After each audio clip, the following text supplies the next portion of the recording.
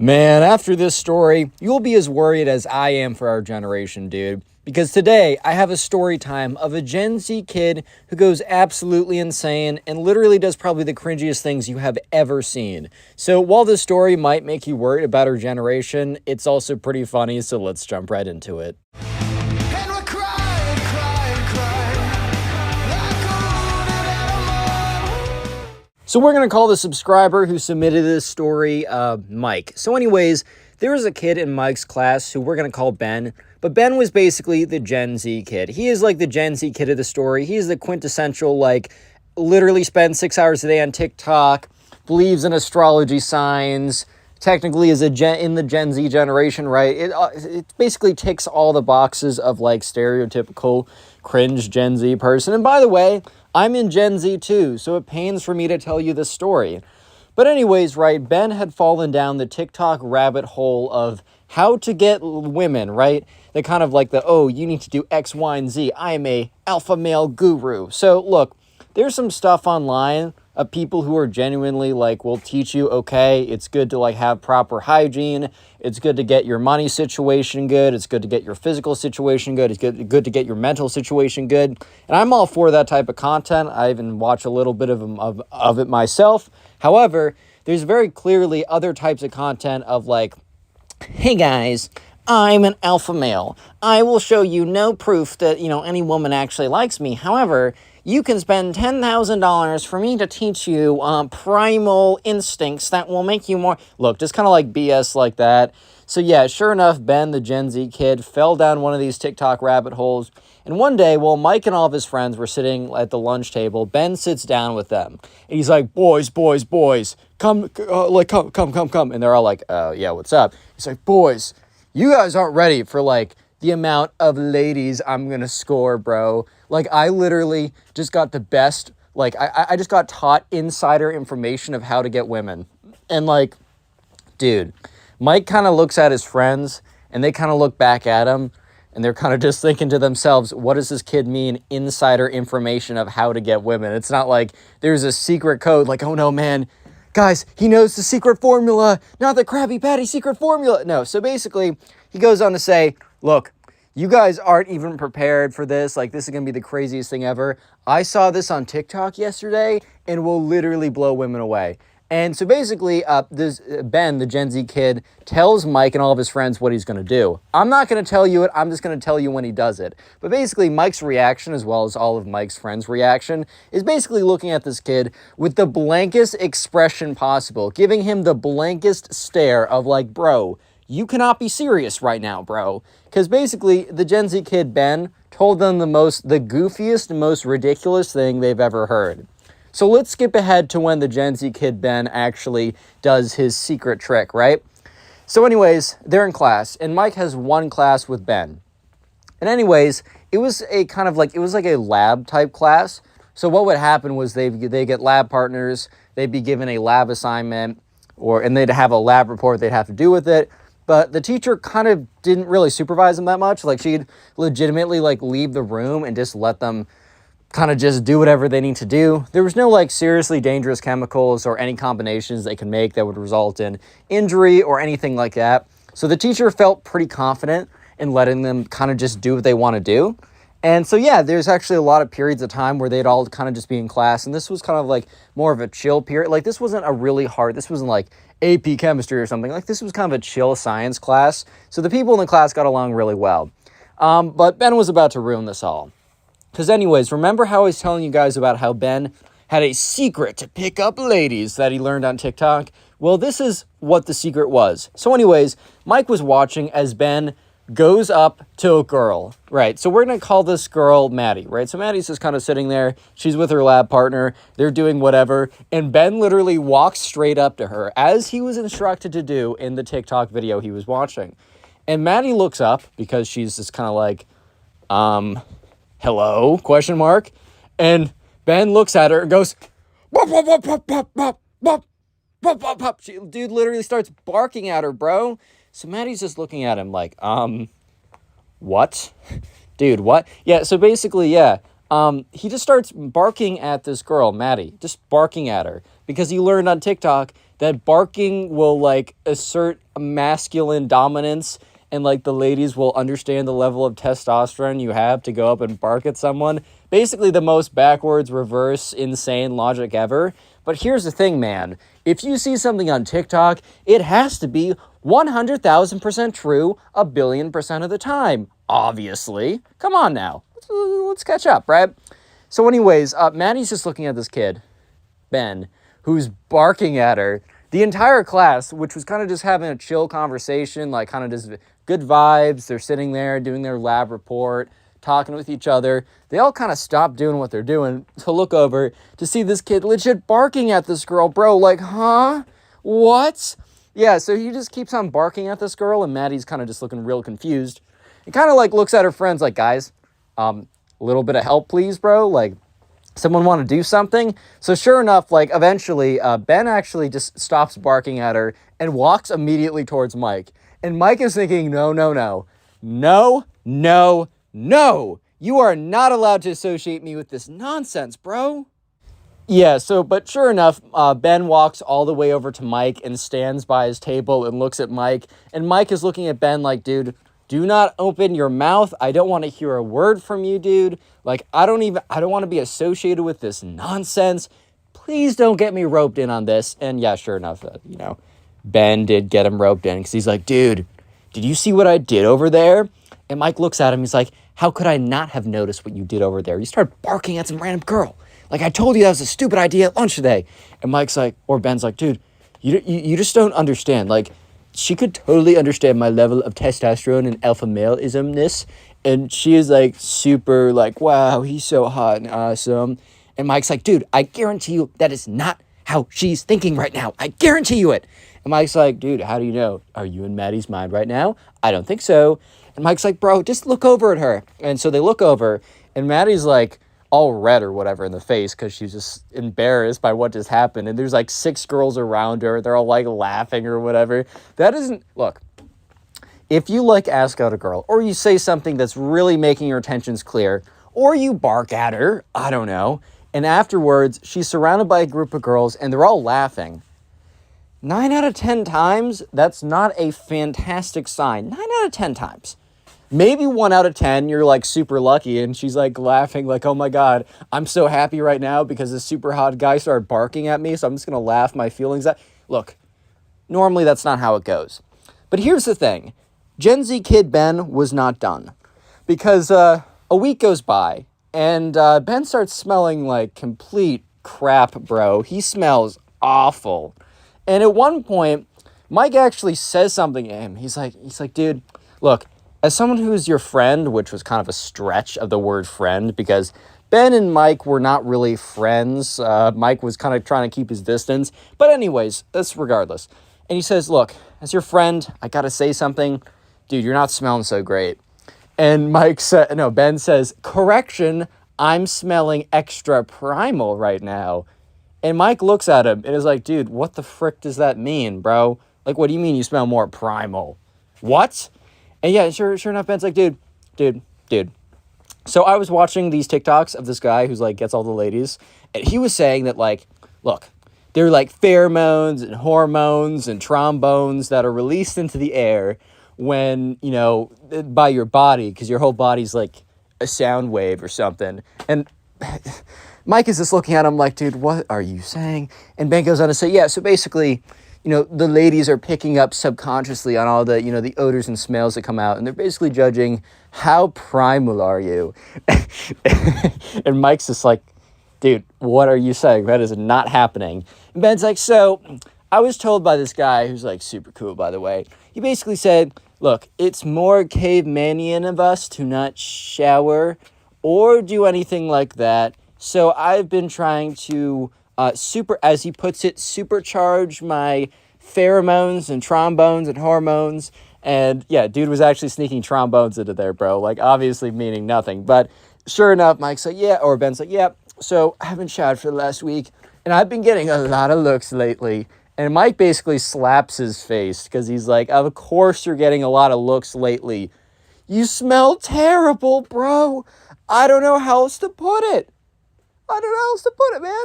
What? Yeah, so sure enough, Mike and Ben decide to agree to disagree on over if not showering is actually going to improve his chances with the ladies or not. Speaking of showers, comment a shower down below if you made it this far into the video, and leave a like while you're down there. By the way, you can listen to these videos on Spotify, and if you're on Spotify, make sure to rate 5 stars, and let's get back to it. So sure enough, right, Ben, the Gen Z kid, has fallen way down one of these TikTok rabbit holes of like, how to get women to love you, man. And yeah, so sure enough, right now, he has barked at this girl, Maddie. He's now not showered for an entire week because he thinks it will release more pheromones, hormones, and trombones. Yep, quote unquote. And he is not done. He is not even done. Because for the next 2 weeks, he legitimately does not speak to anyone. And look, you might be thinking, okay, well, maybe he just doesn't normally, like, why is that a big deal? Like, I sometimes don't speak to people. I don't mean sometimes. I mean never. And here's the thing, too. This kid, Ben, was very talkative and very outgoing before. Look, I've definitely, especially like last year when I was more of a shut-in last year than I am now, and I'm intentionally trying to talk to people so that I don't get to like the, oh, I'm not talking to anyone sad, right? But some people are, you know, they talk to everyone all the time. And Ben was one of those people. So all of a sudden, it was really weird for him to not talk to anyone. It didn't look like he was really sad or anything. He looked like his total normal self. He held himself in his total normal way. But when someone would go to talk to him, he'd literally turn and run away. Like, bro was legit dodging conversations. So 3 weeks later, 3 weeks of this, and also smelling worse and worse every single day. So he smells terrible and he refuses to talk to anyone. Eventually, he sits down at the table. But he does so really secretly, like he's looking both ways, almost like he's being stalked or something. So obviously, like, Mike and his friends are like, dude, like, where have you been? And Mike's like, bro, I haven't talked to anyone in the last 3 weeks, and no one can see us having this conversation right now. You need to promise me. So at first, Mike's like, okay, is this kid, like, hunted by the mafia? Does he have, like, a target on him? Like, what? Like, bro, why is bro going so crazy right now? But whatever, hear him out. So Ben goes on to say, look, I was watching TikTok again, and the guy I was following says that ladies really like the popular loners. And Mike's like, no way, dude. And sure enough, Ben's like, yeah. So basically, I'm trying to, like, talk to nobody so that people think I'm really, like, a loner, lone wolf, mysterious, and all that type of stuff. So, like, people can't see me talking to you right now. It's going to totally break the perception. And, yeah, so Mike is thinking to himself, actually, right now, the perception is, you're the kid who barked at a girl, smells terrible, and doesn't talk to anyone. I really don't think that is giving off the exact persona that you think it is, bro. Like, I hate to break it to you, but I really don't think you're conveying exactly what you think you're conveying. By the way, yeah, so the guys at the table try to tell him this. They're like, dude, like, no, like, sure, it can work if you're a little bit more kept to yourself, but normally, like, that's attractive when you're kept to yourself because, like, you're working on something. You got big ambitions, you got things you want to do. Basically, that's good when you have a lot of things to do, not when you're intentionally, like, avoiding people. And also, like, keeping to yourself is good and all, but you're probably not going to get out there a lot if you keep to yourself. And they also tell him, dude, stop with the primal pheromone no showering stuff, dude. Like, that's really not good.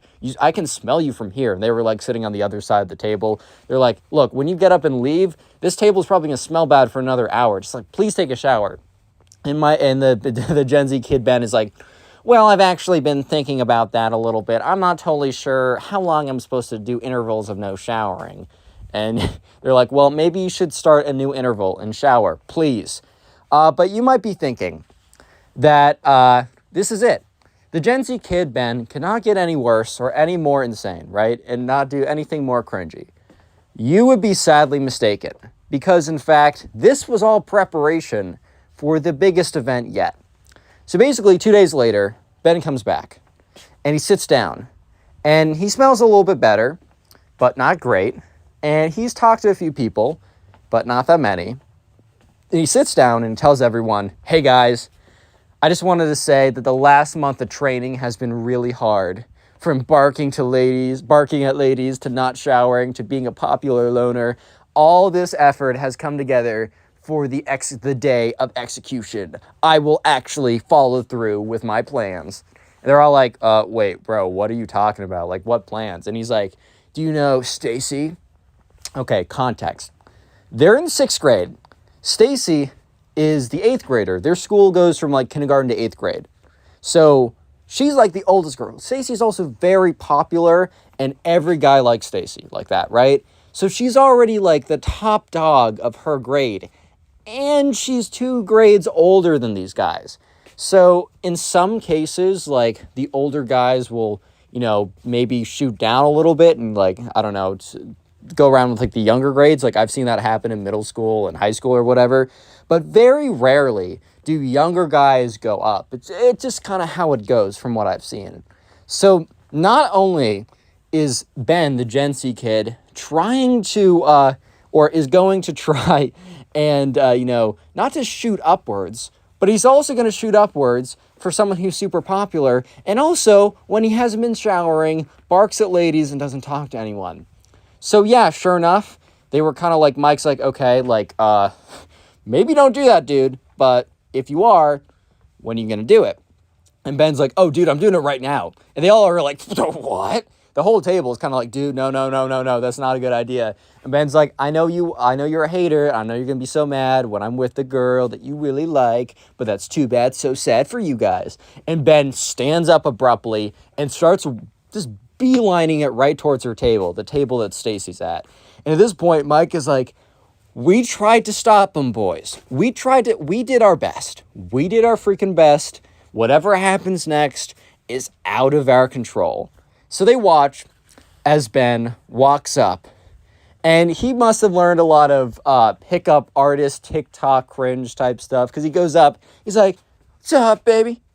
You know the human body is 80% water, and I'm feeling extra thirsty right now. And this girl, Stacy's just looking at him. Because remember, Stacy's kind of like the popular mean girl type whatever, so she's got a few minions around her. She really cares about the 8th grade social status scene or whatever. Look, middle school politics is messed up, and she's way into them, right? So she's probably calculating right now, what clout hit did I just take from a unpopular weirdo, like 6th grader, hitting on me in front of everyone? The whole, like, cafeteria stops doing what they're doing, because, right, the Gen Z kids, Ben, is, like, shouting that pickup line, which I'm not going to repeat because there's too much cringe coming out of my mouth. But he was like, so, you want to go on a date this Friday? I'd love to go on a date this Friday. Because I know I would. I know you would too. So, do you want to go to the local ice cream shop? Maybe pick up a movie or something? Maybe. He's like, hey, Stacy, what's your answer? I can't wait around forever. I got a lot of important business and stuff to go to. I'm a businessman. I'm a business mogul. I'm not a businessman. I'm a businessman. Stacy? And this girl is just like sitting there. No response, nothing, right? She's just staring blankly at this kid. And this kid is not getting the point that she's not into him, bro. I don't know how else to put it. And eventually, Stacy just doesn't say anything. And this kid is like, Stacy, I can't read your mind, Stacy. Even though if he like actually tried to read her body language, he would know that this was the hardest no on planet Earth. If she wanted to, she would have just said yes. But she was just frozen in fear of like, oh my God, my social status is ruined. This stinky 6th grader just asked me out. My world is over, right? So Stacy doesn't say anything. And Ben's like, okay, that's cool. I'll just leave my number here. And he literally must have planned this because he pulls out of his like pants like a piece of paper with his number on it, slides it on the table, and walks back to where Mike is. And he sits down and he's like, that's how it's done, boys. And Mike just looks at him. And everyone at the table just looks at him and is like, that's how it's done? That's how it's done? What's up, guys? Welcome back to a brand new story. Today we have a story time of a Minecraft kid who thinks that Minecraft is real, that the real world is Minecraft, and that there is no difference at all. I know you'll enjoy it, so sit back, relax, subscribe if you're new, and let's jump right into it. So we're going to call the subscriber who submitted this story Alex. So anyways, Alex had to go babysit his cousin, and Alex really didn't want to spend his weekend babysitting his cousin, but at the end of the day, what choice did Alex have? I mean, Alex's mom's like, bro, you're going to do it, and when your mom tells you to do something, I don't know about you, but you just got to do it, man. You just got to do it. Anyway, so Alex heads over to his cousin's house. It's about like a 20-minute walk from his house because they live in pretty much the same area. So it's not that big of a deal, but he gets over there and Alex's cousin, so we're going to call throughout the rest of this video, Minecraft kid equals Alex's cousin. So when I say the Minecraft kid, I'm speaking about Alex's cousin. So anyways, the Minecraft kid's mom gets to the door, Alex's aunt, and she's like, Alex, thank you so much for coming. Like, I know this is on super short notice. I'm so sorry about that. There's just really nothing, like, I needed someone to come, and I was posting on Facebook, and your mom offered you, look, I will be paying you. And Alex was kind of thinking to himself, oh, word, like, I'm getting paid. Like, this actually isn't the worst deal ever. And yeah, so she's like, I'm so sorry about that. Like, look, I know you haven't seen your cousin in a second because Alex's little cousin, the Minecraft kid, was like 7, and Alex was like 15, so they didn't really have a lot in common. Believe it or not, the 7-year-olds and the 15-year-olds don't really have a lot in common. I mean, Alex might be like, yo, dude, this girl's super hot. And he's like, what's a girl, bro? Like, isn't that just a guy with long hair? But yeah, anyways, one thing they might have in common is they both kind of like Minecraft. However, the Minecraft kid likes it to a little bit of a different extreme. So anyways, Alex's aunt, like, is, at the door talking to him. And that's when the Minecraft kid, a.k.a. Alex's cousin, walks down the stairs. And Alex's aunt turns around and says, oh, perfect, Minecraft kid, says his name. But Minecraft kid, like, you remember your cousin, right? And, Alex kind of looks at him, gives kind of like a smile, very forced, but whatever, but gives a smile and waves. And, bro, his little cousin doesn't even wait a second, doesn't introduce himself, doesn't ask how he's doing, doesn't say, wow, what fine weather we have outside. He goes right on to saying, do you believe Minecraft is real? Like, this is the opener, bro. Like, I've heard of a lot of pretty crazy pickup lines, but I kind of feel like this is a whole new level. Like, imagine just, like, your introduction to seeing someone who you haven't seen in years, even though you live pretty close. You haven't seen them in years. Your introduction to seeing them is asking them if they believe if Minecraft, the video game, very good game, by the way. I mean, I play in the background of almost all my videos, but if that game is real. Yeah. That's how we started the whole thing off. So Alex kind of looks at his little cousin suspiciously. Not suspiciously, but just kind of looking at him like, bro, what did you say? Like, what? And, his little cousin's like, yeah. Like, dude, do you think Minecraft is real or not? Alex is, once again, giving him a look of like, bro, I don't know what you're saying right now. Like, I really don't believe I'm hearing what you're saying correctly because you're saying some goofy nonsense right now. But Alex goes on to say, like, all right, in his head, he's like, all right, this kid's, like, 7 or whatever. He probably believes, like, I don't know, the fairy princess that, like, I don't know, gives him, he probably believes a lot of things, right? Like, oh, my God, like, Star Wars is real, too, and Disney characters are real, so whatever, right? Alex goes on to say, he doesn't, like, play into it, because Alex had an option of being like, yeah, sure, which he probably should have done in retrospect, as you'll see later on in the story. But he's like, yeah, no, I don't think Minecraft is real, man, but it's a really great game. One would have thought that would have been a totally fine response. Like, one would have thought that if you said that you would have been off the hook. Like, who cares, right? Maybe you don't think Minecraft is the greatest game ever. However, you enjoy the game. You give it, what it's worth. You give it the respect it deserves. However, the Minecraft kid, a.k.a. his little cousin, you could just see in his face turns sour immediately. He just comes into this big, angry frown. He's like, what do you mean you don't think Minecraft is real? Like, of course it's real. There's trees in Minecraft, and there's trees in real life. There's grass in Minecraft, and there's grass in real life. Prove me wrong. And Alex was literally just went on to say, well, there are dragons in Minecraft and there's no dragons. And that's when, you know, the Minecraft kid, aka his little cousin, bursts into laughter. He's like, of course there are dragons. Of course there were dragons. They just went extinct. Why do you think we see them all the time in movies and stuff? And Alex was kind of looking at him like, is that your reasoning? Because you've seen them in movies, therefore it's true? Because movies would never lie? Nope, they would never lie. And if you believe so, you're officially a hater.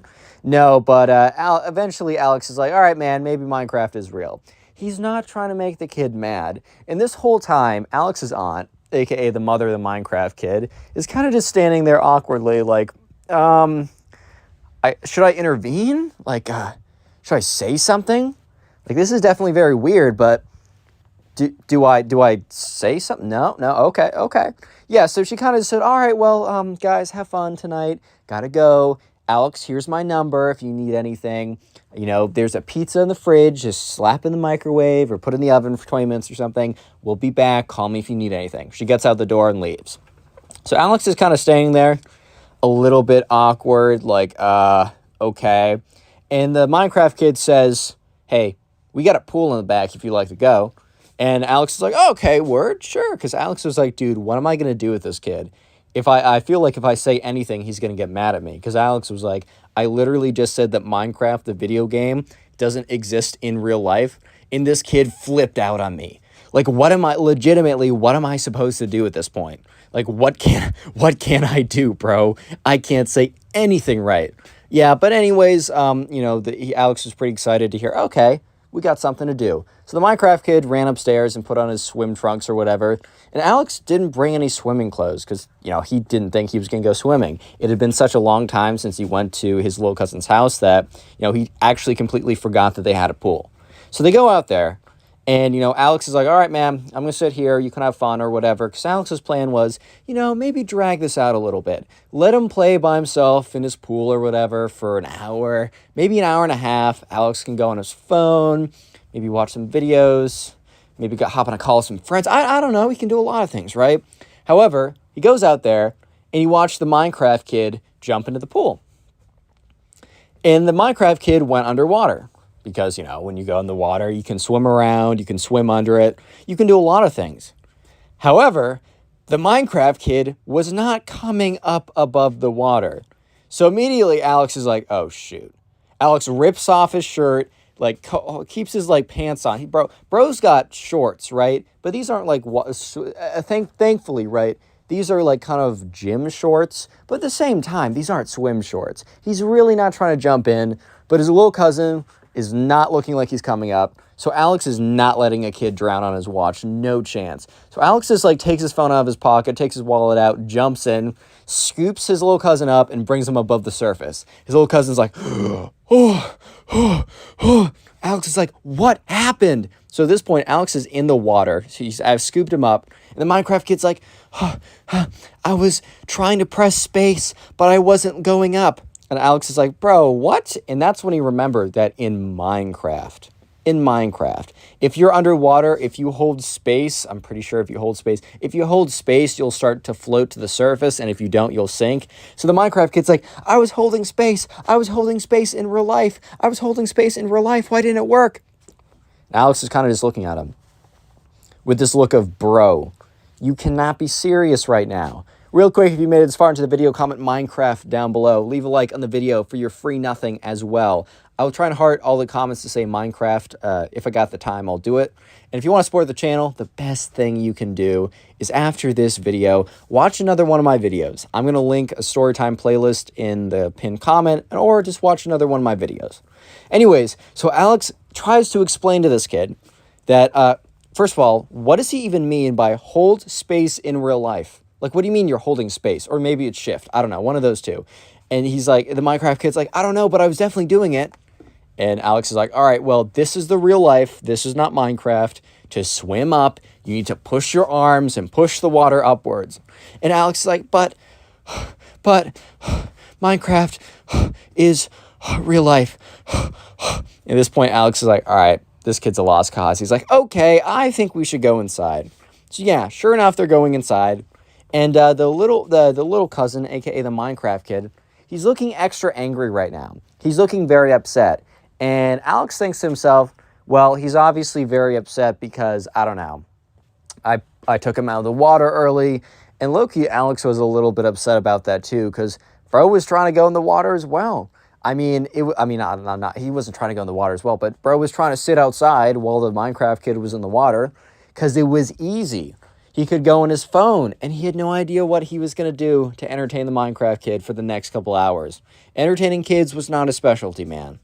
So anyways, they walk inside. He puts the pizza in the oven. The Minecraft kid is just sitting on the table. His arms are crossed, and he's got this big pouty face. So Alex is like, all right, buddy, what's up? Like, I see you got a face. You got a little expression going. Tell me, what did I do? What happened? At this point, Alex is just like, all right, let's at least figure out what's going on. And that's when the Minecraft kid says, I can't believe what you said earlier. And Alex is trying to recall right now. He's like, okay, did I say something like offensive or something? And Alex was like thinking about it and thinking about it. He's like, what? No, I didn't say anything. What? And the Minecraft kid's like, you know what you said. He starts sniffling a little bit, and Alex is starting to get really, like, uncomfortable. He's like, dude, like, what did I say to this kid to make him cry? Like, what? And the dude's like, some of us just believe.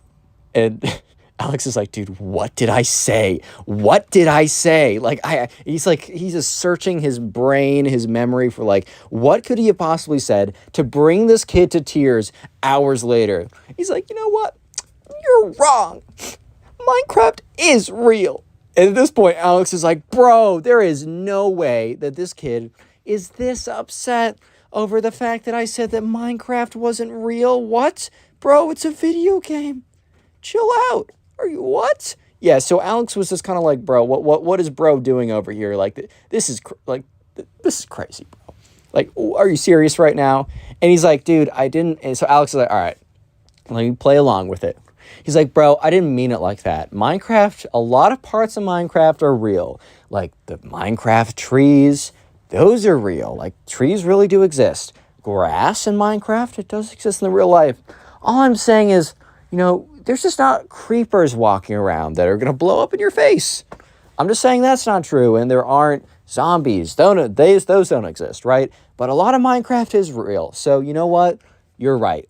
Minecraft is mostly real. Because Alex wasn't going to tell this kid that zombies, dragons, real-life skeletons that shot you with bows and arrows, he's not about to tell this kid that those things actually exist. Because he's not trying to be, he doesn't want, to get an angry call from his aunt saying, you traumatized my boy and told him that zombies were going to eat his face off. He just didn't want that call, man. You know what? I can respect that. I can understand that. However, the Minecraft kid, Alex was expecting the Minecraft kid's face to change. He expected the Minecraft kid's face to light up and be like, oh, he agrees with me now. Perfect, like everything in the universe is right again. But no, the Minecraft kid's face still has this grumpy look on it. Alex is so confused. He's like, well, I said Minecraft was real. And the Minecraft kid's like, no, you said some of Minecraft is real. All of it is real. The whole thing is real. And he crosses his arms. He's like, meh. And Alex is like, all right, you know what? We're going to have to agree to disagree. Because Alex just wasn't about to tell this kid that zombies and dragons were actually real. He just wasn't about to do that. Like, he was very close to doing that, but he was just not about to do that, bro. Like, that would just be stretching his limits like crazy. So eventually, he hears the ding of the pizza. So Alex is like, all right, well, pizza's ready. Goes over to the oven, takes it out, puts it on, the stove or whatever, and is, preparing to, cut it up. And that's when he turns around to see that the Minecraft kid has completely disappeared. He's like, oh my God, what now? And he kind of walks around. He's like, hey, Minecraft kid, where pizza's ready, you should come down. Doesn't it smell really good?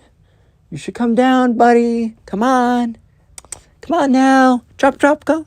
Be pizza food. I don't know. Please, someone, something. And that's when he hears a noise at the top of the stairs. And he looks up at the top of the stairs. And the Minecraft kid has a creeper helmet on and a blue Minecraft diamond sword. It's a foam sword, by the way. It's not like an actual sword. I hope you guys know that. But he has the creeper helmet on. He has the Minecraft sword. And he says, "You will now pay for disrespecting the honor of Minecraft." And he like has his sword and he starts to walk towards him. He's like, "You have 1 second to reconsider your words." And, at this point, Alex is like, "What? Bro, what?" Because he's like, "What? Like, bro, what is this kid saying, bro? What is this kid saying?" And at this point, the Minecraft kid's like, "Show, you have chosen death." And he just runs at him with the Minecraft sword and starts whapping him with it like, pop, pop, pop, pop. Okay, in all fairness, this is a foam Minecraft sword. It's not like this kid was slashing him with an actual sword and just chopping him up into pieces or anything. However, bro was kind of hitting him, and it was slapping, and so it was like I don't know, kind of hurt a little bit. He's like, so at this point, Alex is like, "Bro, stop. Like, I'm sorry, like, whatever." At this point, the door opens up, and the little cousin or the Minecraft kid's mom must have come back early. She's like, "Hey guys, I'm home." And she looks around. She just sees the Minecraft kid going like, "You said Minecraft was fake. You will suffer." He goes pop, pop, pop, pop, just like hitting him with the Minecraft sword. And Alex, who also doesn't see that the mom is home, is like, "Dude, stop. And the mom walks over there and is like, "Minecraft kid, first name, middle name, last name." Says his like full name or whatever. "You are disrespecting your babysitter who came here very last minute just because he said your video games are real." The mom picks the Minecraft kid up by the scruff of his neck, right, and drags him upstairs and is like, "You are gonna be grounded for the rest of the night. Give me that." Takes the Minecraft sword off of him. Bro, the whole time he still has that creeper helmet on. Anyways, the mom gets there early and is like, or like after putting him up there, walks down, is like, "Hey, I got back early. It didn't take as long as I thought it would. Thank you so much for spending spending the time that you had with him. I'm sorry he was so upset about that nonsense. My son's very impressionable." Reaches into her wallet, hands him a 20. "Thank you for your time." And Alex is like, "Hey, a 20. Hey, all right. If you need me to come back, like, I don't know. If you're going to be paying me 20s, then like, I might be able to show up again." Click on the video on screen right now. I know you'll enjoy it. Just click it. Do it. How's it going, everyone? I hope you're having a good day. Today we got some crazy emo kid stories that I know for a fact you will enjoy. So sit back, relax, subscribe to the channel if you're new, and let's call the first subscriber who submitted this story Hank. By the way, all these episodes are on Spotify, and they normally come out a couple hours early on Spotify, so make sure to check that out. First link in the description. Anyways, back to the story. So we're going to call the first subscriber who submitted the story Hank. And anyways, this all happened when Hank was shopping at the mall. So Hank used to always go to the mall to shop with his friends. It was just a fun place to hang out. They didn't really have a lot of other places that they could go in the town that they lived in, so the mall was probably their best bet.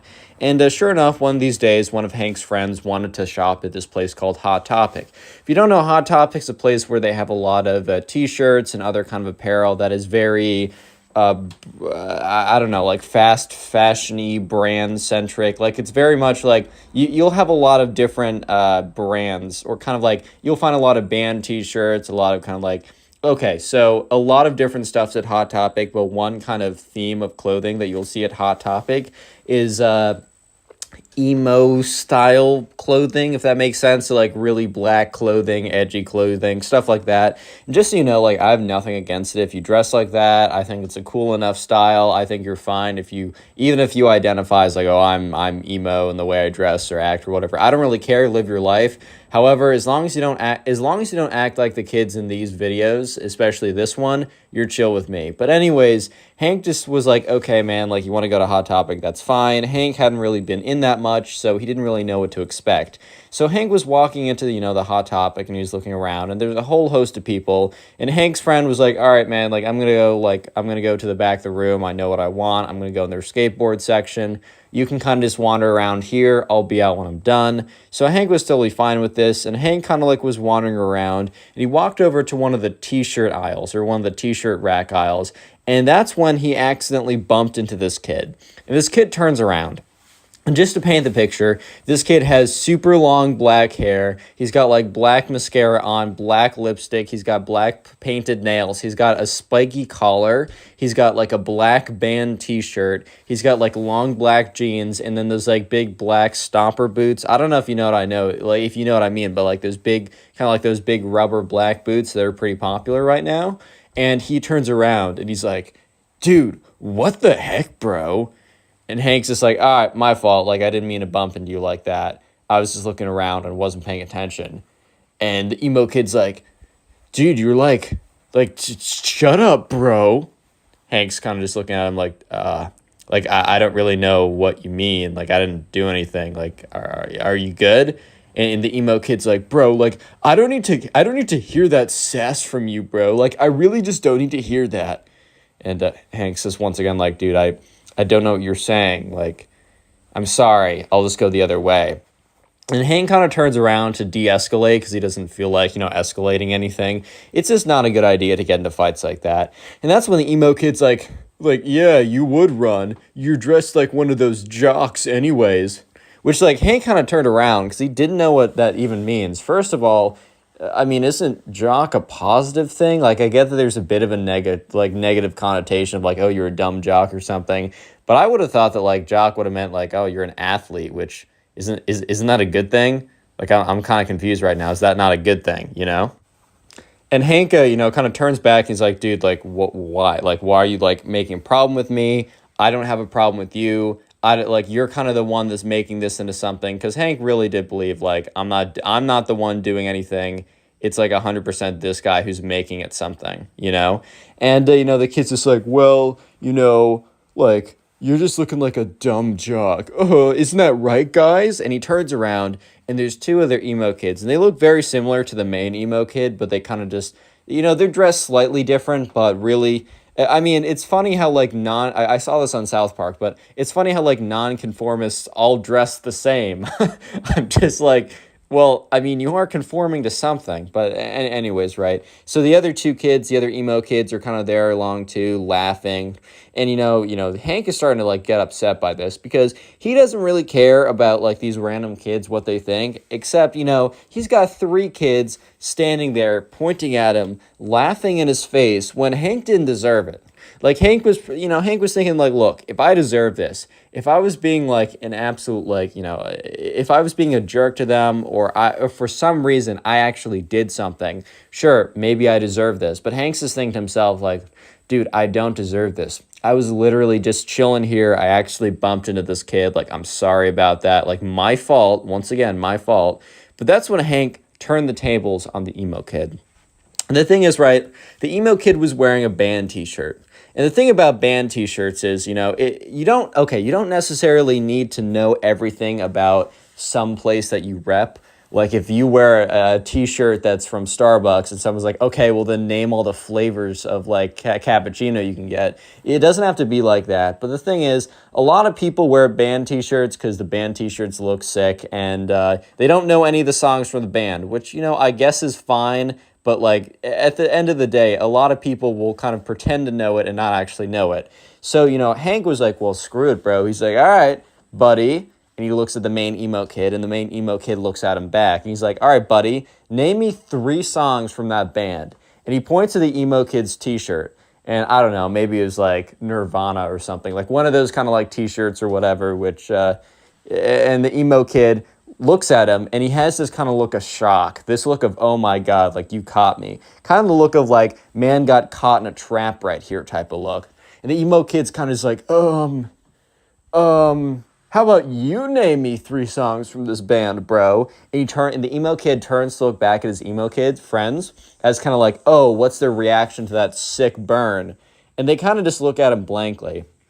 I think the emo kid was kind of expecting he would turn around, he'd look back to his friends, and he'd be like, oh yeah, wasn't that a crazy burn? I totally got them. But his friends look back at him kind of just like, dude, like, I don't know how to break it to you, but you didn't get him. So the emo kid turns back around. He's like, I don't need to do anything you say, bro. I'm not going to conform to your standards. And then the two emo kids were like, yeah, that's right on, bro. You're so right. And they, like, dap him up. And Hank at this point he's just so done. He's just like, bro, because he realizes, like, Hank's like, you know what? I'm not going to fight with these kids. These kids are obviously a lost cause. This is not worth my time. So Hank gets up, he turns around, and he kind of says, like, whatever, man, like, go live your life. Hank turns around, starts to walk away, and that's when he feels a tug on his pants. And he turns around, and he sees the emo kid failing to pull down his pants. So basically, the emo kid couldn't, like, wanted to, like, he couldn't let Hank just leave by himself. Like, he couldn't let him just do that. So when Hank turned around and started to walk away, the emo kid, like, went to jump and try and pull down his pants to, like, pants him, to embarrass him, to, like, impress his emo kid friends and be like, oh my God, I totally owned him, dude. So at this point, like, Hank is like, dude, stop pulling down my pants, bro.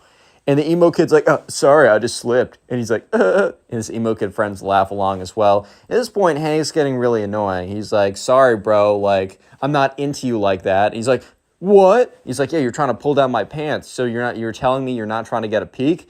And the emo kid's like, dude, it's not like that. I was trying to pants you. And Hank's like, yeah. You wanted to pants me so you could see my bare bottom. Did you really want to see my bare bottom that bad? And at this point, the other two emo kids start laughing a little bit. And the main emo kid turns around and he's like, stop laughing, it's not funny. He turns back around, he's like, dude, you don't know what you just did.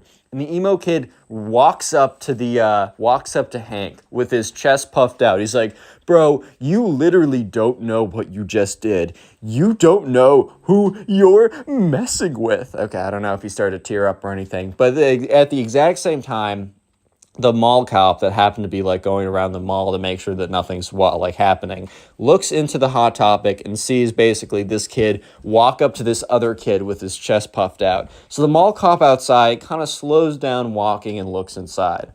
And sure enough, right, Hank is like, hey, look, I'm not looking for any trouble. And the emo kid's like, yeah, that's what I thought. You're freaking scared, bro. Don't tell me otherwise. You're freaking scared.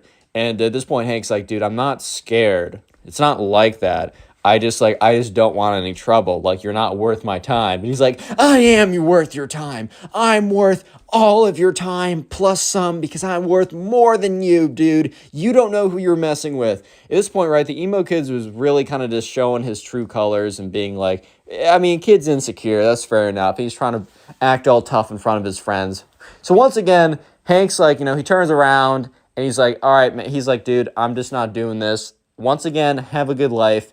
Hank turns around, and as Hank's turning around, the emo kid is like, in his head, he's like, I can't let this slide. So the emo kid literally raises up his hand and swings on Hank. Real quick, if you made it this far into the video, go ahead and comment emo down below. I just want to see how many people made it to the end of this video, as I do appreciate you guys. Best way to support the channel, as always, is just watch a bunch of the videos. The more watch time you give to the channel, the more we get promoted in the algorithm, and I really, really do appreciate it. Let me know in the comment section what you do while watching my videos. I genuinely want to know. Just so you know, all these episodes are on Spotify. It's in the description, the first link. Please rate us 5 stars when you have a chance. If you want to submit these stories, and please do, because, that's how I make these videos, go to my Instagram or Twitter. They're both in the description, but they're also at connorpugs. I got a Discord server, link in description, code connorpugs for 10% off gamer subs. Let's get back to the story. So Hank, remember, he turns around and Hank's like, dude, I'm not going to deal with you like that. It's not worth my time. So Hank turns around and the emo kid, who's like, I can't let Hank, like, one-up me. Like, I can't let this random kid, like, kind of like alpha me in front of my emo kid friends or whatever. So as Hank turns around, the emo kid swings on him, takes his fist. The thing is, though, the emo kid's not like a trained, I don't know, fighter or boxer or something. So obviously the emo kid doesn't make contact with Hank. Instead of making contact with Hank, the emo kid nearly misses Hank, and his, like, right hook goes right through a rack of clothes. The emo kid was really putting his full force into this too. Because once the emo kid misses and whiffs on Hank, the emo kid flies forward into the rack of clothes. So he basically, like, pushes himself into a rack of clothes, fails to swing on him.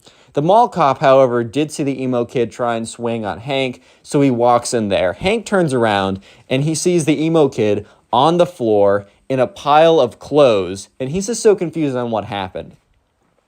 And then, Hank turns around the other way to see a mall cop standing in front of him. So Hank's really confused at this moment. He's like, okay, 1 second ago, I turned away from the emo kid. And a second later, the emo kid is sitting like face first in a pile of clothes, and a mall cop is standing above me. Like, this literally makes no sense.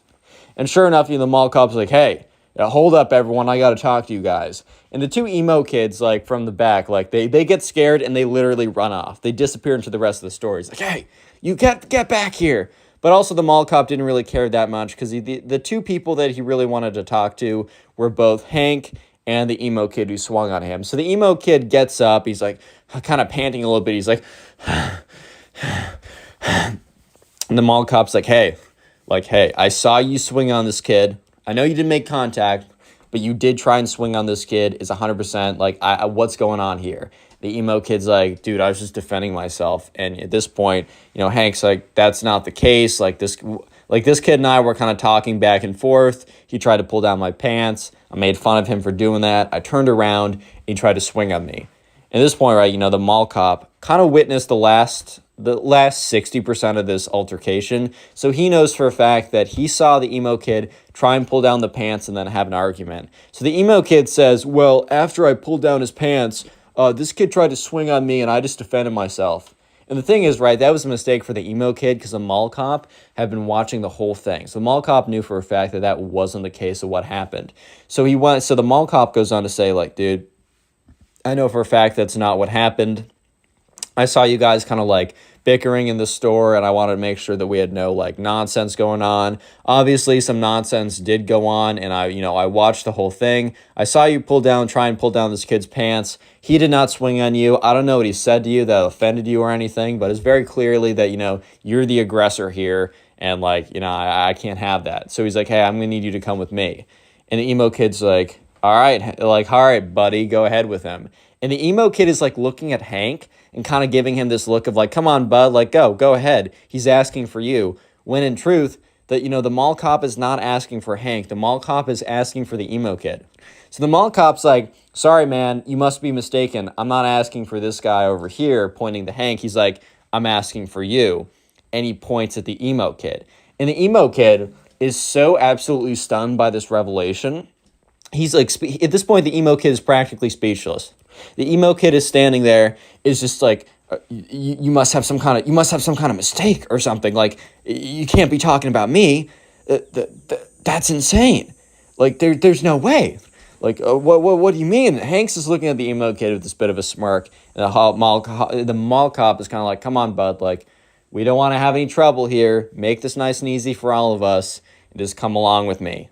And, at this point, the emo kid is looking at Hank and kind of just giving him this look of like, this isn't over, buddy. This isn't over. And Hank is kind of just like, wow, this like a lot just went down in the last 5 minutes, because this was like no longer than like 10 minutes of an altercation. And as soon as the mall cop basically drags the emo kid away, his friend comes rushing up to him, and he's like, dude, like, I just checked out the thing I was getting, and in his hand, he had this, like, skateboard thing or whatever. He's like, dude, I just saw, like, a mall cop over here. I saw some kid getting dragged out of the store. Did you happen to see what happened? And Hank just looks at his friend, and is like, did I happen to see what happened? He's like, buddy, I lived what happened. Okay, so we're going to call the subscriber for the next story Bobby. I got a little King the Hill theme going on with these names, because I got Bobby and Hank. If you know, and you're cool. Anyway, so Bobby was like hanging out at home one day, and one of his friends hits him up.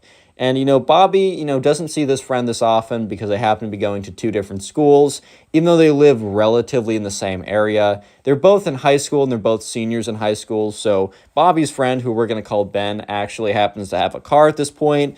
And, Bobby's friend Ben hits up Bobby one day, and Bobby's just chilling at home, and he gets a text from Ben saying, hey, do you want to, like, hang out today? And Bobby was feeling kind of lazy, so he's like, maybe, like, what do you want to do? His friend's like, dude, I want to go to the skate park. And Bobby, in his head, he's like, I don't know if I want to go. Like, this is, I don't know. I don't know, man. I really don't know.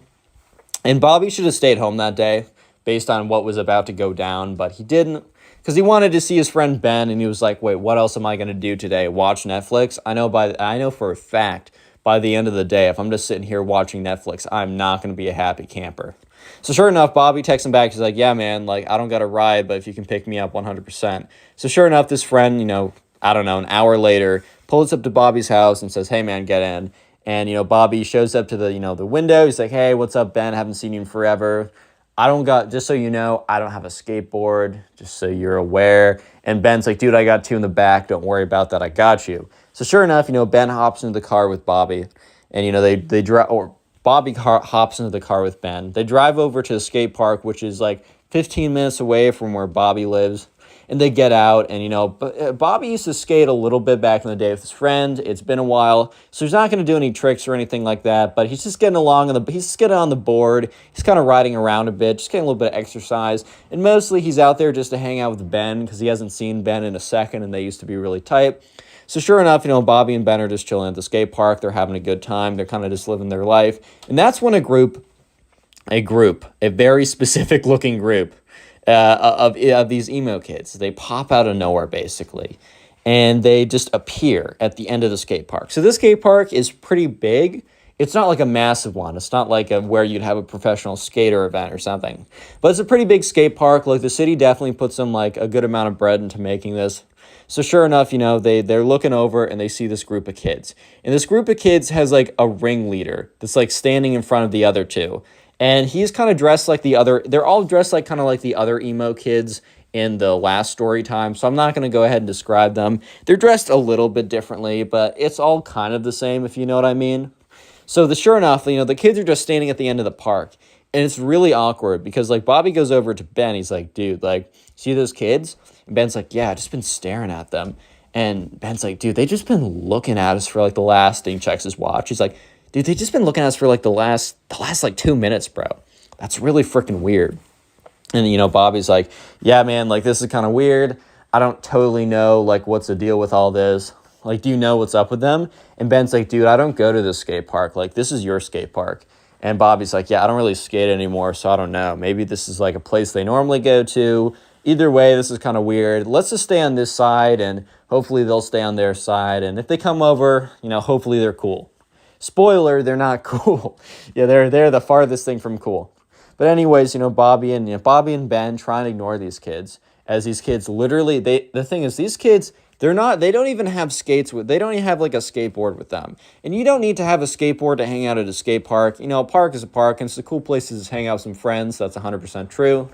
However, I will say it is a little weird to, like, show up in a group of kids or a group of, like, a bunch of people, stand there and watch other people without saying anything to each other, without doing anything like that. I will say that itself is pretty weird.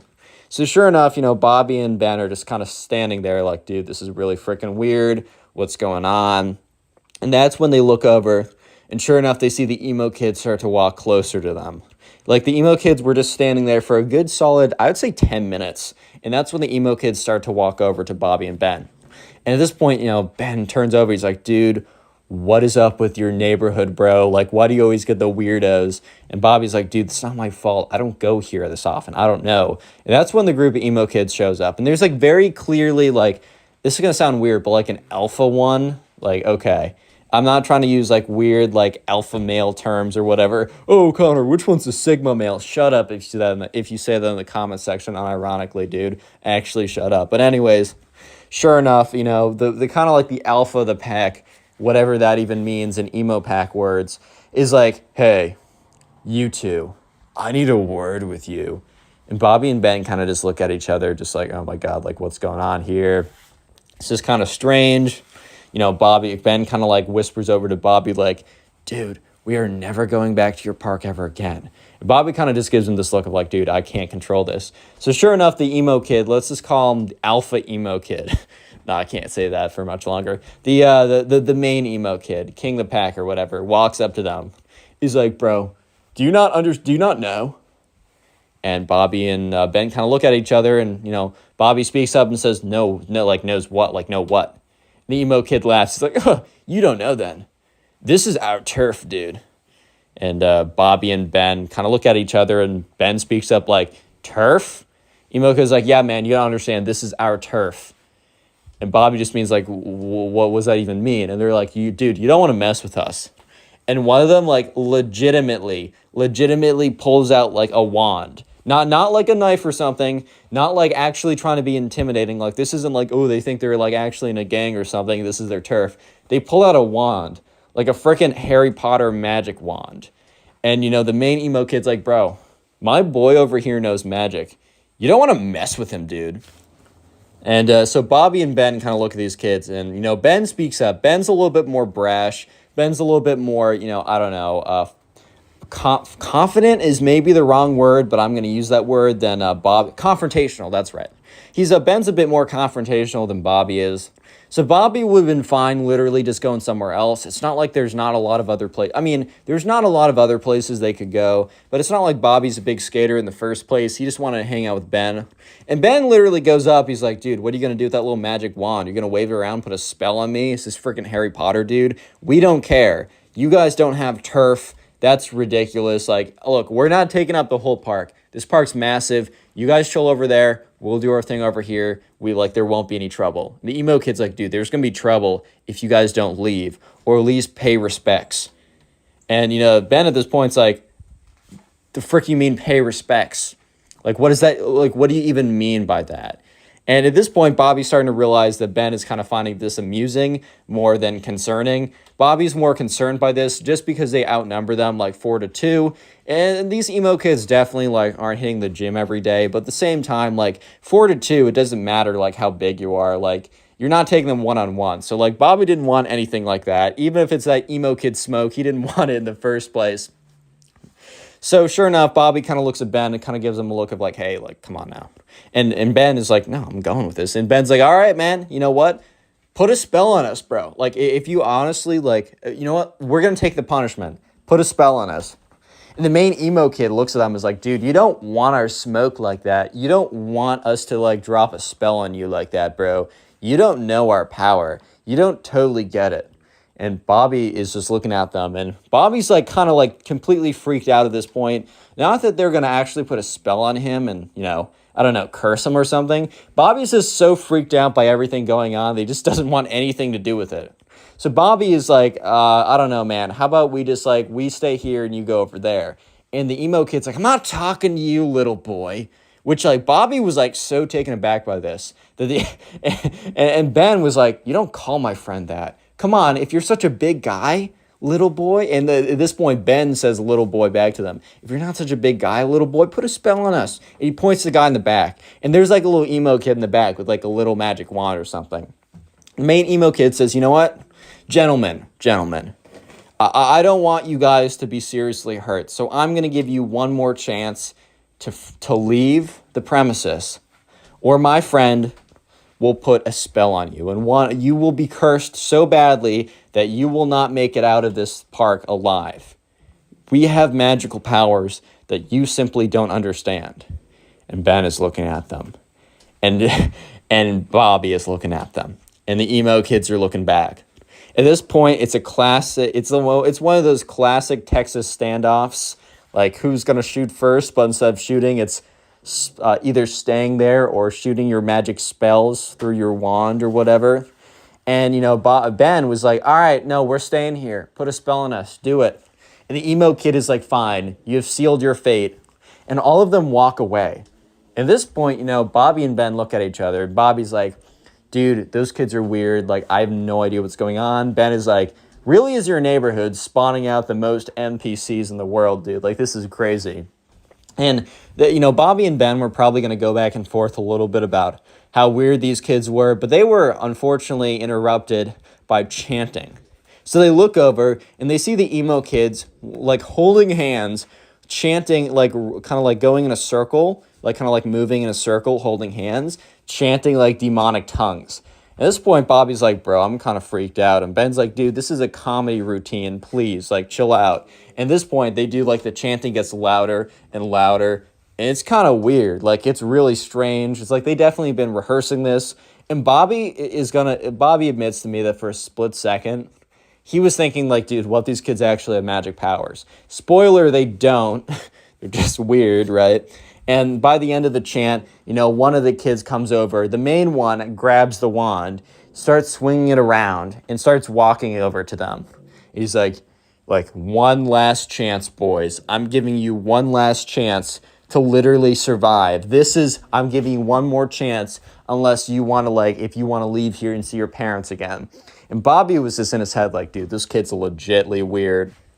And Ben says, yeah, bring it on, dude. I want to see the worst you have. And Bobby was like, he admits, he was a little bit concerned just because, I don't know, just like the confidence these emo kids had was kind of startling. And the main emo kid's like, fine. Takes up his wand. He starts like saying a bunch of like random gibberish and waving his wand in a circular motion, pointing it at Bobby, right? Or at Ben, not Bobby. And Ben, kind of looks at Bobby and gives him a wink. And Bobby knows that, but Ben's about to be up to some mischief. And the kid is like, ha-da-da-da, ha-da-da-da, ha-boah, or does like what is very clearly like the final motion. And Ben literally like opens his eyes super wide, clutches his heart, and drops to the ground and doesn't move. Bobby is like a little bit freaked out, but he also remembers that Ben just like gave him a big wink. And you hear all the emo kids, like some of them are in the back like, oh my God, it actually worked. The spell actually worked. And the main emo kid has this look on his face, like the most scared look you've ever seen. The main emo kid was terrified because for a good 30 seconds, the main emo kid actually thought that he just killed this kid from his like magic spell or whatever. So sure enough, the emo kid like drops his wand, rushes up to Ben and is like, no, the spell, it was too powerful. I should have held back. And Bobby's just looking at him. And the emo kids, the other ones, are standing like talking to each other. And they're like frantically talking to each other. They're really concerned about this. They're like, dude, do we call the cops? Do we bury the body? Like, what do we do? Like, what if our parents find out? All this kind of nonsense, right? And that's when you hear giggling. It started as giggling, but then it just evolved into laughter. And that's when Ben flips over and you can see that he's just been laughing. He couldn't hold it in any longer. And he gets up, he's like, oh my God, you fell for it. This is the funniest thing ever. He's like, guys, you're not wizards, you're just weird. Go to that side of the park. We're gonna be here, and there's nothing you can do about it. And that's when I think the emo kids kind of realized that, they weren't going to scare them out of there, and they definitely were not going to fight them out of there either. So sure enough, the emo kids they don't even say anything. These kids they're kind of done with trying to scare like Bobby and Ben out of there. So they pick up their stuff, they get up, and they leave. And Bobby and Ben, they go back to doing their whatever they were doing before. But it really was just never the same after that, because like for the rest of the day, Ben would just continuously make emo kid jokes and Bobby would laugh and make them back. So in fact, the rest of the day was better than ever before. And this happened a long time ago. Like this happened like 4 or 5 years ago. And Bobby and Ben actually reunited about a year ago. And literally the only thing they did during their when they reunited was retold this story and made jokes about it the entire time. And this is probably, if you want to continue supporting the channel, please click watch on the video on screen right now. Bye. I know you'll enjoy it. Just click it, do it.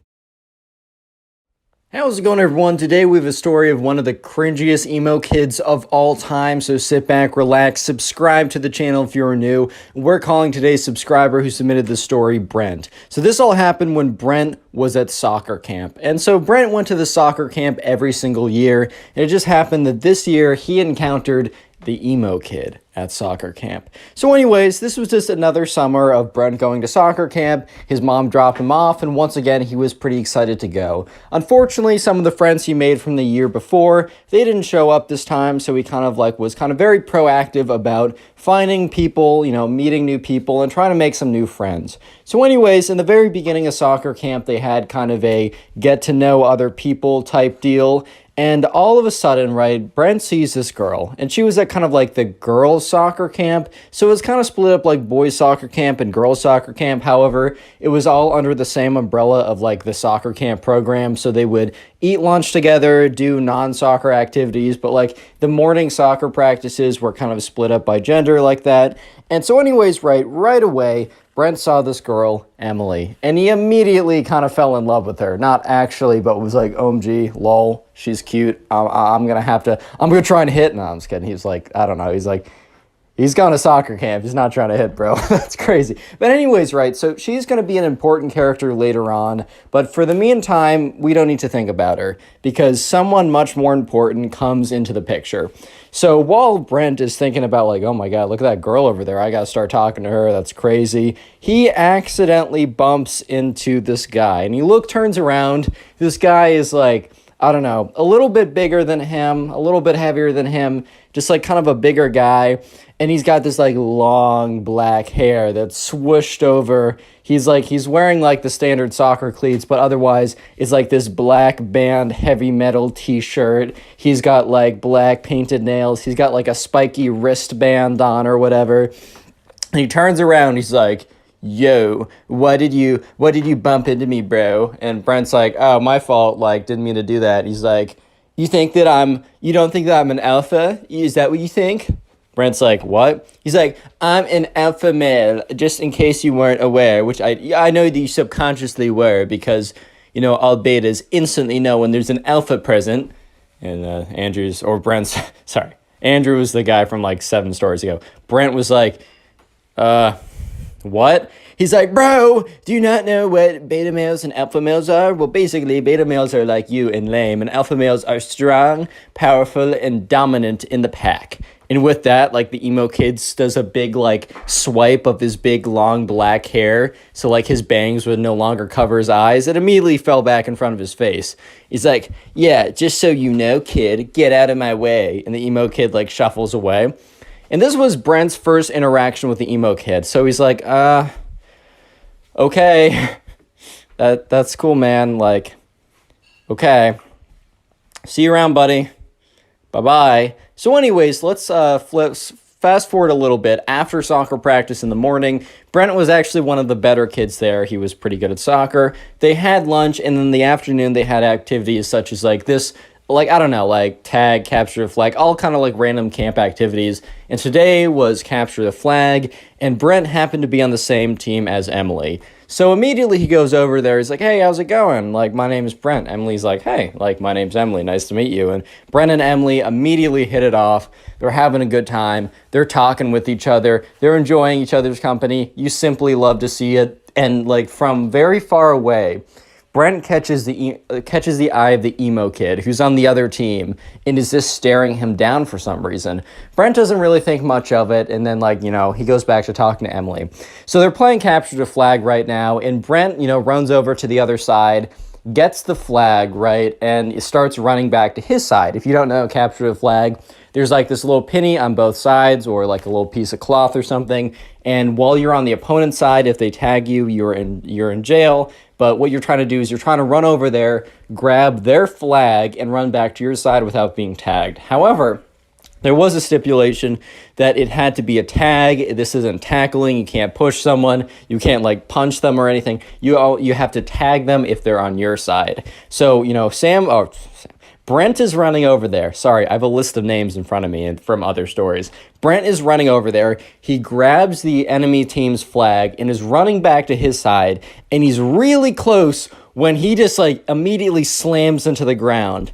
And that's when he realizes that there's a big guy on top of him. And that's when he realizes that the emo kid tackled him. So the emo kid's like, nice try, buddy. Next time, try not to fight the alpha males. And then camp counselor comes over and says, hey, we said no tackling. You're on the sidelines, points to the emo kid, he's disqualified or whatever, has to sit on the sidelines. Ooh, so alpha, man. But anyways, right, so the penny's returned, but also Brent isn't in, like, jail. He goes back to the other side, and the emo kid has to sit out for the rest of Capture the Flag. And Brent continues to talk to Emily, and the entire time, the emo kid is just, like, looking over, and he's, like, all angrily staring at Brent. So Brent is now his official enemy. Brent kind of just assumed that they were enemies because of when he bumped into him and also when he got him disqualified, which, did Brent really get him disqualified, or was it because he's an idiot and jumped on him? That's why he got disqualified? Who knows, man? But there was another reason why the emo kid hated Brent. There was another reason that Brent did not realize at the moment, but was very, very, very potent, and is going to be very, very important for later on in the story. I'm gonna give you guys a hint. It starts with an E and ends with a mly. Did you guys get it? Starts with an E and ends with Emily. Emily? I'm just going to tell you, yeah, it is Emily, the girl. So emo kid likes her. Anyways, so Brent and Emily talk for the rest of that capture the flag game. The entire time the emo kid is staring Brent down. Brent just simply assumes, well, this kid hates me for that reason only. But let me just say that the next week of soccer camp was the craziest week that Brent has ever had. So anyways, right, his mom picks him up. He goes back home. His mom's like, hey, how was the first day? And Brent says, oh, I met this really weird kid who tackled me. And she's like, oh my God, are you okay? He's like, yeah, actually, I have barely any scrapes on me even. But he seems to not like me, so I'll keep you updated on that. So Brent is dropped off the next day, and he walks over there. And that's when the emo kid, is just staring him down. And, Brent is kind of walking over because there's a little bit of like a 5, 10, 15-minute period where the kids are just standing around talking with each other, waiting for them all to be dropped off. And then the soccer camp officials or camp counselors would then split them up into groups, do soccer drills, play games, whatever, standard kind of affair. And he's just kind of waiting around. And that's when the emo kid comes up to him and says, so you're challenging my authority as the alpha man. And Brent is kind of just like, what? He's like, I'll say it again, just in case your little beta ears couldn't hear me. So you're challenging my authority that I am the alpha male of the pack. If we were wolves, which we kind of are, and Brent was like, what? If we were wolves, as we kind of are, as I said, I would be the alpha male, alpha wolf, and you would be the beta wolf, and I would be banging your wife while you watch little cuck beta wolf. Whoa. And Brent is looking at this kid, and this kid is like, no offense, but this kid is like the opposite of what a stereotypical alpha male would look like, right? One of those red pit alpha males. It just looks the complete opposite of that. But anyways, Brent's not gonna get into like he's not gonna rebuttal this kid because like what is there to rebuttal? Everything, man. Like this kid has no argument. But anyways, Brent's like, okay, and the emo kid's like, well, you say okay, but remember yesterday when you got me kicked out of the game, which you obviously tipped off the ref? And Brent's like, bro, you tackled me. It's very clearly stated in the rule books that you're not allowed to tackle anyone. How is this on me? He's like, dude, it was so clearly on you because the ref understood that I was the alpha male and I was simply asserting my dominance, bro. And, Brent's just like, dude, the frick are you talking about, dude? Like, I paid him off with what? The $5 allowance I get a week? With what? My used smelly, stinky socks? What do I have? And he's like, I don't know, man. I don't know. Maybe he took his daughter on a date because his daughter's so ugly she'd never get a date. Oh. And Brent's like, was that a diss? Like, does he even have a daughter? He's like 20, bro. What? And the emo kid's like, anyways, I just wanted to let you know that I'm the alpha man. You're the beta man. I will do your wife when you have one. And scene. And the emo kid walks away. And Brent at this point is like, what? Why? Why is this my life? Anyway, so skip forward to the soccer practice. They're put into groups, and the emo kid was in Group B earlier, so they basically split them up into Group A and Group B. So Group A is the better players, and Group B is the I'm just kidding, the players who are newer to soccer. And the emo kid apparently was on the cusp of Group A. It was at the very top of Group B, and because his performance was good enough, he was actually moved up to Group A. So now Brent, instead of having a morning to himself to focus on soccer, now had to deal with the emo kid being, thrown into the mix here. So anyways, they're doing some drills with the soccer ball, and they're kind of like kicking them around cones. You had to kind of keep control of the ball while you were running. And the emo kid, like they said, okay, line up into 3 groups. And the emo kid immediately ran behind Brent. And Brent kind of looks behind him. He's like, what? And the emo kid said, nothing, Brent. Just letting you know that I'm the alpha male here. And Brent's like, okay, fine. Let's just do the drill. So the ref blows the whistle. Brent starts kicking the ball and moving with it. And the emo kid immediately runs up behind him and trips him. He's like, oh, sorry. And the ref's like, hey. And the emo kid's like, it was an accident, I swear. And the ref's like, all right, be careful. And Brent is starting to get really angry because, if you get an injury in soccer, especially if you get a foot injury, he could be out for the entire week. I mean, this is one of his favorite camps that he has every single summer. He loves going to it. It's one of his favorite things to do. And this emo kid, for the second time in the last 24 hours, has, has gotten really close to causing him a pretty big injury. Like, I mean, he could have jumped, like, he jumped on him yesterday. He ran behind him, knocking him over. What if he twisted an ankle? What if he, fractured something in his leg? Like, it's not that hard, especially when you got a big old kid jumping on top of you every 5 minutes. It's difficult. It's not that difficult, man. So anyways, Brent, for the next activity, waits to get into line before the emo kid does, because he doesn't want to be in the same line as the emo kid. But it turns out that, like, everyone else lines up, and it's literally just Brent and the emo kid waiting for each other to move, because the Brent wants to go where the emo kid doesn't go, and the emo kid wants to go where Brent goes. And the refs not the refs, but the soccer coaches are like, come on, kind of like, guys, get into line. And Brent's like, okay. And he sprints to the end of the line, and then the emo kid sprints to the back of that line. And the coach is like, emo kid, says his actual name, can you go to another line? Like, that line's too long. And the emo kid's like, okay, moves over one line. And when the coach turns his head, the emo kid literally runs back into the line with Brent again. So when the coach turns around, he's like, wait, emo kid, I said, could you go to that line? And he's like, fine. Emo kid eventually goes to that line, actually does that. So for the rest of the soccer practice, the emo kid tried to, like, bump into Brent, tried to make his life difficult, basically was just being a big butt the entire time. But thankfully, right, that nothing really happened. He didn't bump into Brent successfully again. In fact, the emo kid, most of the time when he tried to bump into Brent would do some, like, very slick soccer move, kind of like break his ankles, not literally, but you know what I mean. And the emo kid would, like, fall flat on his face because he kind of, like, tried to run into Brent, and then Brent sidestepped him and completely swerved out of his way. Anyways, though, things start to get a little bit more interesting, because throughout the next day, Brent and Emily are talking it up. It's kind of like the known thing for the camp that, like, those two were kind of like the unofficial soccer camp couple. I don't know if your camps had stuff like that, but this was true for the soccer camp. And word was that, like, the two of them, they were gonna kiss soon. Oh my God, guys, isn't that like 12th base or something? So sure enough, right, one of these days, so like a day later, Emily and Brent are just sitting with each other at lunch. They're kind of on, like, a quote-unquote date or whatever. And that's when a girl comes over and sits next to them. And Emily's like, oh, this is my friend Robin. And Robin's like, hey, guys, like, I just want to let you know, Emily, that the kid over there, and points to the emo kid, is planning to ask you out soon. And Emily's like, dude, I don't know that kid. I've never spoken to him in my life. And Brent's like, oh my God, I know exactly who that kid is. Emily's like, what? And Brent basically tells her the story that I told you guys for the last 13 minutes. And she's like, oh my God, he's the worst. And Brent's like, well, that would explain why he really hates me too, because, like, not just that I embarrassed him, but I've been hanging out with you the entire time. And, he probably knows that we've been talking a lot. And Emily laughs a little bit. And this is when Robin says, dude, like, I'm serious.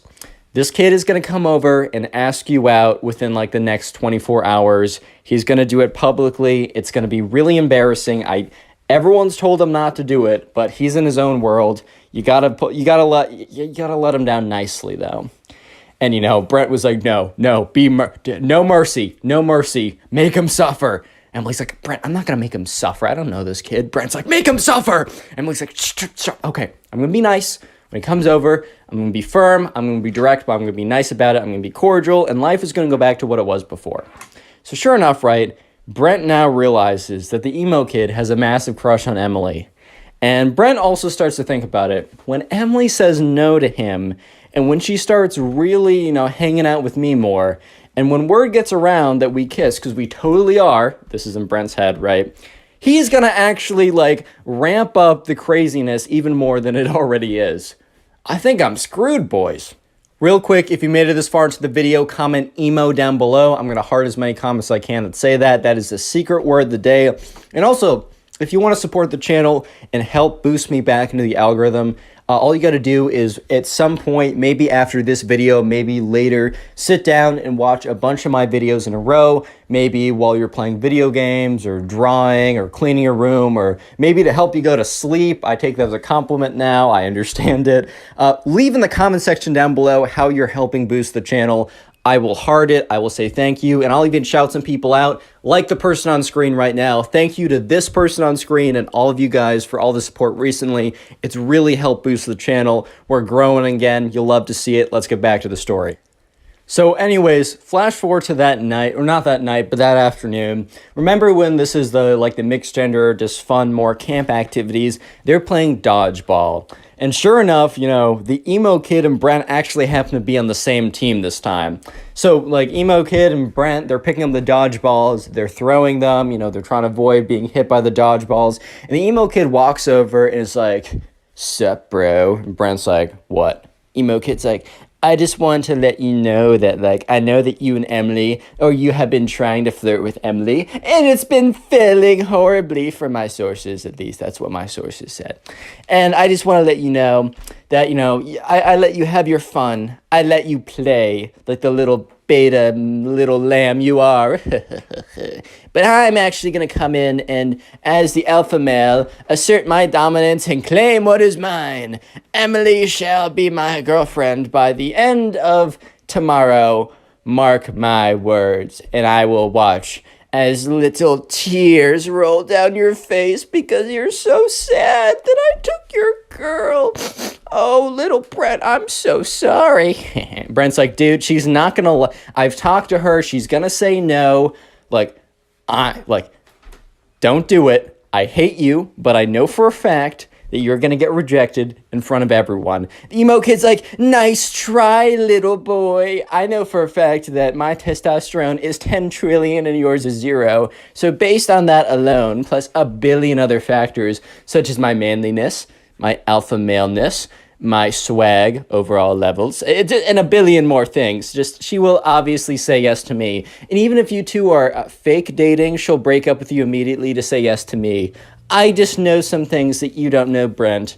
Get over it." So the emo kid walks away. And Brent's like, "Well, my conscience is clear because I tried to warn the kid not to do it. I tried to warn the kid, right? I'm not a bad guy.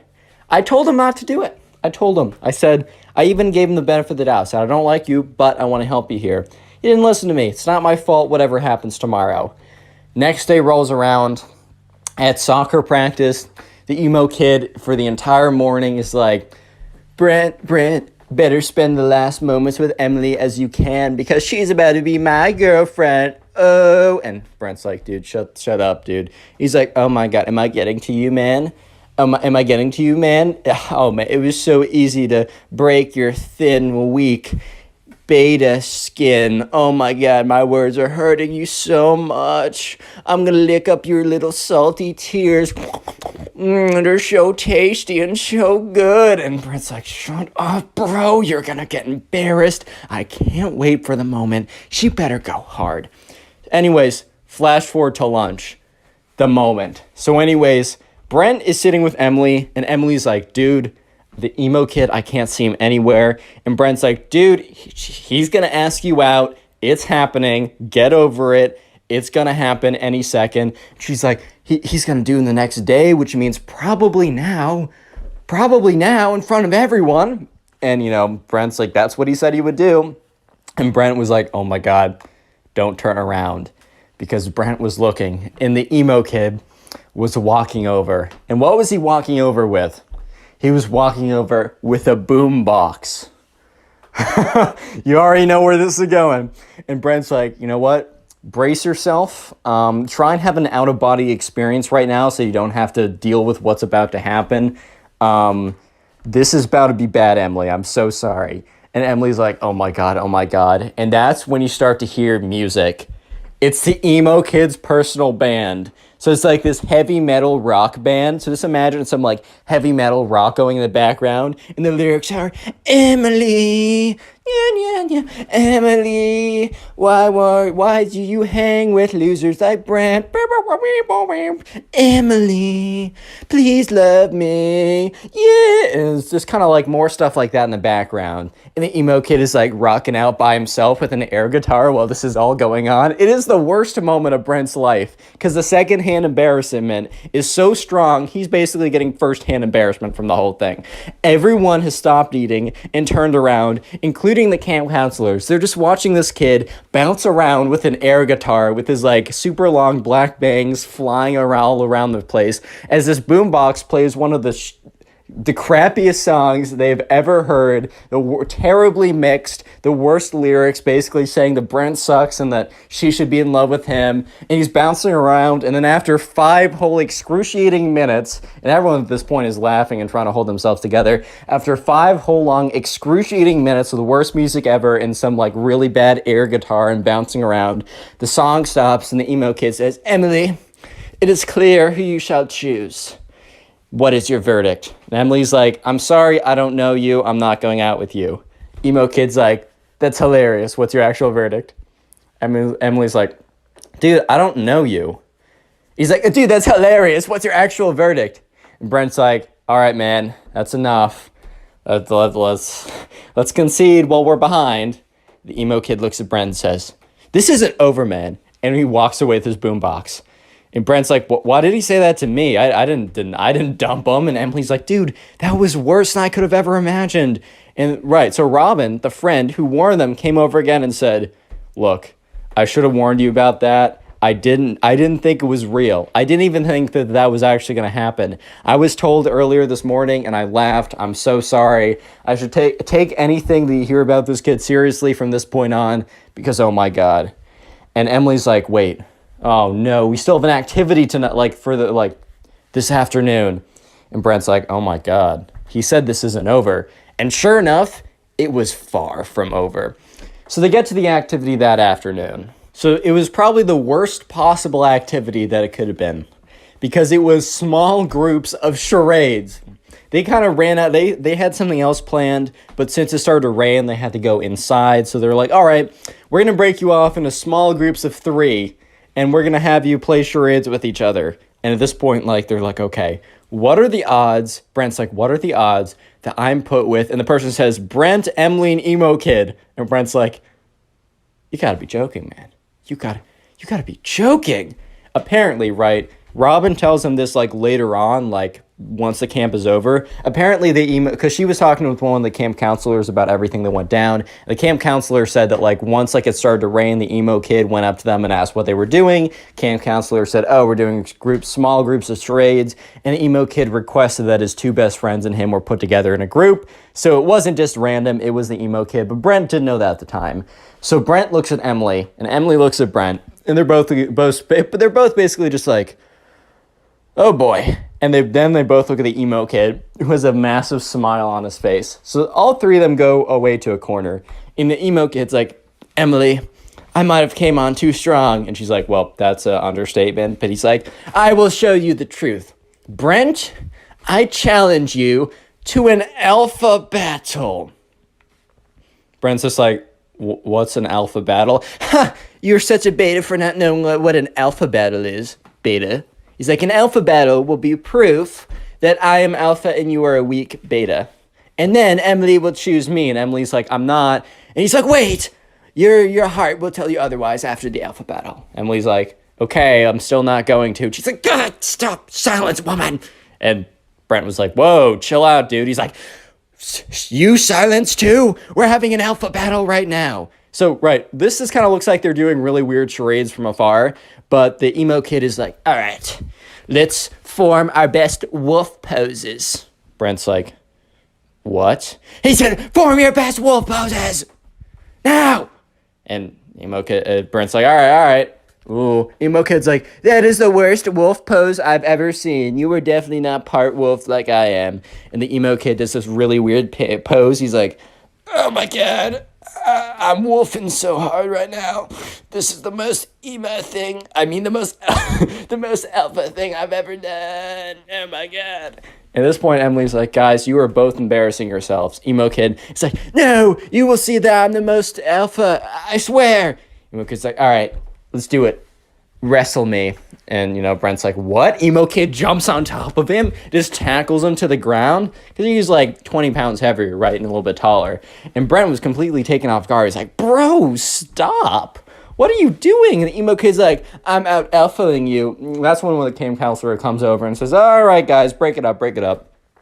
Tears the two of them apart. He's like, all right, so we're only doing this for 20 more minutes, but it looks like you two can't keep off of each other, so I'm going to be joining your group.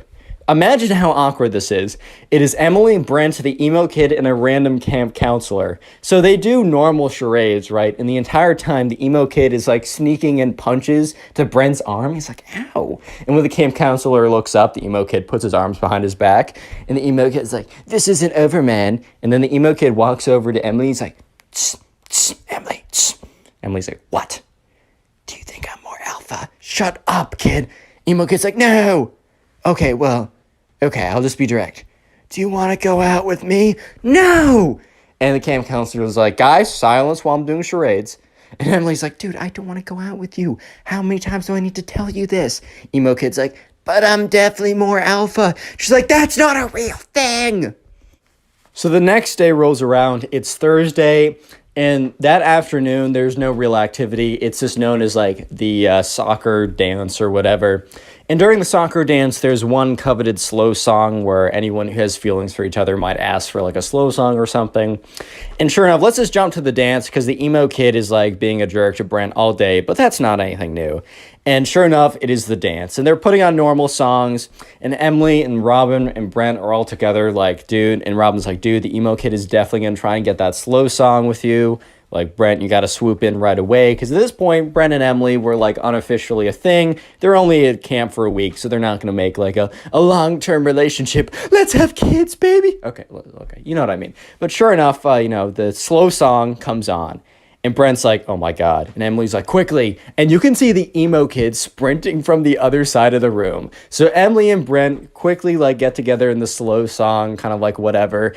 And Emily's standing there and she feels Brent being ripped off of him. And the emo kid grabs Brent, rips him off Emily and tackles him on the ground. And this is where the camp counselors are like, oh, okay, foul play. They go in, they grab the emo kid and they like run it, like they take him off. They're like, all right, buddy, this is like your third strike and you are out. So they call up the parents of the emo kid. They say, your son can't come tomorrow. He's like fighting this one kid again and again and he won't stop. And so sure enough, the emo kid was picked up, taken away, and Brent and Emily finished off with a slow song together. The next day rolls around. It is Friday. It is only a half day where basically the parents come and watch a little like soccer presentation that all the kids have done. And by the end of it, right, most people are packing up. Brent and Emily are gone. And you remember the friend Robin from the beginning? One of the camp counselors and Robin were like friends or whatever, or like friendly. And the camp counselor's like, do you happen to know about that like emo looking kid? Like, do you happen to know what was up with him? And Robin's like, do I have a story? Click on the video on screen right now. You? I know you'll enjoy it. Just click it. Do it. Leave a like on this video and I'll actually give you nothing at all. No, but what's up, guys? Welcome back to a brand new story. And just imagine you're chilling with your girlfriend. Life is awesome. You stare into her eyes lovingly. And then all of a sudden, this emo kid walks in and says that you must fight him to the death to decide who gets your girlfriend. And at that moment, you seriously just sit there and question your life choices. That is the story I'll be telling today. So sit back, relax, subscribe if you're new, and let's just jump right into this story. So we're going to call a subscriber who submitted the story James. So anyways, there's a kid in James's class who we're going to call the emo kid. He kept to himself. He wore crazy makeup and the dark clothing and whatever. And honestly, it doesn't really matter what you wear. But he was also extremely melodramatic. Like, he would come in and he'd be like, society doesn't understand me. No one gets me. I'll never fit in. He was kind of like one of those kids that kind of just like would say this stuff and then would be like, why do I not have friends? I'm just a melodramatic freak all the time, which, I was pretty weird in middle school, so like I can't really speak. But then again, hey man. Anyways, so there's also a girl in, I don't know, I'll just call her like, we'll just call her Kate, right? It's name of my friend back home. So anyways, James and the emo kid, unfortunately, had to cross paths because they both had a thing for this girl. And this Friday, right? So this story all starts like this weekend, or not this weekend. We'll say starts on Monday. And this Friday, remember, not actually this Friday. I mean, this Friday in the story was going to be the school dance. And the whole thing was like whoever got the slow dance with this girl was basically going to like, so the thing at James's school is if you slow danced with a girl, you were basically dating her at this point. You guys were practically in love at that point. So it was a pretty big deal who was going to get the slow dance. And it was the emo kid versus James. And this became very public knowledge. Like the emo kid was telling everyone that he was going to 100% get the slow dance. And people kind of knew James because James was more popular. He wasn't like, I don't know, some like really annoying popular person. He was just like a cool guy that everyone liked. I mean, at least according to James, who submitted this story. So who really knows? But we'll go with it, right? So everyone kind of knew that both the emo kid and James were both fighting for this girl, Kate.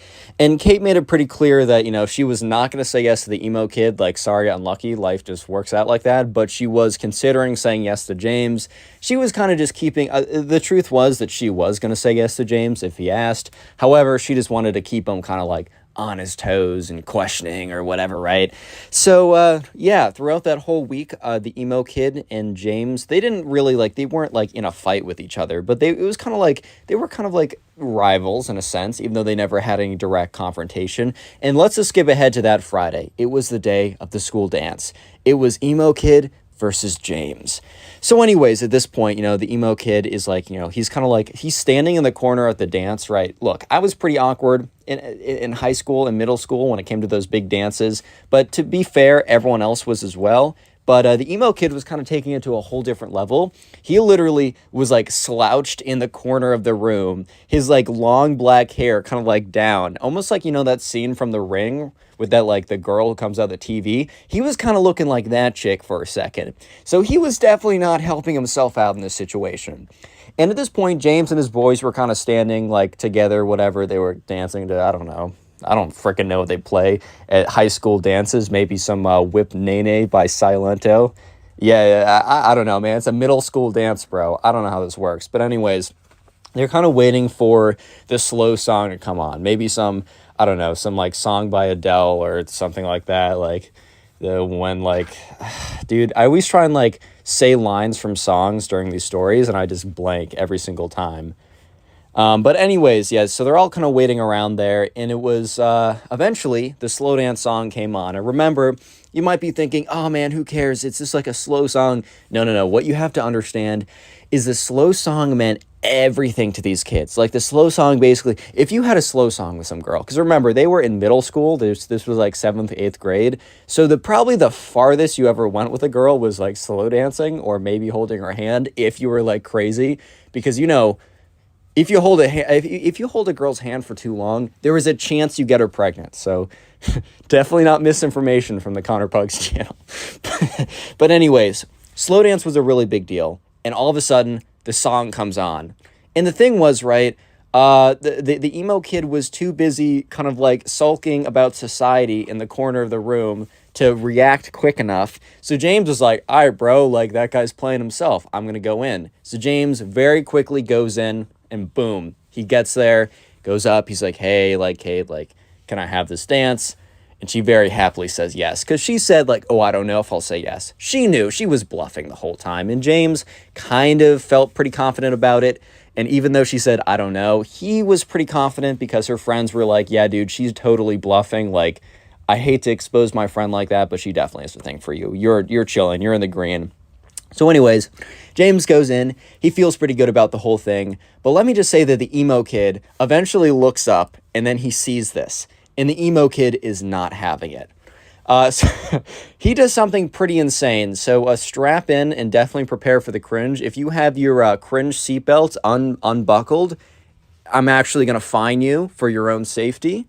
So yeah, go ahead and buckle that cringe seatbelt, because there was like a DJ station and there was like a guy who was like DJing, quote unquote, and there was like a microphone. So like the DJ could say like, hey, like 20 minutes till the dance is done, or get ready for this hype song or whatever. And other than that, he was really just a Spotify playlist. He just edited the Spotify playlist, right? However, The DJ let the Spotify playlist run on autoplay or whatever, and he went to the bathroom. So the emo kid ran up to like the spot or whatever. He grabs the microphone. He stops the music. First of all, he goes up to the Spotify, clicks pause on the music, and screams into the microphone, "Wait!" And everybody turns around. Everybody turns around and they look at this kid. And they're all kind of like looking at this emo kid who's standing at the front of the room with like the microphone. He picks it up. He's like, "Kate, no!" So at this point, everyone's kind of looking at this kid like, oh my God. Because they all knew that like he wanted to have the dance with Kate, but like James obviously got it. So they were like, that's tough, man. Like life sometimes doesn't work out the way you want it to. Like that's just unfortunate how that goes. However, he goes up there and he's like, he goes in the microphone, like he says, "Wait!" And everyone turns around. The music is off. He's like, "Kate, may I have this dance?" And everyone's so confused because first of all, he turned off the slow song in the middle of the song. And also, she was already dancing with someone. And instead of just going up to her, he makes a massive scene in front of everyone, grabbing the microphone and screaming into it, saying like, "Will you have this dance?" And the thing is, right, it's caused enough commotion that the guy, like the DJ that was hired, ran back. Because I think he was supposed to be there the whole time, but he needed to like rip a piss or something, so he needed to go. And he runs back over. He's like, "Give that back to me." He like snatches it out of the emo kid's hand. He's like, sorry for the interruption, guys." Turns the music back on, like starts like, not cursing out this kid, he's a middle schooler, but being like, "Dude, what do you think you're doing? You can't just like come up here and take this stuff. Like, if you do this again, I'm going to tell your teachers and you'll be in big trouble." Or, I don't know how much trouble a hired DJ can get you in, but, the emo kid returns to his corner and literally just sits down, just slumps into the corner of the room, which James felt kind of bad. He felt a little bit bad because, like, James has definitely been in that position. I say that very kind of liberally because James has not actually been in a position where he grabs the microphone at the school dance, stops the music, and asks the girl out unsuccessfully. He hasn't specifically been there, but he's definitely been in a situation where it just hasn't gone his way. So he feels bad, man. Feels bad, man. You hate to see it. But anyways, James like continued on with the slow. He's not going to stop his life because this kid has an unlucky moment. Like, that's tough.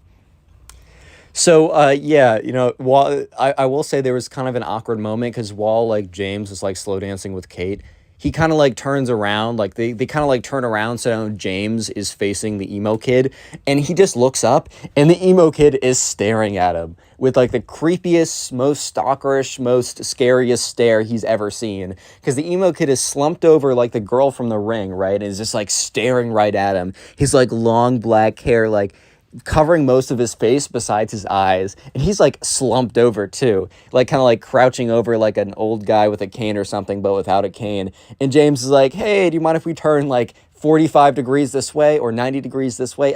Thank you, that's much better. So he doesn't have to see him anymore. Or actually, let's do a whole 180. He didn't ask for a 180 because he didn't want like Kate to be making eye contact with him either. But yeah, so that was a bit of a tough situation. However, you might be thinking, well, at this point, reasonably, the emo kid must have realized that this just wasn't his day, and he must have just, like, given up, which he's already embarrassed himself. Like, he probably gave up after this point. And while that would be pretty fair for you to believe, that was unfortunately that was just not what happened, because the emo kid would continue. Let me just say that the emo kid thought that if he had a sword fight with James, that he would be able to win the honor of his lady. I'm not even kidding you. Real quick, if you made it this far into the video, comment emo down below. That'll be the secret word of the day. I will try and heart as many of those comments as I possibly can. And also, if you want to support the channel, the best possible thing you can do is just watch this video throughout the entirety of this video, and then afterwards, if you could watch some of my old videos, that helps more than you can ever imagine. Please go in the comment section and tell me how many of my old videos you've watched today or this week. I'll heart it and say thank you because it helps me out more than you can ever imagine. Anyways, let's go back to the story, because the emo kid is not done. In fact, he is far from being done. So what happened after the school dance? Like over the weekend, James actually met up with Kate. They went to like go get dinner together, and that's when they officially started dating, whatever that means in 8th grade, which means, oh my God, they're gonna sit together at lunch. Oh my God, dude, that's crazy, right? But anyway, so James officially starts dating this girl. Word gets around really quickly, and eventually the emo kid, I'm pretty sure at this point the emo kid would have known, but by his next actions, it's not super clear. So that Monday is the first kind of like lunch day that Kate and what's his name, James, are going to be having their first real at school lunch date, which is a pretty big deal for the 8th graders there. Obviously, it's not that big of a deal in general, but hey, man, let them have their fun. And so, yeah, he sits down, like he finds Kate, they sit down, and they're at a table by themselves. And like people are looking over and talking and be like, ooh, someone's dating, whatever, right? And however, James, Kate is facing away from the door, but James is facing the door. And James sees the door open up and he sees the emo kid walk in. And James is like, this is tough. Because James feels bad. He legitimately feels bad because, I mean, if the roles were reversed, he would feel bad like seeing the girl that he really liked a week ago sitting with the guy who was low-key his like enemy rival on a date. Like that would be tough to see. And James started to feel a little bit worried when the emo kid starts to approach him, right? Starts to approach him. And yeah, so the emo kid walks up to their table. And at this point, Kate also realizes that someone's walking up, so she turns around. And the emo kid walks up and doesn't look at James. He's not paying any attention to James. He's actually acting as if James doesn't even exist at this point. The emo kid turns to the girl, Kate, I forgot her name for a second, says, Kate, I've been wanting to ask this for a while, but since we've become so close in the last couple weeks, which they have never spoken before, but that is beyond the point. At this point, that is beyond the point. He's like, I was wondering if you would like to go on a date with me, if you would like to start dating. And James is like, oh, no, he doesn't know. How does he not know? Because James is like, everybody knows. Everybody told everybody, but I guess everybody didn't tell the emo kid. Of course they didn't. And Kate at this point is like, oh, well, I'm very flattered. And the emo kid's like, well, if you're flattered, then you should say yes, correct? And at this point, she's like, well, you see, it's actually not great timing because I'm actually currently in a relationship. And the emo kid's like, what? How? With who? And James is like, oh my God, this is so awkward. He doesn't know. So James has kind of assumed that the emo kid didn't think anything of the fact that James got like the dance with her, which in all reality, the emo kid was kind of the one who had the most common sense in that situation, because just because someone dances with a girl once doesn't mean anything, right? But at this middle school, if you got the slow dance, you were basically in. You were locked in at this point, is what I'm trying to say. So Kate has to go on to awkwardly explain to the emo kid that, well, the guy that she's sitting at right now on the lunch date with happens to be the guy that she's dating. And the emo kid turns to James, looks at him, looks him down and up, like does like the elevator look when he looks at like the top of his head, looks all the way down, then looks all the way up, turns back to Kate and is like, really, dude? You decided to date this guy when you could have dated me? He's like, bruh. And he just kind of like storms out of there. And James looks at Kate and he's like, dude, how did that kid not know that we're dating at this point? Like, I swear to God, all your friends told everybody. Like, and Kate's like, dude, my friends didn't tell everyone. And James is like, if you ask anyone at the school, besides the emo kid, apparently, they will know. And Kate's like, yeah, okay, my friends do talk a lot. And they're like, well, that was pretty awkward. Hopefully nothing else happens again. You might be thinking at this point, Connor, the emo kid must stop. There's no way he continues on. There's not a chance that he continues, right? Well. I got some news for you guys. He does continue, and it's bad. Because you might be thinking that, oh, well, the emo kid stormed off and he was done. No. About 20 minutes later, when there's only like 10 minutes left of lunch, James sees the doors open up again, and he's like, you gotta be kidding me, dude. Because the emo kid walks through.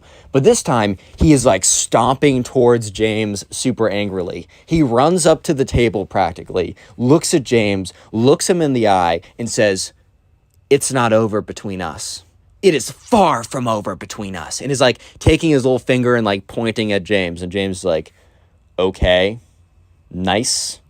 Like, I like, we do not care. Like, I don't know what else to say at this point. Like, okay, cool, nice. Like, okay.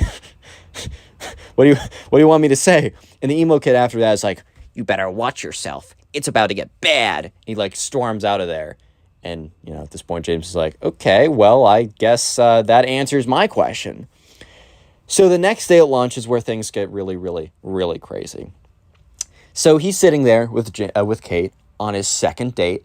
James is enjoying himself. He's having a good time with Kate. They're enjoying each other's presence. They're doing well. I mean, they're kind of clicking, so things might continue on, right? And that's when the emo kid walks in, and he's carrying like two sticks, like two pretty good sized sticks that he probably found in the backyard of the school. So in the backyard of the school, there's like a mini forest, nothing too crazy, but there's like a pretty big forest back there. And the emo kid must have gone back there and like found two decent sized sticks. He walks into the cafeteria with one stick in one hand and one stick in the other, and James is just looking at him. And he's like, he kind of says like to Kate, he's like, oh, okay, we got trouble. Kate turns around, looks at it, and it's just like, turns back around and is like, what? And James is like, yeah, I have no idea what's happening, but I guess we're about to see. So the emo kid walks up to the table, like kind of like waddles his way up. And he's like, you. And he like hands the stick to James. And James is like, I need a little explanation. What do you want me to do with this? Like, it's not super clear.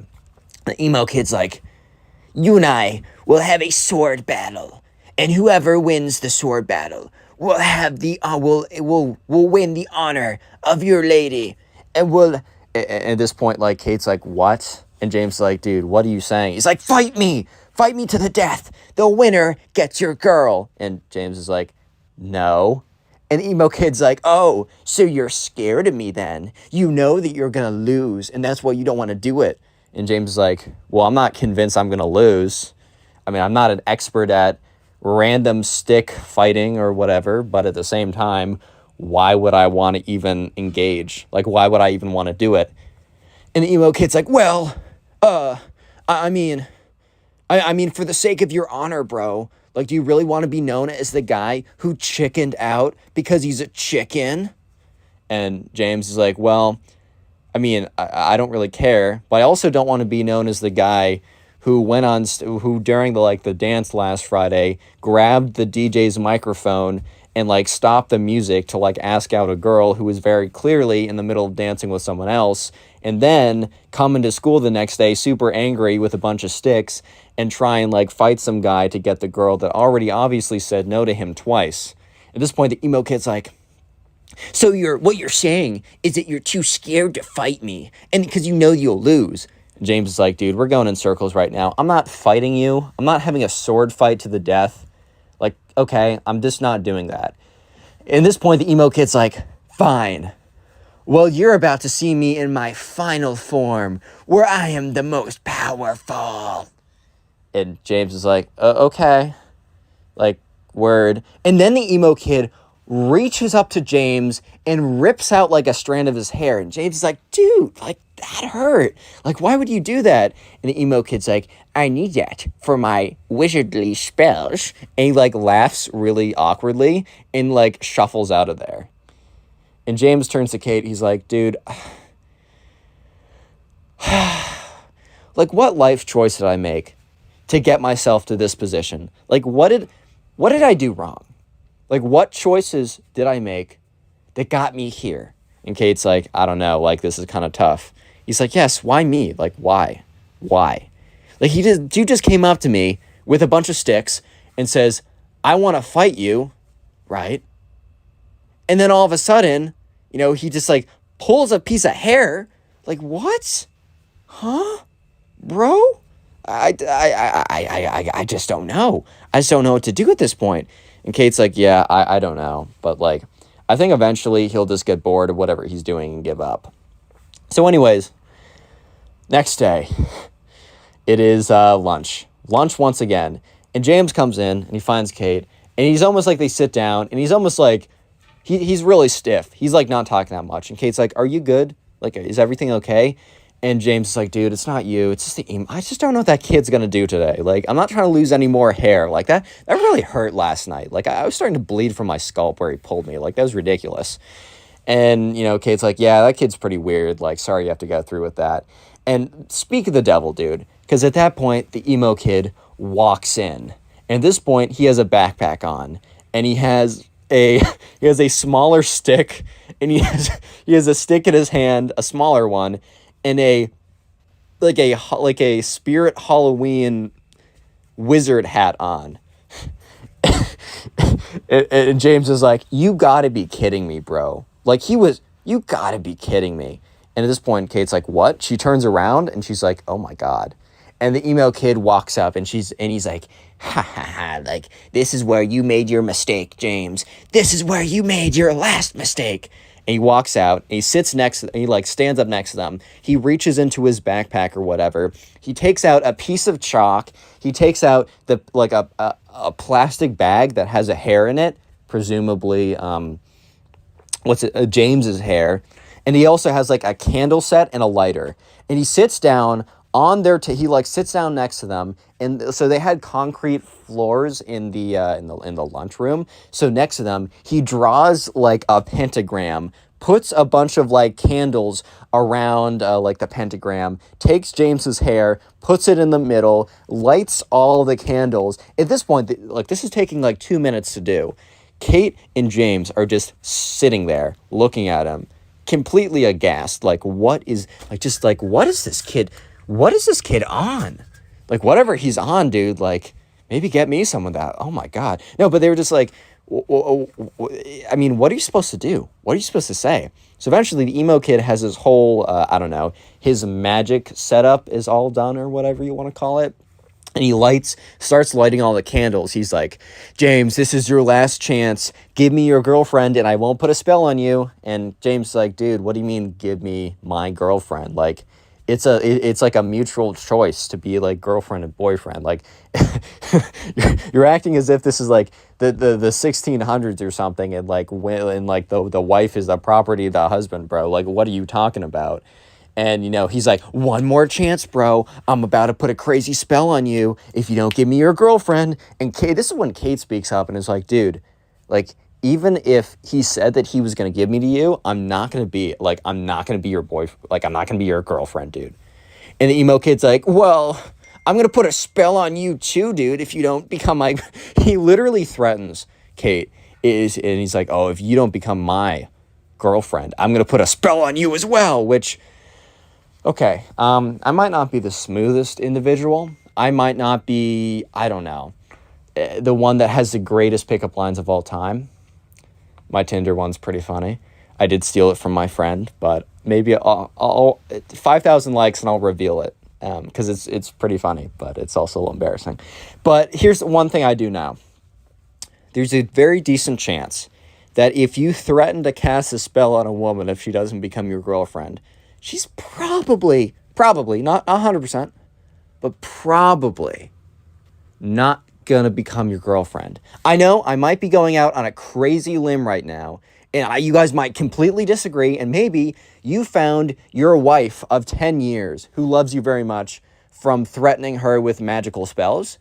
I just don't think that's a great way to do it. So eventually the emo kid finishes up, and then he lights the hair in the middle, and then he takes his magic wand, waves it around, and just starts saying a bunch of nonsense. And at this point, half the entire cafeteria is just like looking. They've almost like circled around it like it was a school fight or something. They've circled around it and they're just like, what the frick, bro? Like, oh my God, like, what's going on right now? And eventually the emo kid like points his magic wand at James and is like, ooga booga, or I don't know. He's just saying some nonsense. And like literally 15 seconds of pure silence happened. And then very clearly nothing happens. And he's like, I'm going to give you one more chance. I'm going to count to 3. If you don't, you're going to explode because of my spells. And James is like, I think I'm going to take the risk. He's like, 3? I'm going to give you one more chance, bro. Like, I'm going to give you one more chance. And James is like, nope. I'm going to take the risk here. 2? And he's like, yeah, no, I'm good, man. Like, you can go ahead with this. If I explode, I explode. Like, that's tough. 1? last chance, dude. I'm being super generous right now. Just give me your girlfriend and we'll be all good here. And James is like, nah, I'm chilling, bro. He's like, fine. Kicks it. The emo kid literally kicks over his magic, like, whatever set, because I think he knew it wasn't going to work anyways, which thankfully it was concrete floors and nothing, like, flammable, because, like, the candles fly all over the place or whatever, and he storms out of there. He, like, storms out of there. At this point, James sits back down. He's like, maybe we should go on dates at night when we're not in school. And Kate's like, that's not a bad idea. So the next day, Kate and James actually don't sit together at lunch.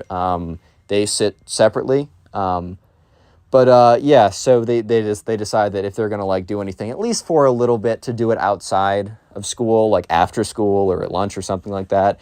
But the emo kid once again comes up to James, and James is like, oh my god, dude, like what now?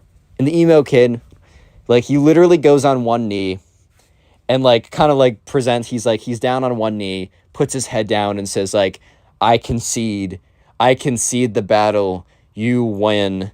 Like, I tried everything possible, but you are the better duelist.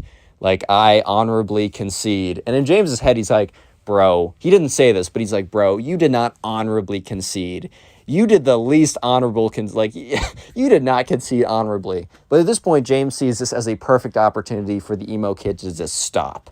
So he's like, all right, man, like, it was a good battle. It was really close, and you'll get them next time. Like, honestly, James is trying to be as chill as possible so that the emo kid doesn't come back and be like, well, actually, I'm going to try more magic or something. And the emo kid stands up, and he like kind of like nods his head. And James nods his head back, and the emo kid bows and leaves. And yeah, after that point, James and Kate actually were able to like do like lunch dates or whatever in school again. The relationship lasted like 6 months. It didn't last crazy long, but Kate and James are still cool to this day.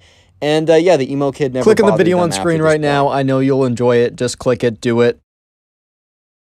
How's it going, everyone? I hope you're having a great day, because today I have probably the craziest emo kid story I have ever received to date. I'm not even kidding. So sit back, relax, grab something to eat, grab something to drink, subscribe if you're new to the channel, and let's just jump right into it. We're calling today's subscriber Ty. So anyways, Ty was going off to camp, and this was his first time doing an overnight camp, so he was a little bit nervous, and it was kind of like a wilderness-based overnight camp, but they were mostly in cabins. Ty's parents did it before, and they actually met at this camp, so they were really pushing for Ty to go. But the summer before, he just said that he, wasn't ready and was going to do it the next year. And of course, the next summer rolls around, and Ty's like, oh my god, I said that? So sure enough, Ty and his parents ship him off to this camp. Ty's a little bit nervous about it, but they say, hey man, it's going to be good for you. Trust me.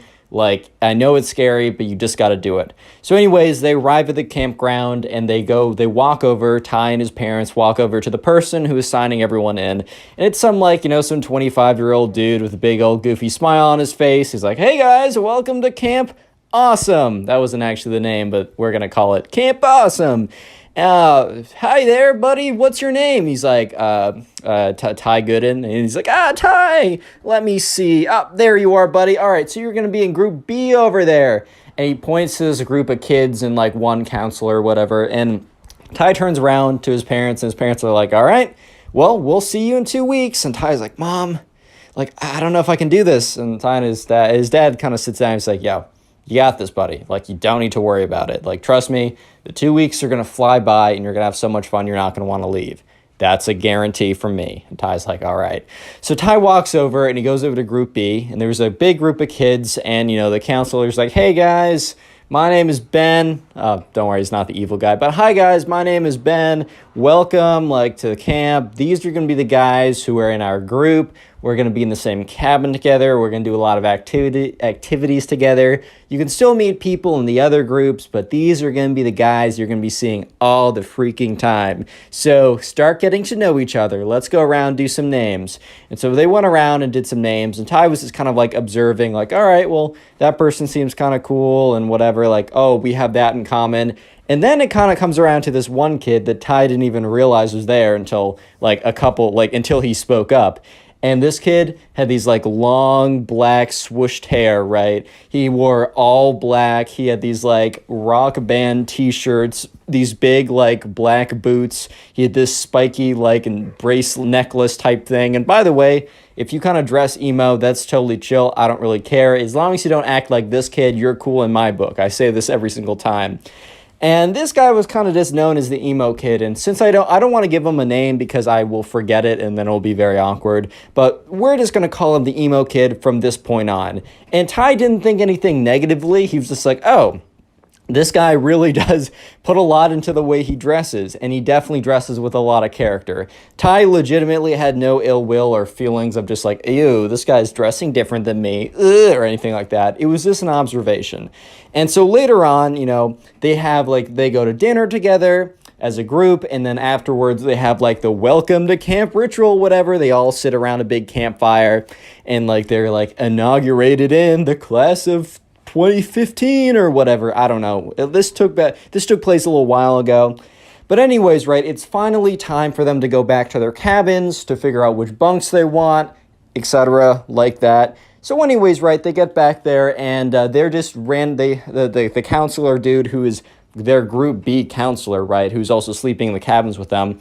He's like, well, you know, just to make sure that no one feels left out, we've already assigned bunks to everyone. So he said, all right, Ty, you're in bunk A. He says, so-and-so, you're in bunk B. So-and-so, you're in bunk D. And then in bunk D, which they're in kind of like quads of 4, or they're in kind of like groups of 2, but they're bunk beds, so it's 4. So in Ty's group of 4, the 4th one was the emo kid. So the 4 of them walk over. They go in their bunks. The camp counselor says, yo, if you really want, you can talk to your bunkie about being top or bottom. Doesn't really matter. Lol. Doesn't really matter. And so sure enough, Ty and his bunk they didn't really care. Ty was on the bottom. He didn't really care. But anyways, flip over to the emo kid. And the emo kid is like, with this guy, and we're going to call this guy Benjamin. He's a throwaway name, but Benjamin was his bunk. And, the Benjamin is like, hey, do you mind if I have the top? And the emo kid is like, no, I must have the top. I must keep watch at night. And everyone just kind of went silent in that group of 3. They're like, or group of 4. They're kind of like, and Benjamin's like, all right, man, that's fine. Bottom bunk's cool with me. He's like, good. You have made a good choice, because I will watch over us at night. I have spoken. And everyone's like, okay. A lot of character in this guy. Funny guy. Anyways, things seem pretty normal. Until, it's time for them to go to bed. So anyways, they go and they brush their teeth, and then they get into bed, and the camp counselor guy comes around and is like, all right, group B, section A, or whatever you want me to call you guys. Let's call you the A squad. Yeah, we're going to have a lot of fun in the next 2 weeks. Just make sure no leaving the camp or no leaving the cabin overnight. Make sure that, you follow any rules that, we ask you to. Be nice and, like fair to everyone, and just, have fun. Anyways, good night, guys. And he walks out of there. And so, the lights are turned off, and they were Ty in his top bunk, and also Benjamin across from him. They were talking for a little bit. And the emo kid didn't really join in. He was just sitting cross-legged, but kind of sitting very stiffly. So he was very much not going to bed. And eventually they were like, all right, I'm tired. Good night. And they all kind of go to sleep at that point.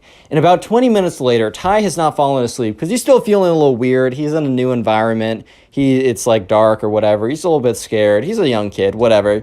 He hears rustling, right?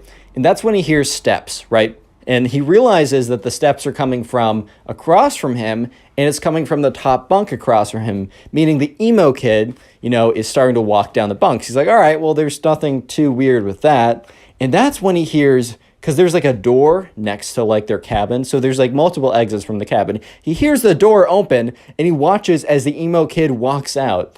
So Ty at this point is like, what? So he kind of gets up, and the person above him is completely asleep. But Benjamin, the kid from the side of him, is still awake, and he's like, yo, Benjamin. He's like, yo, what's up? He said, emo kid. Because I maybe said his actual name, but we're calling him emo kid. He's like, emo kid, he just walked out the door. Benjamin's like, you can't do that. And, Ty's like, dude, but he did. So anyways, they both get up and they both look out the window, but they're trying to do it stealthily so that they're not caught, right? And they see the emo kid literally just standing there looking into the moon. It is the creepiest, weirdest thing they have ever seen. Because the kid is just literally freaking standing there, bro. He's just standing there observing the night sky. And they're all like, oh my God, dude, that's freaking weird. What is going on right now? And, sure enough, Ty and Benjamin were like, all right, this kid is a little strange. Make sure he doesn't, strangle us to death or something in our sleep. I'm a little freaked out. And that's when the emo kid, out of nowhere, does a 180-degree turn and turns right looking at the window. Ty and Benjamin quickly jump down there, like, oh my God, do you see us? Do you see us? Do you see us? So, Ty starts to look up. He, peeks a little bit into the window and quickly goes down because he sees the emo kid walking towards the window. And he's like, dude, Benjamin, he's walking towards the window. He's like, crawl back to your bunks, So they both crawl out of sight of the window and they crawl into their bunks, and it's dark enough in the room for them to do this without being super obvious. And they're both in their bunks, and Ty turns around under the sheets, right? And he peeks out, and the emo kid is literally standing right with his nose up against the window looking in. And he's like, oh my God, this kid's insane. Anyways, emo kid walks back in quietly, goes up the stairs again, and sits in the bed and supposedly goes to sleep. Ty doesn't fall asleep for another hour afterwards, but eventually he opens his eyes to the camp counselor being like, Ty, come on.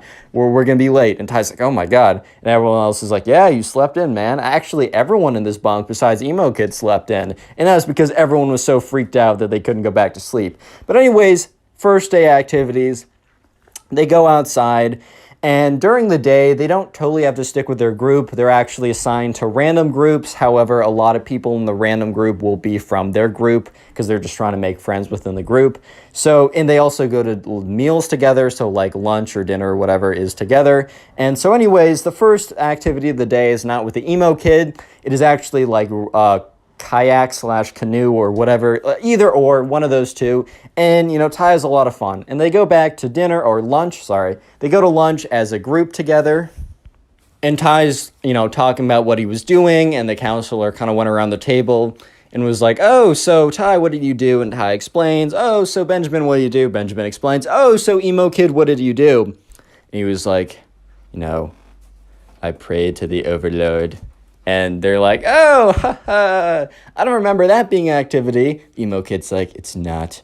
It's necessary. And he's like, okay.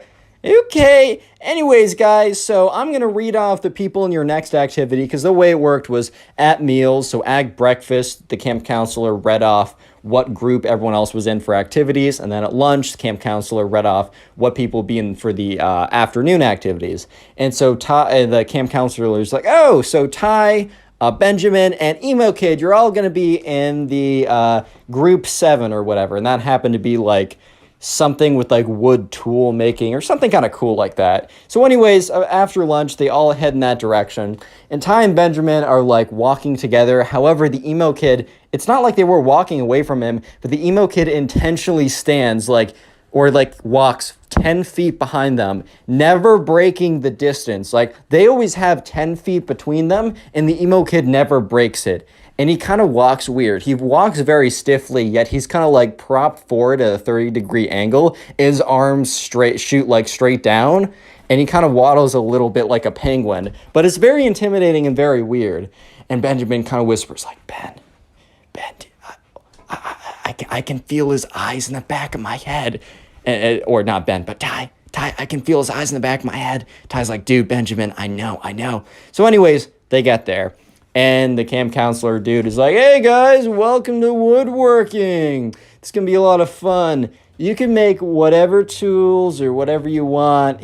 All I ask is that when you're using this blade, that, I'm there and help you guiding it. And also if you want any, if you want any inspiration or questions, come to me and it's all cool. So anyways, Ty and Benjamin sit down. They're like, oh, let's make like wooden knives or something. So they're given a pocket knife and they're taught how to whittle away. It's like, always, you got to face it away from you. Never face it towards you. If I see you guys facing it towards you, I got to revoke your knife privileges. Not trying to be that guy, but it's part of the job. So anyways, right, they look over and they see the emo kid and he's like whittling away at the spoon and or at the stick. And they're all like, so eventually at the end of class, or the end of the activity, they're asked to go around in a circle and say a little bit about what they made and show it off. So Ty's like, all right, well, here's like a butter knife and didn't turn out that well. And everyone laughs a little bit. And the camp counselor's like, dude, it's fire. That's your first time. Don't even worry about it. Eventually comes around to the emo kid. And the emo kid is like,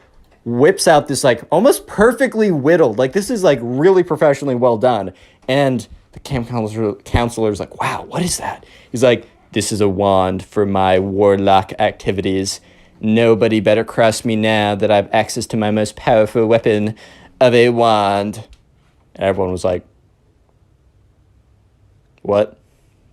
Real quick, if you made it this far into the video, comment emo down below. That's the secret word of the day. I'll try and heart as many comments as I possibly can that say emo. And then also, if you want to support the channel, watch a bunch of these videos in one sitting. I call it binge watching. So if you're sitting down, maybe playing video games or trying to go to sleep or something like that, watch like 10 videos in a row if possible. I know it's a big ask, but if you do so, please leave a comment down below. I'll heart it and even shout you out, as on screen right now, shouting out some people who are supporting the channel and telling me about it. So yeah, thanks to these guys and you guys, and let's get right back to it. So fast forward a couple days into the week, and every single day, the emo kid's been doing weird things. So right now is a Wednesday. For context, they got there on a Sunday night. So this Wednesday night, Benjamin's kind of becoming like the side character for Ty. Like he's becoming like pretty close friends. And Ty and Benjamin are kind of like talking about the emo kid and being like kind of tracking the weird things he's been doing. But tonight is one of the weirdest things he's done. So once again, Ty and Benjamin have been noticing that the emo kid has been going outside every single time, like 15 minutes after they go to sleep. So Ty and Benjamin, they both get in bed, and when the lights are turned off, they wait about 15 minutes, and sure enough, the emo kid gets out of bed and walks down the steps. And he walks outside, and he walks to kind of this like big forest clearing. So Ty and Benjamin, they both walk over, and they both look up, and they look out of the window. And they're looking out, and they see the emo kid, and normally he just stands there blankly. But this time was different. He was getting to work. They saw the stick that he made in the wands, in like the wand craft whatever class, or the woodsmanship class. And he takes the end of it that isn't pointy, where you do the spell, and he puts it into the dirt, because he's standing in a pretty big dirt clearing, and he starts drawing this circle, this very big circle. And Ty looks over at Benjamin and is like, dude, what on earth is going on? Like, what is this kid doing? And Benjamin's like, dude, I have no idea. And they look at it, and he's drawn a complete perfect circle around him. And then he steps out of it. And then he starts making lines within the circle. He goes from the top of it, down, up, down, across, up. He's made a perfect upside down pentagram. And if you don't know, that's basically like a sign of like ship or the something. So at this point, right, Ty and his friend are freaking out. They're like, oh my God, he's trying to like summon something. And sure enough, the emo kid starts like waving his wand around in these weird directions and starts like spinning around in a circle and making these like weird movements. And if TikTok was around, I bet Ty would have been like, bro, is he trying to do a TikTok dance or something? But anyways, Ty and Benjamin are watching as the emo kid, after making the upside down pentagram, just starts waving it around and starts speaking, like, because the window was cracked open a little bit, and they start hearing like some weird okay, maybe it wasn't as goofy as that, but he was kind of talking these like weird tongues or whatever. And that's when they heard the light flick on. Not in their room, because they would have seen that. They heard the light flick on in the middle cabin. The middle part of the cabin. That is where the camp counselor lived. He must have heard or must have felt like some kind of disturbance or something, because they see the emo kid grab his wand and sprint out of there, and sprint so quickly he goes to the back room. And that's when like Ty and Benjamin are like, oh my God, he's sprinting here. So they quickly jump into bed and are, you know, when, I don't know if you guys did this, but like when you were up later than you should and your mom is about to run into like open the room, and you just jump into your bed and then you just stay super, super, super still. still, that was them. Like, it doesn't matter if you're sprawled out in a weird position, you're staying as still as possible. So they jump in, they're super still, and they watch as the door opens and the emo kid runs in and runs up to like the second bunk and just sits in there. And that's when like they see, like, literally 10 seconds after the emo kid gets into his bed, they see the light flicker on. And the camp counselor, who's for cabin B or whatever, walks in and is like, hey, I saw something out there. Any of you guys go out there? And, like, you know, everyone's pretending to be like, what? Like, they just woke up. The emo kid is really pretending to be like, what? I don't know what's going on, bro. And obviously Ty and Benjamin, you know, they're trying to like pretend like they weren't up watching the whole thing. And the kid on the very top of like Ty just is still completely asleep. So counselor's like, all right, whatever. He's like, all right, well, remember, it's a punishable offense if you guys leave the cabin during night. Like, you will be forced to go back home, and you don't want to miss the fun retreat we're doing this weekend. And they're all like, all right. They were like, yeah, it wasn't us. I don't know what it is. And that's when the camp counselor's like, what? And he looks outside the window, and that's when he sees it. He's like, stay here. And he goes outside, and they all watch as he walks outside, and he sees like the upside down pentagram like drawn into the circle or whatever, drawn into the dirt. And he's just looking at it. And he takes out like his iPhone 4, because it was like 2015 or whatever, and he takes a photo of it with like flash, takes another photo, steps back, takes another photo, and everyone else pretends to be asleep as they go back in. Next day rolls around, and they're walking to their first activity from breakfast. And Ty and Benjamin happen to be in the same group. And Ty's like, dude, the emo kid's insane. Like, that was ridiculous last night. And Benjamin's like, I've never been more freaked out besides the first night, bro. Like, this kid's insane.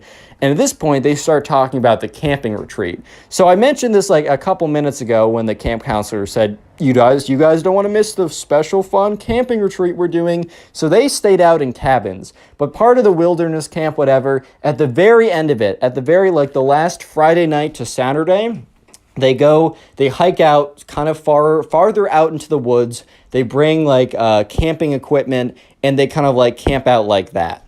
So they both of like Ty and Benjamin were a little bit worried, because that basically meant that they were going by group, and they were going to be out in the woods in tents by themselves with the creepy emo kid. So anyways, let's just fast forward to that day. It's Friday, and everyone is kind of packing their little bags, and the camp counselor for each group packs their like supply kit, medical supplies, radio, the food that they're going to be eating. And he's like, all right, everyone grab groups of 2 grab a tent.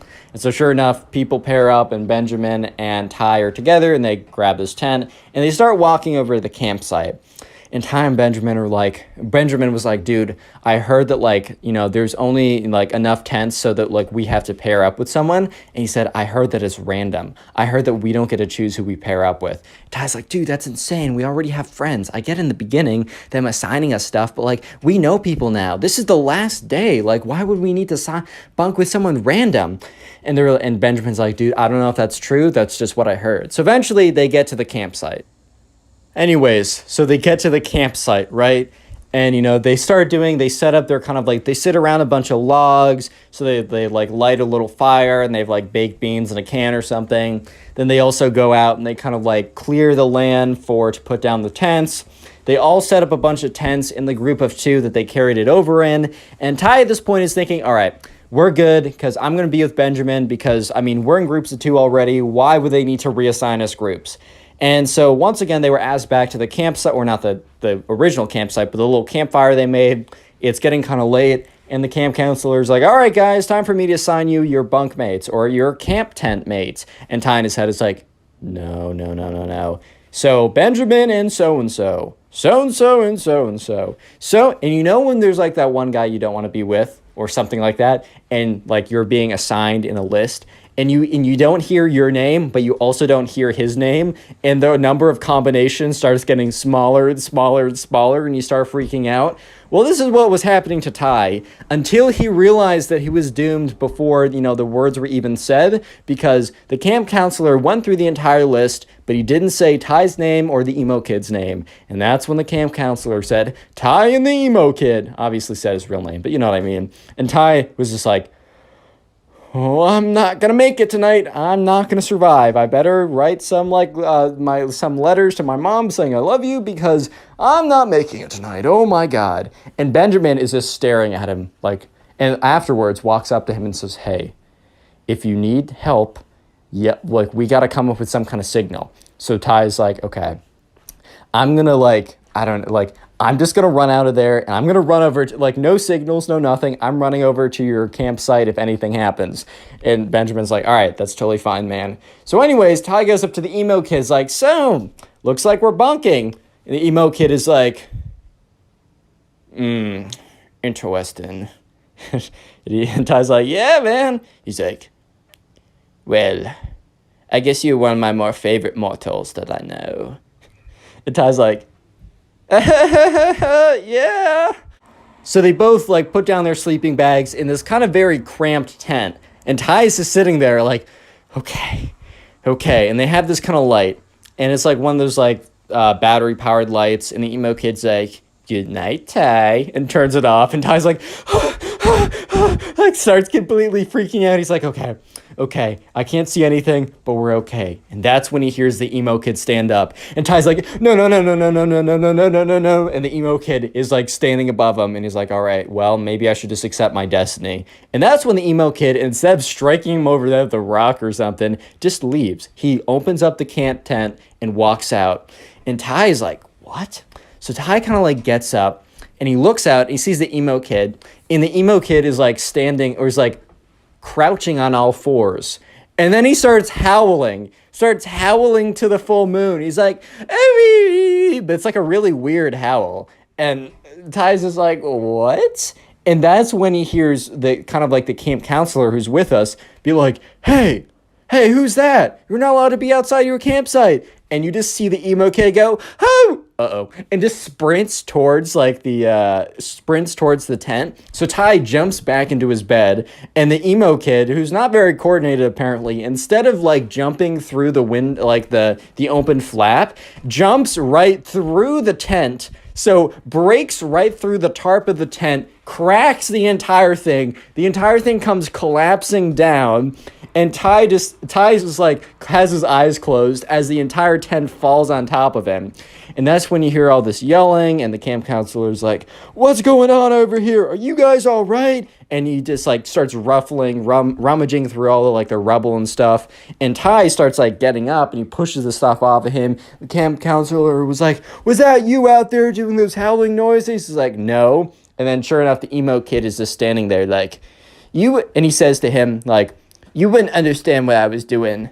And the camp counselor was like, I told you before that you can't be leaving your tent during the nighttime. After I said goodbye, you were supposed to go to your tent and not leave it. You were out there. And he's like, I was performing a protection ritual. And camp counselor was like, what? I was performing a protection ritual so that everyone would be safe at night from the demons and ghosts of the underworld. Camp counselor was like, what? And at that point, right, they just realized, okay, this is a lost cause. And at this point, the worst thing was that there was nowhere for them to sleep because the camp was completely destroyed, or the tent was completely destroyed. So the camp counselor was like, fine, you two, bring your sleeping bags. You can sleep in my tent. So the three of them are kind of crushed in there. And eventually the camp counselor is like, all right, you two are in here. I'm going to sleep outside. No shenanigans. So it was the most uncomfortable sleep of Ty's entire life. But eventually, the day is over. He gets up. They start packing up their stuff, and they're walking back to the campsite. And that's when Ty meets up with Benjamin and is like, dude, what? You're not going to believe it. And Benjamin's like, I heard a lot of yelling. Are you okay? So Ty tells him the story. He's like, dude, that's insane. So anyways, they get back, and Ty actually had a really good time at the camp, minus the emo kid, cringe fest or whatever. Eventually, Ty's parents come to pick him up, and Ty's mom's like, man, you got to tell me all about it. How was it? Ty's like, it was really good, but it's quite a story. And so for the entire, 2-hour car ride back, Ty tells them the entire story, and let me just say, Click on the video on screen right now. I know you'll enjoy it. Just click it, do it. How's it going, everyone? I hope you're having a great day, because today we have a story of probably one of the cringiest emo kids on planet Earth. I'm not even kidding. This is probably one of the craziest stories I've received, so sit back, relax, grab something to eat, grab something to drink, and let's call today's subscriber who submitted this story, let's call him Oliver. So this all happened back in the good old days of like 2014, 2015, when like goth, emo, all that type of stuff was like super popular. And by the way, if you dress goth or emo, I literally don't care. That's a totally fine style. As long as you aren't an emo kid like this kid, you're totally cool in my book. So anyways, right, this all started when Oliver and his friends were in the mall, and this was way back in the day, and Oliver and his friends were just kind of like walking around in the mall. They were trying to figure out something to do. I mean, it was a Saturday, so I mean, who knows, like, you know, I mean, like, they were trying to figure out something that they wanted to do, and Oliver's friend was like, hey man, do you mind if we stop in Hot Topic? Hot Topic is a t-shirt store that sells sells a lot of different types of t-shirts, a lot of like trending stuff, a lot of like, and since, you know, emo and goth was kind of trending at the time, they sold a lot of shirts and attire that really fit with that outfit. Like, you got like black t-shirt that says like society, and then you got like a spiky collar. I don't know, man. But anyways, right, Oliver and his friends stopped in Hot Topic, and Oliver wasn't really, you know, there to like buy something, so he was kind of just walking around and chilling, and he accidentally bumps into the emo guy.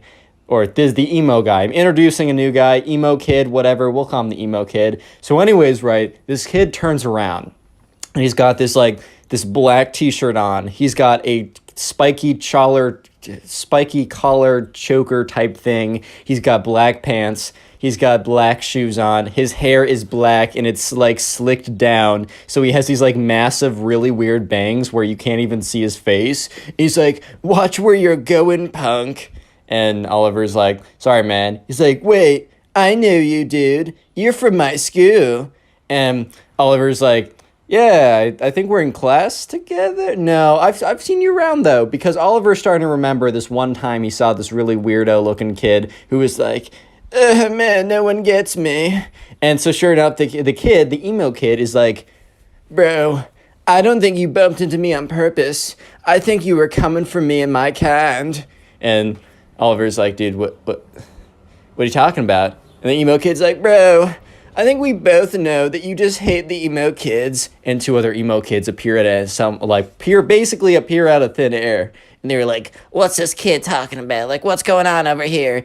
And the emo kid's like, yeah, this kid over here goes to my school and he hates me on purpose. And he just bumped into me and it was crazy. You can't do this to us, man. And the other emo kid's like, yeah. Well, what do you have against the emo kids? And at this point, right, Oliver was literally just standing in a Hot Topic t-shirt store because his friend wanted to buy a t-shirt. And Oliver's head, he's like, bro, please hurry up and get that t-shirt. But he says, look, I accidentally bumped into this kid, like this guy. I'm sorry. It's not on purpose. You can trust me. And the emo kid's like, no, dude, I totally know what, like, a bump on purpose would feel like. That one felt so purposeful. Like, I literally felt the purpose in the bump. It was crazy. And Oliver's like, dude, what do you mean by that? And the emo kid's like, are you getting aggressive with me, son? Do you want to fight me, son? Oh, he wants to fight me, dude. And at this point, Oliver's like, all right, guys. All right, boys, have a good day. Oliver goes over, finds his friend. He's like, dude, I met a bunch of weirdos. They want to fight me. I literally bumped into them. And like Oliver's friend's like, all right, dude, like, that's like, oh, all right, we'll go. That's fine. And then Oliver's friend sees this like pack of like emo kids walk over, and Oliver's friend starts cracking up. He's like, bro, you can't seriously think, wait, these kids want to fight you? Dude, they're not going to do anything. They can probably barely walk here without fainting. And the kids are like waddling over, and the emo kid's like, don't think I forgot what you did, man. And so sure enough, right, you know, Oliver and his friend, they buy the t-shirt, they leave, and, you know, Oliver is telling his friends all about what's going down. His friends like completely laughing. They find it hilarious. And that's because Oliver thinks to himself, well, I'm never going to see these kids again. It doesn't really matter, right? Oh my God, was Oliver wrong? Because this started one of the most insane sagas that Oliver has ever had in his life. He was telling me that like he's experienced a lot of crazy things, but the story that is to follow what just happened is probably the craziest thing that ever happened to Oliver ever. So skip forward a week. An entire week has passed by, actually a little bit more because it's not a weekend. Oliver, it's a Monday morning. He gets up. He's like, oh my God, I gotta go in. So, he gets up, eats breakfast, gets on the bus.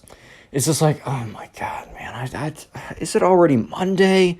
Dude, that's freaking crazy. He gets into school and he's walking to his locker, all kind of like half awake or whatever. He has his backpack on. And he gets to his locker. And that's when he realizes that something's wrong. Because his locker is like halfway open. And like the lockers didn't have locks on them. But Oliver always like closed it by the end of the day. He'd grab his backpack and he would shut it all the way and it would close. And he noticed it was halfway open, which was weird because no other lockers were halfway open. I mean, some were, but they were very obvious. The people just left them open or whatever. And Oliver goes up to his locker and he opens it very close, like very, very slowly. And that's when he sees a little something in the background. He sees a little something in the very far back of his locker.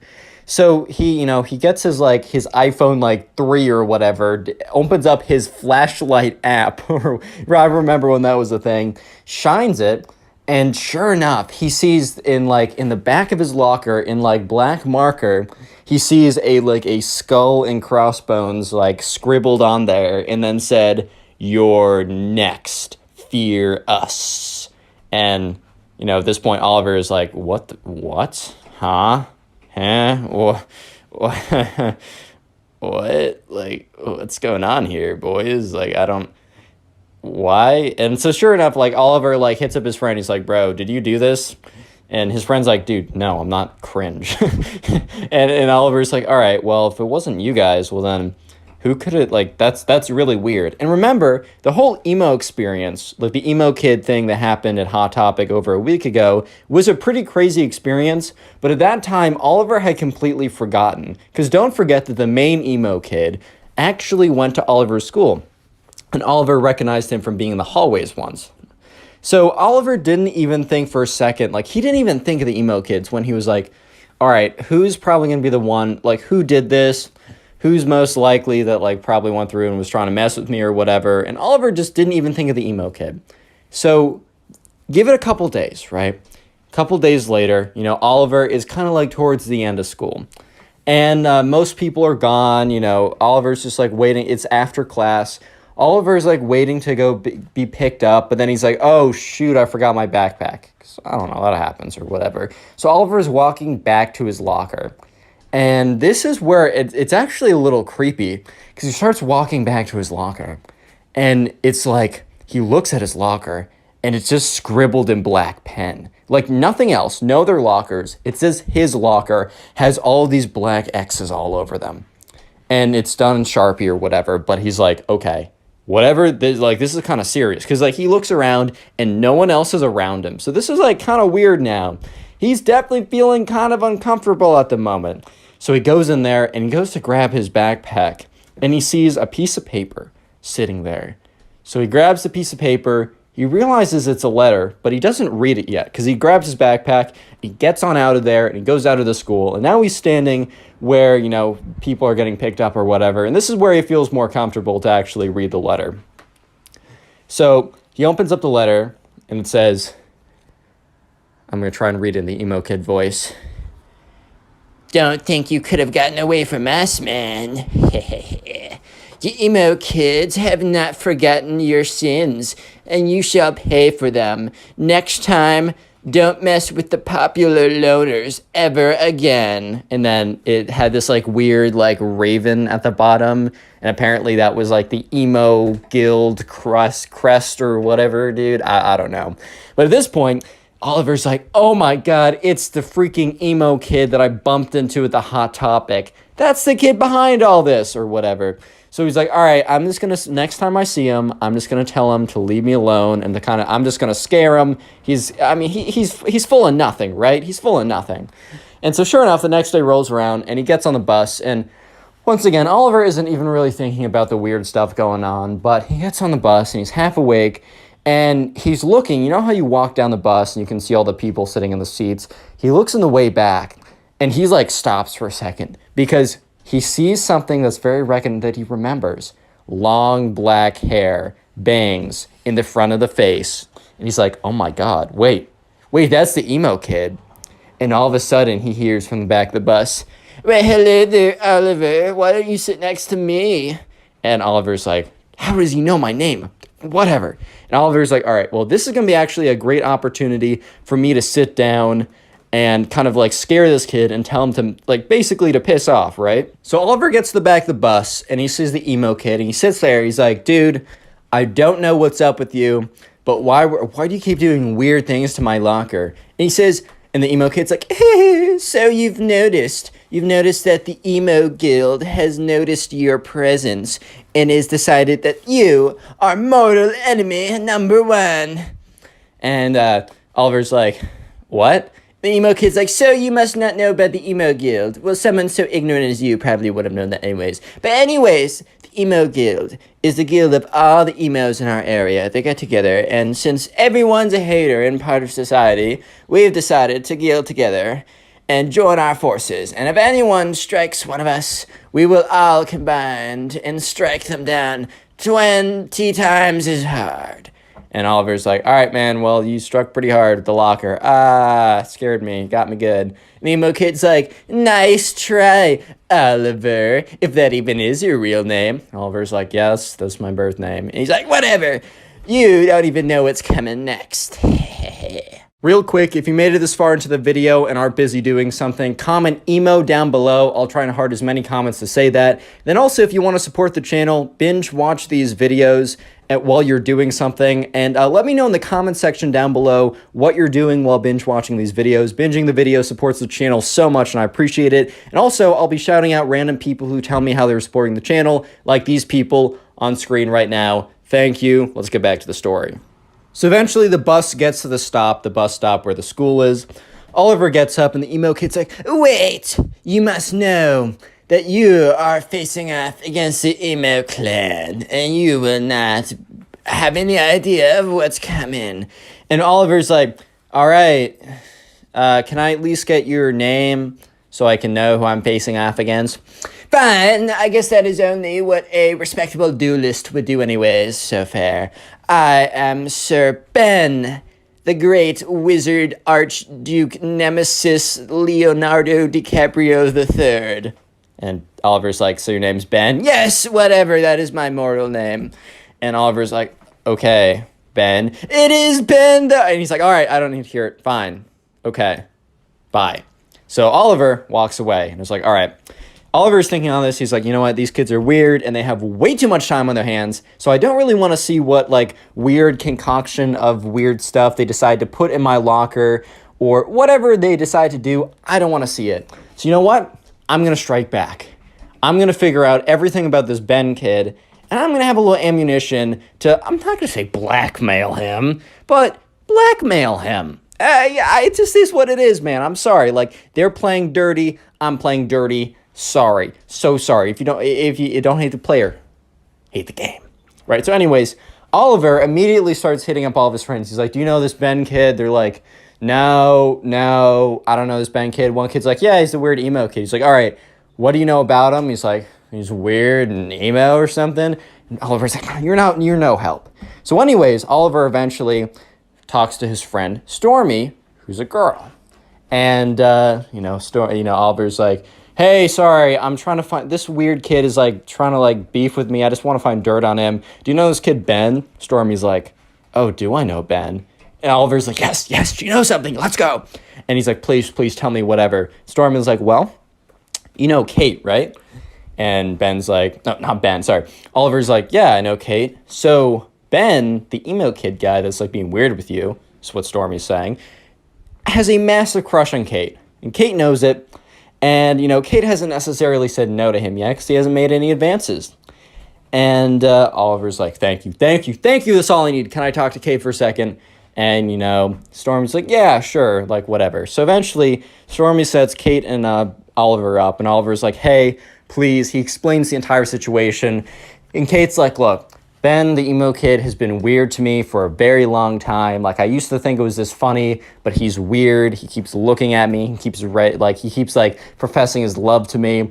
you know what? I'll team up with you. We'll take him down. Oliver's ecstatic at this point. So basically, they come up with a plan. If the next time the emo kids strike, Oliver is going to find the emo kid and ask for, like, mercy. And if the emo kid doesn't give him mercy, and, you know, Oliver doesn't actually expect him to give him mercy, basically, assuming the emo kid doesn't give him mercy, Oliver is going to say, well, I'm going to give you one more chance to give me mercy. And the emo kid's he's going to be like, what do you mean? Like, I have the upper ground. And then all of a sudden, Oliver is going to, like, pull out, like, basically text message conversation with Kate, which is going to be fabricated, about how, like, he knows someone perfect for her, and how, like, Oliver's friend, who we'll just call Bob. No, we're going to call him, what should we call him? Oliver's friend Ryan is, like, perfect for Kate, and the truth is Kate has, like, a crush on Ryan, and Oliver's basically going to say, hey, if you do anything else, I'm going to set up Ryan and Kate. And Kate already thinks Ryan is super attractive, and Ryan is down to get with her, and I have all the power to connect them, and you will never be able to date Kate, you'll never be able to date Kate ever again, and this will destroy the emo kid. So anyways, after this plan is done, once again, Oliver is walking back to his locker. And sure enough, once again, like, you know, and he reported last time all the, like, the X's and stuff, and the janitor came and cleaned it up. And he goes to the locker, and sure enough, there is this, like, crudely drawn black raven, and then it says emo guild underneath it. And so, you know, Oliver's like, all right, they struck again. Let's see if this kid's on the bus. So the next day, Oliver is really hoping that the emo kid takes the bus again, because this would be kind of difficult to go and find him. But sure enough, the emo kid is sitting in the back with his, like, weird, super long hair that's, like, covering his entire face. He's wearing, like, he has this, like, robe today, this, like, black cape or whatever or something. He's sitting there, and he's like, Oliver, do you want to sit next to me and... because I don't know if you've seen your locker yesterday, but it has a little, I don't know, it has a little something on it. And Oliver's like, yes, Ben, I know. I was wondering if we could talk about, you know, maybe a surrender, my surrender. And the emo kid's like, I knew it. I knew you were weak. I knew you were sad. But no, I will not show you mercy. I will just not do it. It's not in the way of the emo guild. Because you're a part of society. Freak society, bruh. And Oliver's like, look, Ben, I'm going to give you one more chance to reconsider. And the emo kid's like, what? Give me a chance to reconsider? You're asking me for my forgiveness. I will not reconsider anything. And Oliver's like, fine. I know about Kate. And the emo kid's like, what? You know about my love? I can barely keep a straight face doing this. Anyways, emo kid's like, you know about my love? And Oliver's like, yes. In fact, I know more than that. You know Kate, right? Well, I have a friend, Ryan. He's a good-looking man. And I was talking to Kate, and I was talking to her about Ryan. And I just asked her, you know, what she thought. And Kate confessed to me that she really thinks Ryan is so attractive. And you know who's my best friend? Ryan. You know who Ryan finds attractive? Kate. And with a snap of my fingers, Mr. Emo Man, I could set the two of them up. And you will never have a chance to date her for the rest of high school or middle school. Or I don't care, right? For the rest of high school. And I mean, it's not like that Ben, the emo kid, was going to date her anyways. But the emo kid was like, no! No! What do you want, you cruel beast? You cruel monster. I don't know why you put my love up like that. You can have whatever you want. You can have my riches. You can have my gold. You can have my Twilight limited edition series book signed by the author himself. You can have anything of mine. And Oliver's like, dude, I just want you and your weirdo friends to stop. Emo kid's like, the emo guild is not gonna like this. They'll know that I have a weakness. I might be kicked out of the emo guild. No. And Oliver's like, all right, well, if they're not going to stop, if your buddies aren't going to stop, you and your weirdos aren't going to stop harassing me, well then, you know what? Kate and my friend Ryan are going to be sitting in a tree. Emo kid's like, no, don't say it. Don't say it. K-I-S. No. S-I-N. No, G, no. Fine, Oliver, you cruel monster. You can have whatever you want then. Fine, we'll do it. No, nothing more will happen. I'll tell the emo guild that you surrendered to me and I was merciful because that's part of the emo guild. And Oliver's like, didn't you say that was the opposite? It doesn't matter, Oliver. I'm trying to work with you, idiot. And Oliver's like, okay, you know what? If this is true, Kate and Ryan, they're not going to be like that. But just so you know, if you or one of your little emo friends do anything to me, anything, Kate and Ryan are a thing. Emo kid's like, fine, you drive a hard bargain. I'll call off the attacks. And from that point on, Oliver has never received another emo style, I don't even know if you could call it an attack, but he never received weird stuff in his locker or weird carvings of the emo guild or anything like that. And he lived happily ever after. Yeah. Click on the video on screen right now. I know you'll enjoy it. Just click it, do it.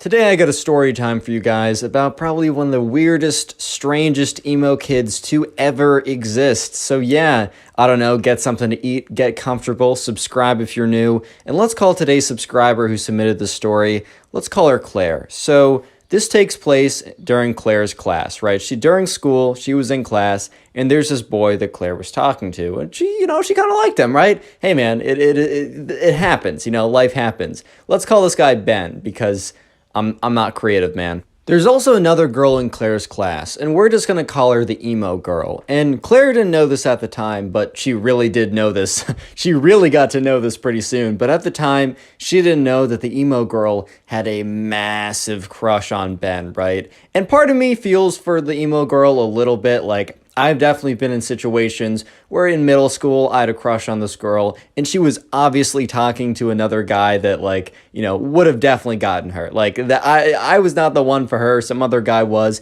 It sucks, man. It really does. I'm not going to say it doesn't. However, it doesn't justify the actions that you'll see in this video, which are pretty crazy. But anyways, right, so this all started one day when Claire was talking to Ben. And she was sitting there, she's talking to Ben, and it kind of seemed like Ben was going to like her back, and he was very engaged talking to her, like they were flirting a lot.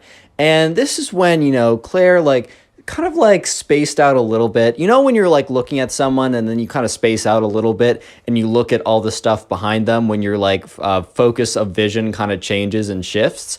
So she kind of spaced out a little bit and looked behind Ben, and she very briefly made eye contact with this emo girl in her class. If you dress emo, this video is not against you. I think the style is totally fine and I like you either way. As long as you don't act like this emo girl, then you're totally fine. So basically, right, this girl had super long dyed black hair. She was a natural, a brunette a year ago, but then she dyed it all black. She wears all these goth skull rings or whatever, and it's kind of the style, you know what I mean.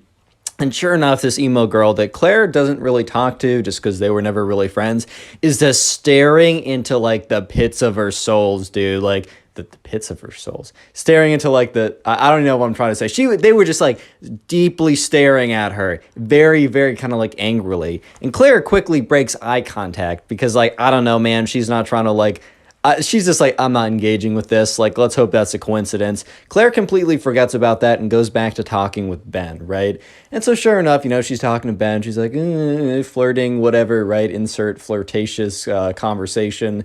And by the end of the conversation, the bell rings or whatever, and Claire leaves to go to either recess, lunch, another class. I don't know specifically what, but whatever it was, she leaves to go and do it.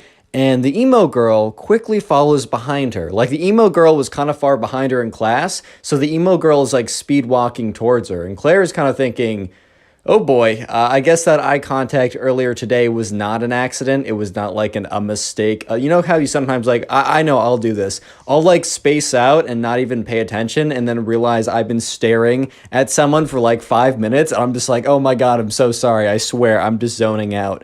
And Claire was kind of hoping that the emo girl just happened to be accidentally staring into her soul through her pupils. But yeah, it was not an accident because the emo girl walks up to her, is hey, we gotta talk. And Claire's okay. And the emo girl is I don't know if you know this, but Ben is mine. He is my boyfriend, and I don't want to see you start talking to him. And Claire is really taken aback because at first she's like, oh, wait, is Ben dating someone? Like, I've talked to all my friends, and I'm pretty sure, because Claire made sure beforehand that, Ben wasn't dating anyone, so she could kind of show that she was interested and not get rejected or whatever.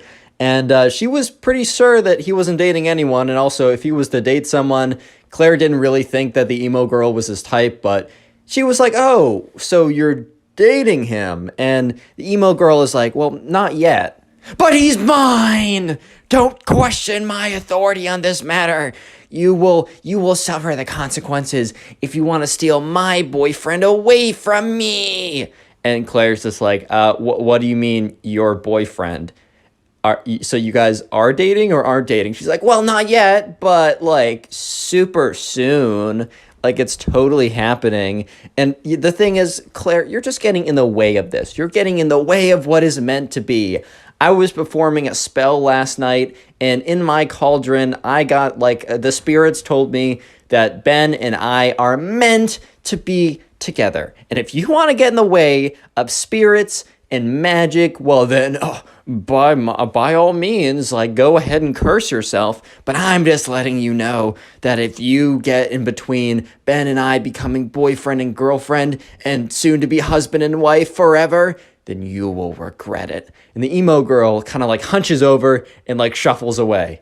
And Claire was just stunned, to say the least. She was kind of just at a loss for words at this point, because it's not every day that, you're walking around and, the emo girl in your class, if you have one, comes up to you and says that, yeah, by the way, the gods of magic literally said that, that guy that you're talking to, that he and I are meant to be together and that we're actually boyfriend and girlfriend, even though we aren't. So stay away, bro. And then shuffle away. That's just not a day-to-day occurrence. I don't know, but maybe it is. Maybe I'm wrong. I don't know. But sure enough, Claire kind of was like, okay, well, I'm not going to be bullied out of talking to this guy that I like. I'm not going to be bullied out of it, man. That's just not going to happen. You know what I mean?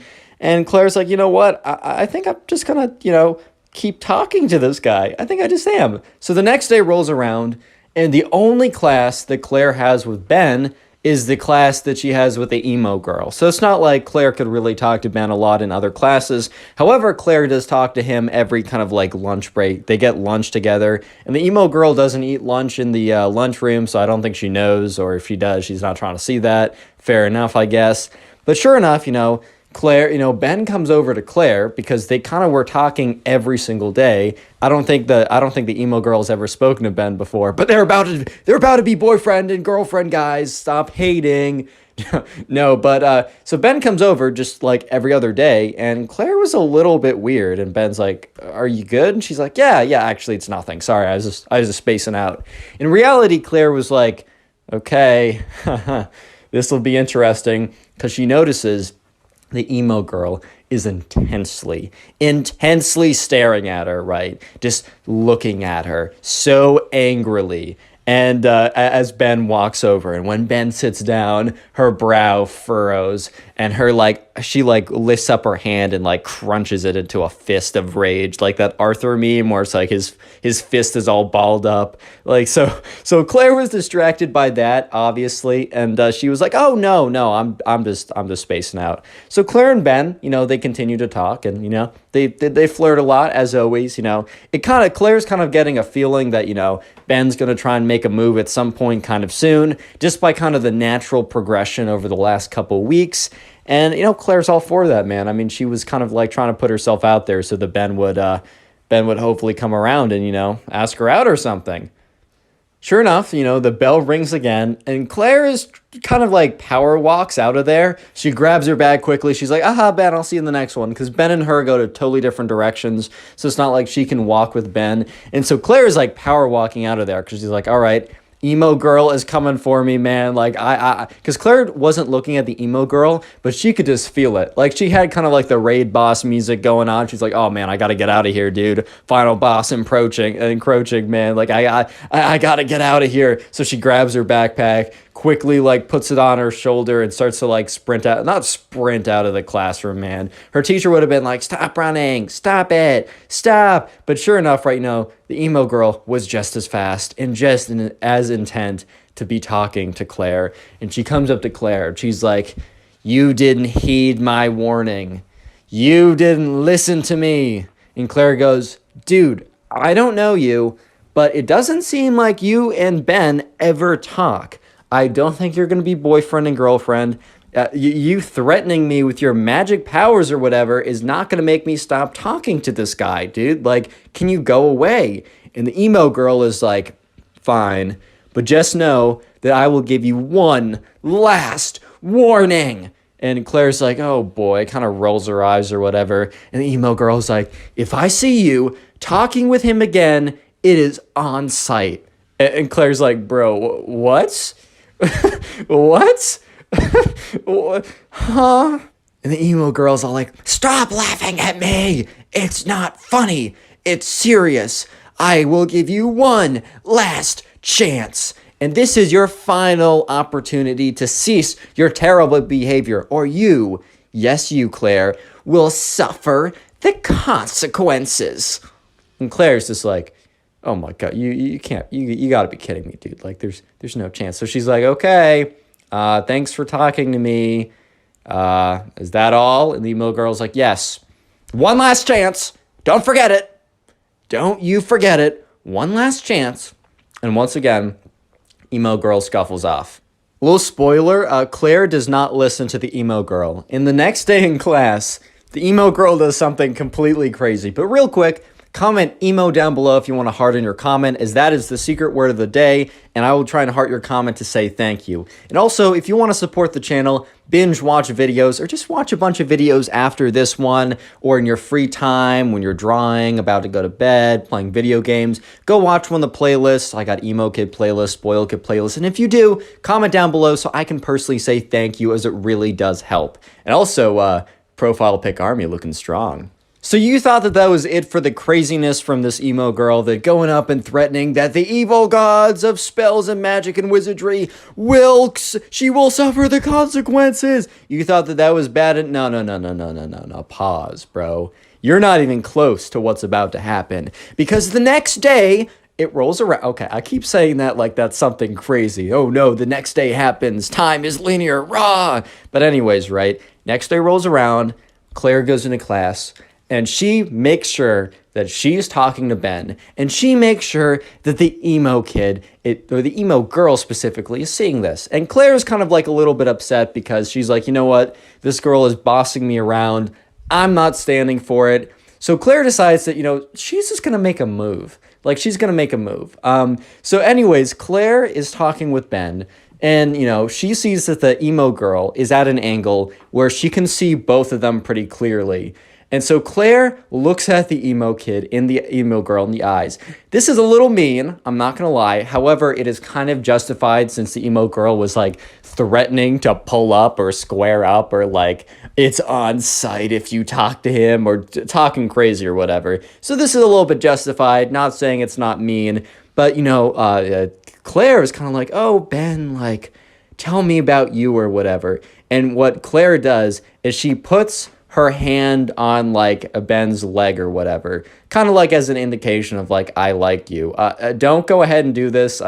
Especially like, you got to ask people first. Like, you can't go around just putting your hands on people, bro. As a connorpugs endorsement, don't do this. But anyways, like, I mean, she already talked it, like, either way she does it. And Ben reciprocates very nicely back, and Ben kind of like puts his hand on her chair, right? You know, when you're like in the classic movie theater scene where it's like you reach your hand behind them to like, I don't know, you know what I'm talking about. And the emo girl legitimately snaps, dude. She freaking snaps. And you're probably thinking she's gonna go up and put a spell on them, or she's gonna like go raw and like sprint to the bathroom to have explosive diarrhea. No, none of those things are true. You know what this girl does? When she said it's on sight, she meant it. Because Claire, one moment, was like kind of relaxing in the company of her soon-to-be boyfriend, spoiler, Ben.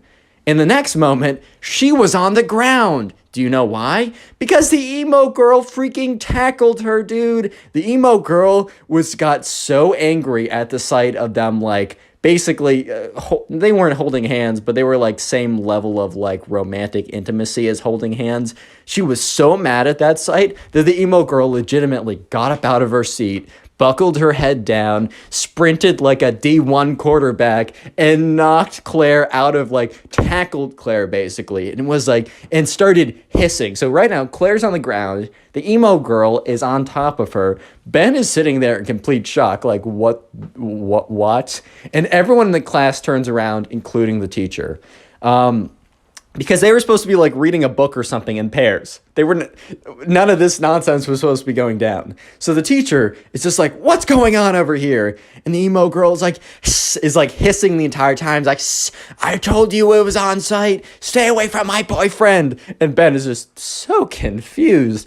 And Claire's like covering her face because the emo girl is like very faintly, but still trying to like claw at her. It's like, don't, like with their big, like, kind of like in Pokemon, like Meowth, or I forgot the cat Pokemon that like Team Rocket has. You know how that like it has scratch attack that does like -1 damage? That was kind of the equivalent of what like the emo girl was doing to Claire. So no damage was done, but it was very strange. And sure enough, Claire at the next moment feels the sensation of the emo girl leaving her body, like being picked up. So she opens her eyes and she sees the emo girl is literally being dragged away by the teacher and dragged out of the classroom. And Claire gets up and Ben looks at her with just this look of, huh? And at this point, Claire's like, Ben, I got some explaining to you. I got some explaining to do. And Claire explains everything that I just told you. Click on the guys. video on screen right now. I know you'll enjoy it. Just click it. Do it.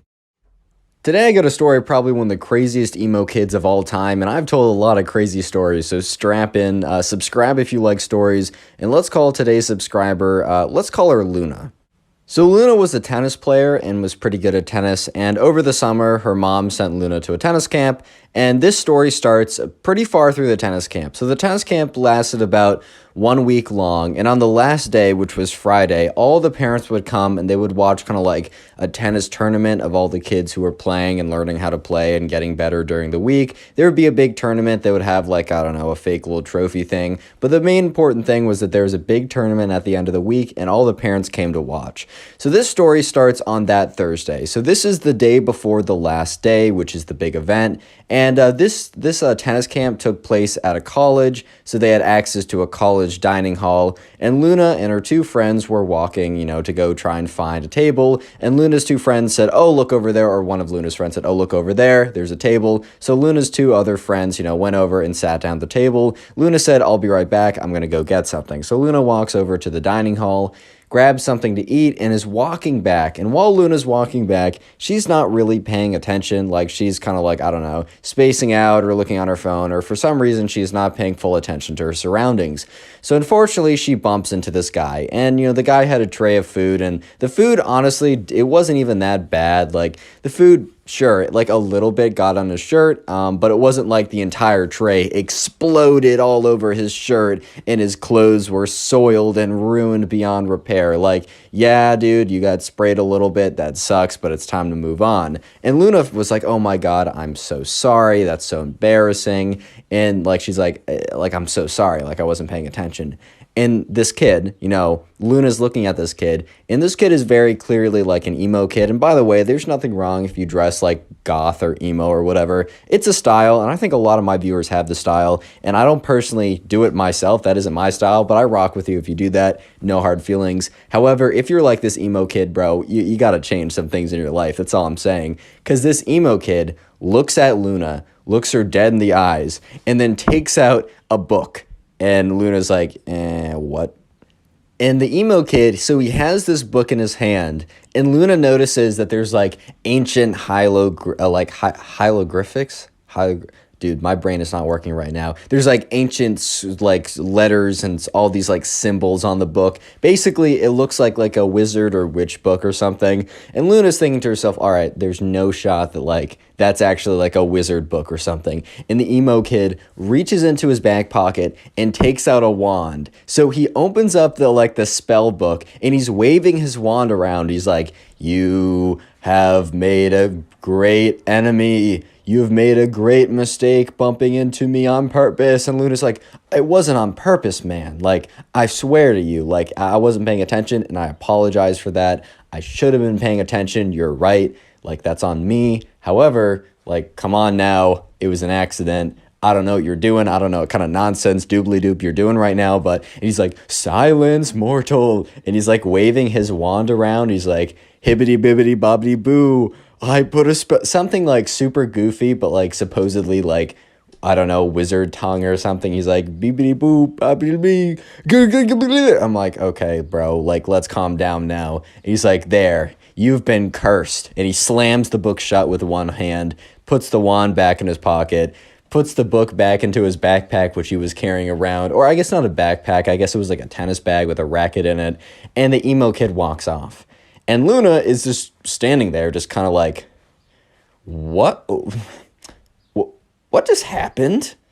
Like, can we just have like a little pause and a rewind of what just happened here? Because I don't think that like I really understood what was going on, because there's not a shot that actually just happened. So Luna goes back to the table with her two friends, and her two friends are like, what took you so long? And Luna's like, well, I actually have a very interesting answer that I bet you guys were not expecting. So Luna tells them the story, and they're like, one of them was just like, oh my God, that's crazy. The other one was like, dude, like, I know that kid. Like, I was in a tennis group earlier this morning. We're practicing forehands. I know that kid. He was so weird, bro. He was all like, okay, he wasn't like the other emo kid, bro. I'm just playing around. But he was like all like in the corner, hushed away. And when the coach like said to him it was his turn, he kind of like looked up at him and flicked his long dark hair back, kind of sighed, and then like, you know, hit a forehand or something. And they're like, that kid was super weird, but I had no idea that he was like that weird. Because there's a difference between being kind of weird and putting spells on people randomly. Like, that's just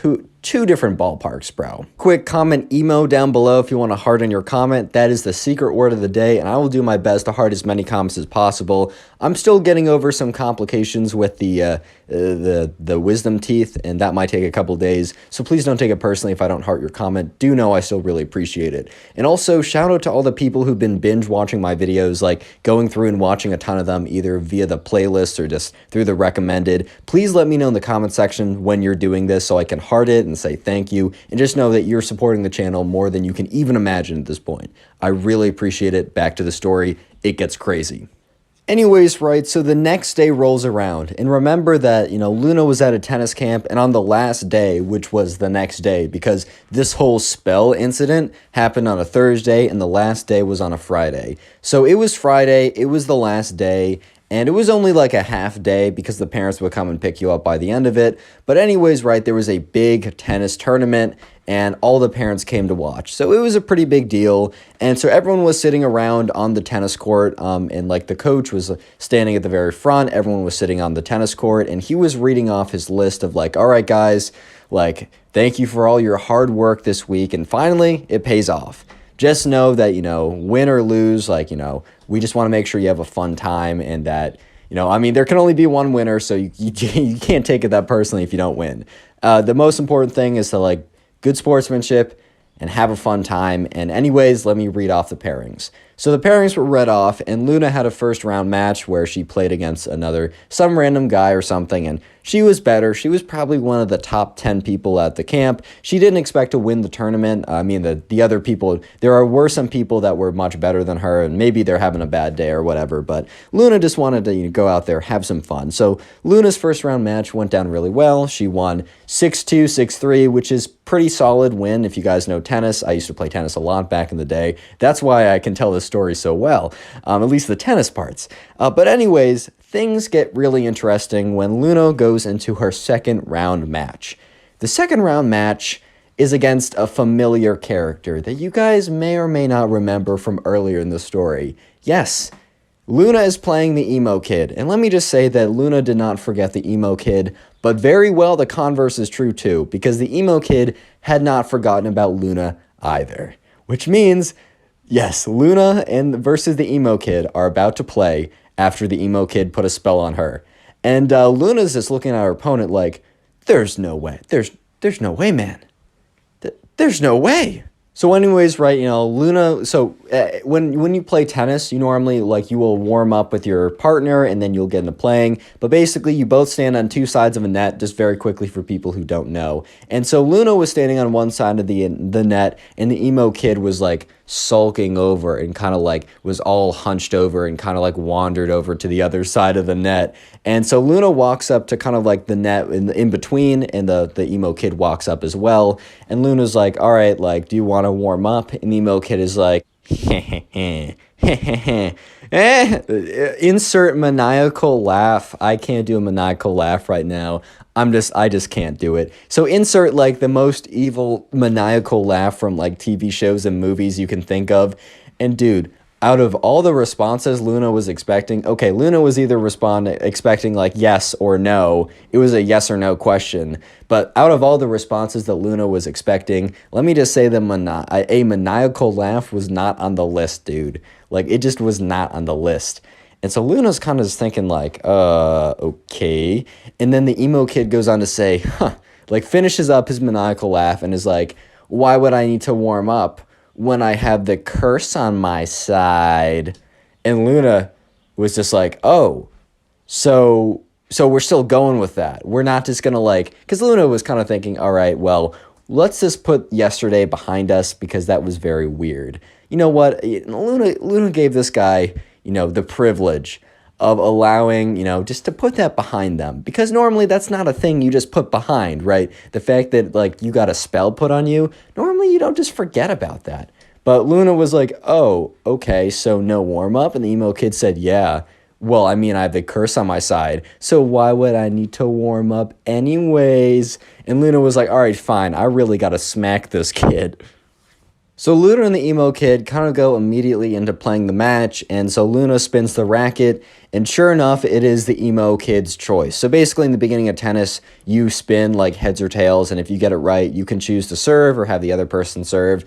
And the emo kid starts maniacally laughing. So once again, insert the, like, maniacal evil villain laugh after the racket is spun.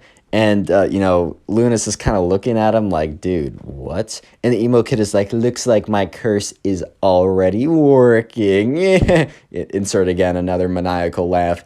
And Luna's just thinking to herself, all right, bro, like, let's not jump to conclusions. There's a 50-50 chance that you were going to get that. Like, come on now. In the back of Luna's mind, she was like, well, I wonder if the curse is real, but her rational mind was able to take control and be like, all right, let's just smack this kid. I know I'm better than him. So sure enough, right, you know, the emo kid starts serving. Basically, that's the way you start a tennis point. So the emo kid throws it up, bops it in, and the serve is not that good. Serve is the hardest part of tennis, in my opinion. But the serve is not that good. And Luna, really wanting to have a good impression to kind of quote-unquote break the curse, winds up a massive forehand, completely crunches it, and obliterates the emo kid in the first point. Like, this ball is blazing off of Luna's racket and just smack right past the emo kid. The emo kid wasn't even, like, the emo kid plus the curse were not good enough to give him the reaction time to be able to deal with it. That's how bad this whole thing was, dude. So Luna looks up at the emo kid, giving her the dirtiest look ever, because I don't think the emo kid realized that Luna was one of the top players at the tennis camp, but he now realized that, you know, he was probably not going to win this. I think he walked in with a lot of confidence, also trying to scare her off because of, like, he remembered, oh, this is the girl I put the curse on. Odds are he would have, like, if this was a different person, he would have put a curse on them beforehand. Like, he would have walked up to the tennis net, whipped out his magic wand, and been like, blah, blah, you're now cursed or something, just to mess with their head. But since he's already done that, right, he was trying to use that as leverage. But anyways, the match continues, and the emo kid is getting destroyed. destroyed. So at this point, the emo kid is down about 3-0, and they're only playing one set. Basically, in tennis, you play you play to 6 games. Whoever gets to 6 games first but win by 2 wins, and if you get to 6-6, you play a tiebreaker. But anyways, right, Luna's up 3-0, so absolutely smoking the emo kid. And it's Luna's serve, and she serves it in, and it is very clearly a winning shot. However, it was close, right? It wasn't like, it was clearly in, but it wasn't like in by so far that like you'd have to be like crazy to say that it was out, right? And the emo kid was like, out. Because if you don't know, you make your own calls when you play tennis. There's no umpire unless you're really good. And this was a lower level. I think in the final match, like the final match of their big tournament, they might have like someone like officiating it. But the emo kid was like, out. And Luna kind of looked at him like, no, dude, that wasn't. But like she can't really do anything. So they keep playing, right? And Luna continues to crush this kid, continues to crush this fool, bro. Like, and the emo kid continues to cheat. However, the emo kid is really only cheating when it's like, I don't know, kind of close. So if like Luna hits a really good shot, but it's kind of close, the emo kid will just call it out. And this is super frustrating to Luna because she's losing a lot more points than she needs to, but she's still winning. It's currently 5-1. So if Luna wins one more game, then it's over, right? She wins the match and like it's done with the emo kid. And at this point, right, I think other matches were kind of like getting on with, and like there were like more people were finishing, so parents were kind of like coming over and they were watching, and like more of the staff officials decided to watch this game just because less matches were being played because more people were winning and losing and kind of less matches were going on. So at this point, right, it was like 5-1 Luna, and there were a bunch of people watching at this point. And so Luna hits a shot that is very clearly a forehand winner. She hits it, smacks it. It's not even like the other ones that is kind of close. This one was so clearly in, it was in by like 2 or 3 feet. And the emo kid is like, that was out, by the way. And Luna's like, dude, like I've been letting you have some really close calls recently, but that was so clearly in, I don't know how else to say it. Like I give you the benefit of the doubt of all the other stuff, but that one was so clearly in, I can't let it stand. Luna basically slips and she's like, nah, I'm done, bro. And the emo kid starts getting mad and he's like, hey, like you must respect my authority for point calling.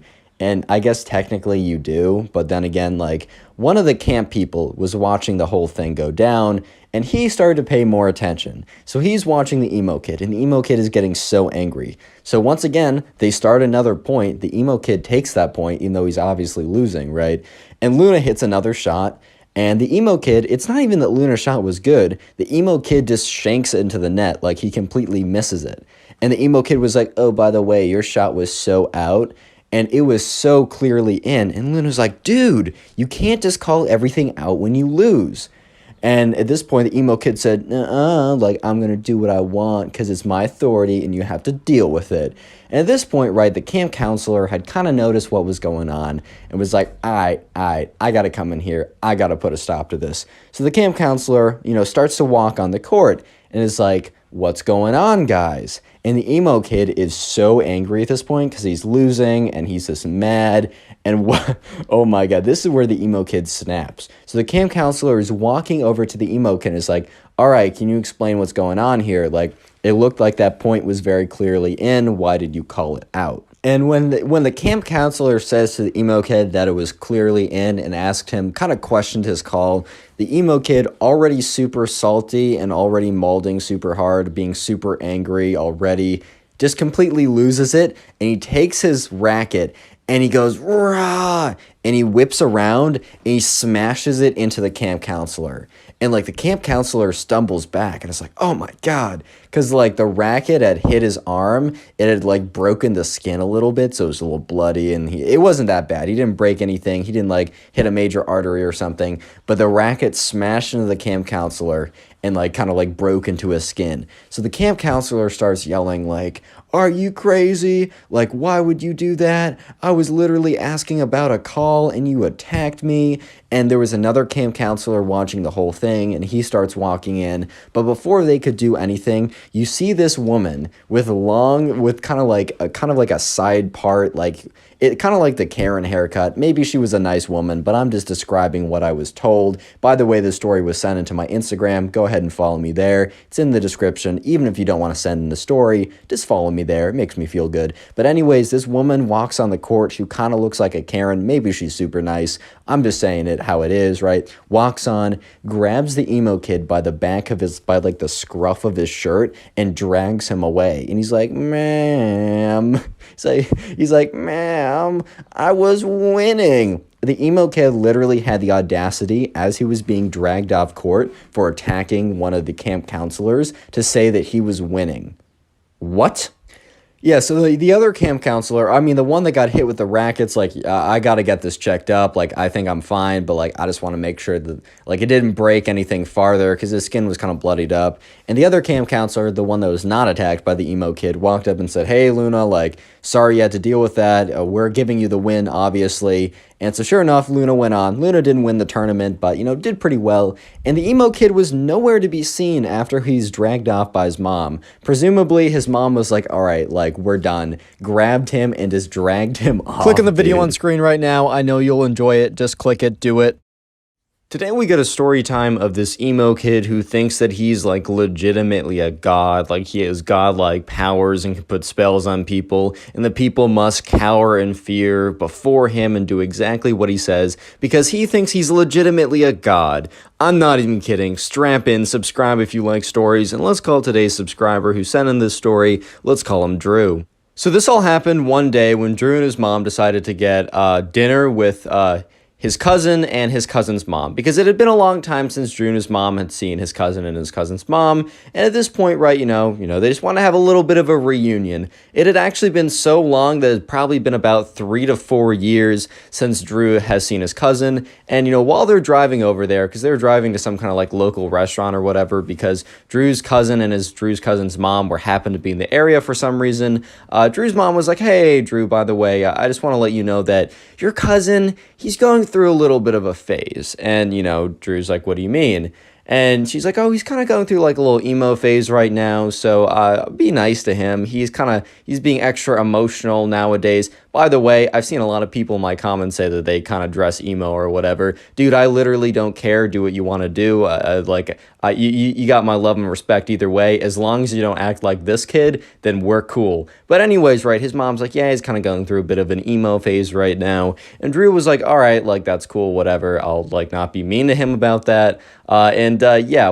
Drew's mom did not say that he was also going through his Greek god arc or whatever, dude. Like, it's the funniest thing ever. But anyways, so they sit down, and Drew and his mom are looking in, and Drew sees Drew's cousin's mom, and she's like, oh my god, how's it going? Wait, Drew's cousin's mom would be Drew's mom's sister. Okay, that's much easier. So Drew's mom sees her sister, and it's like, oh my god, it's been so long, how's it going? They run up, and they, like, hug each other. At this point, right, Drew is kind of curious to see what his cousin is looking like, and yeah, sure enough, right, he looks over, and Drew's cousin is, like, full, like, super long, dark black hair, has like a black hoodie from Hot Topic, has, like, black socks, and has, like, a spiky chain thing, dog collar thing, and has, like, long, like, black painted nails, and has in his mouth, like, he has, like, a lip ring or something, and he's like, he comes up, and he's kind of, like, shrugged over, hands in pockets, he's like, what's up?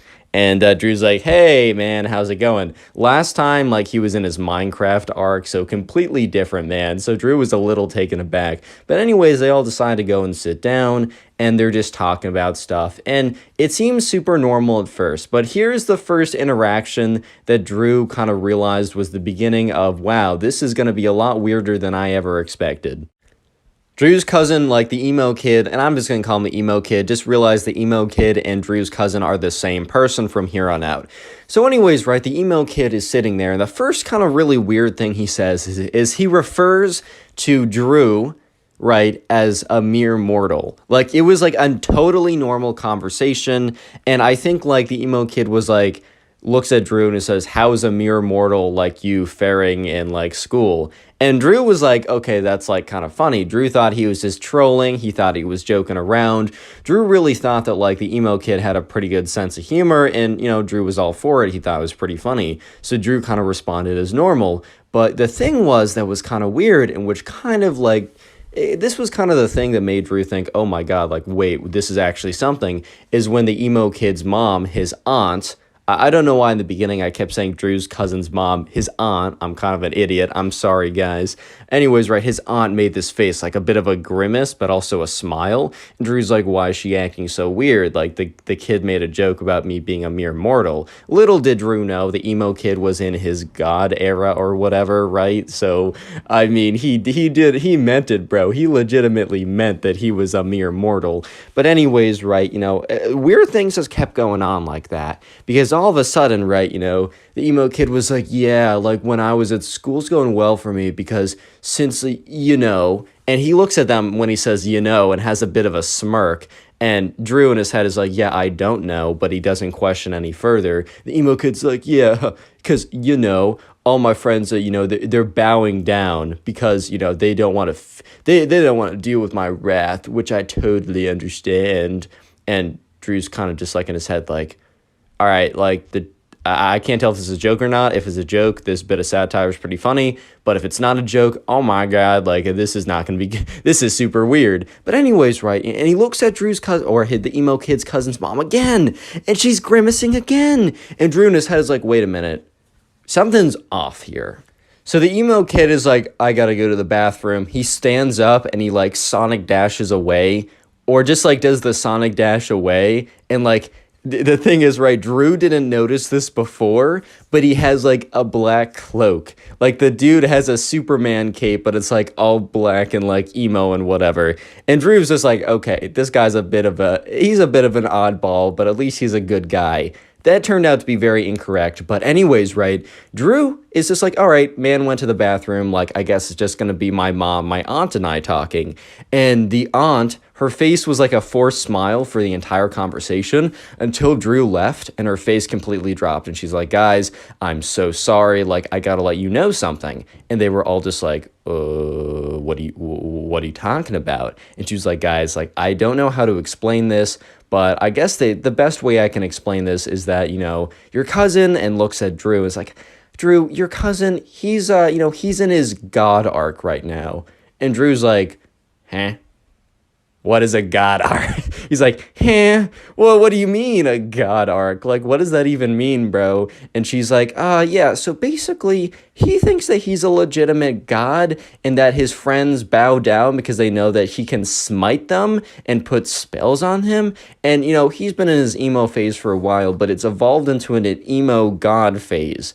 And Drew is just, like, looking at her like, wait, is the emo kid and my aunt, are they both on the same comedy bit? Is this like a sketch or something and he left to make it seem more believable? Because if that's the case, bravo, they're getting 5-star rating from me. But if this is legit, and it's seeming like it's legit, oh my God, I'm actually gonna like flip out, dude. This is the craziest thing ever.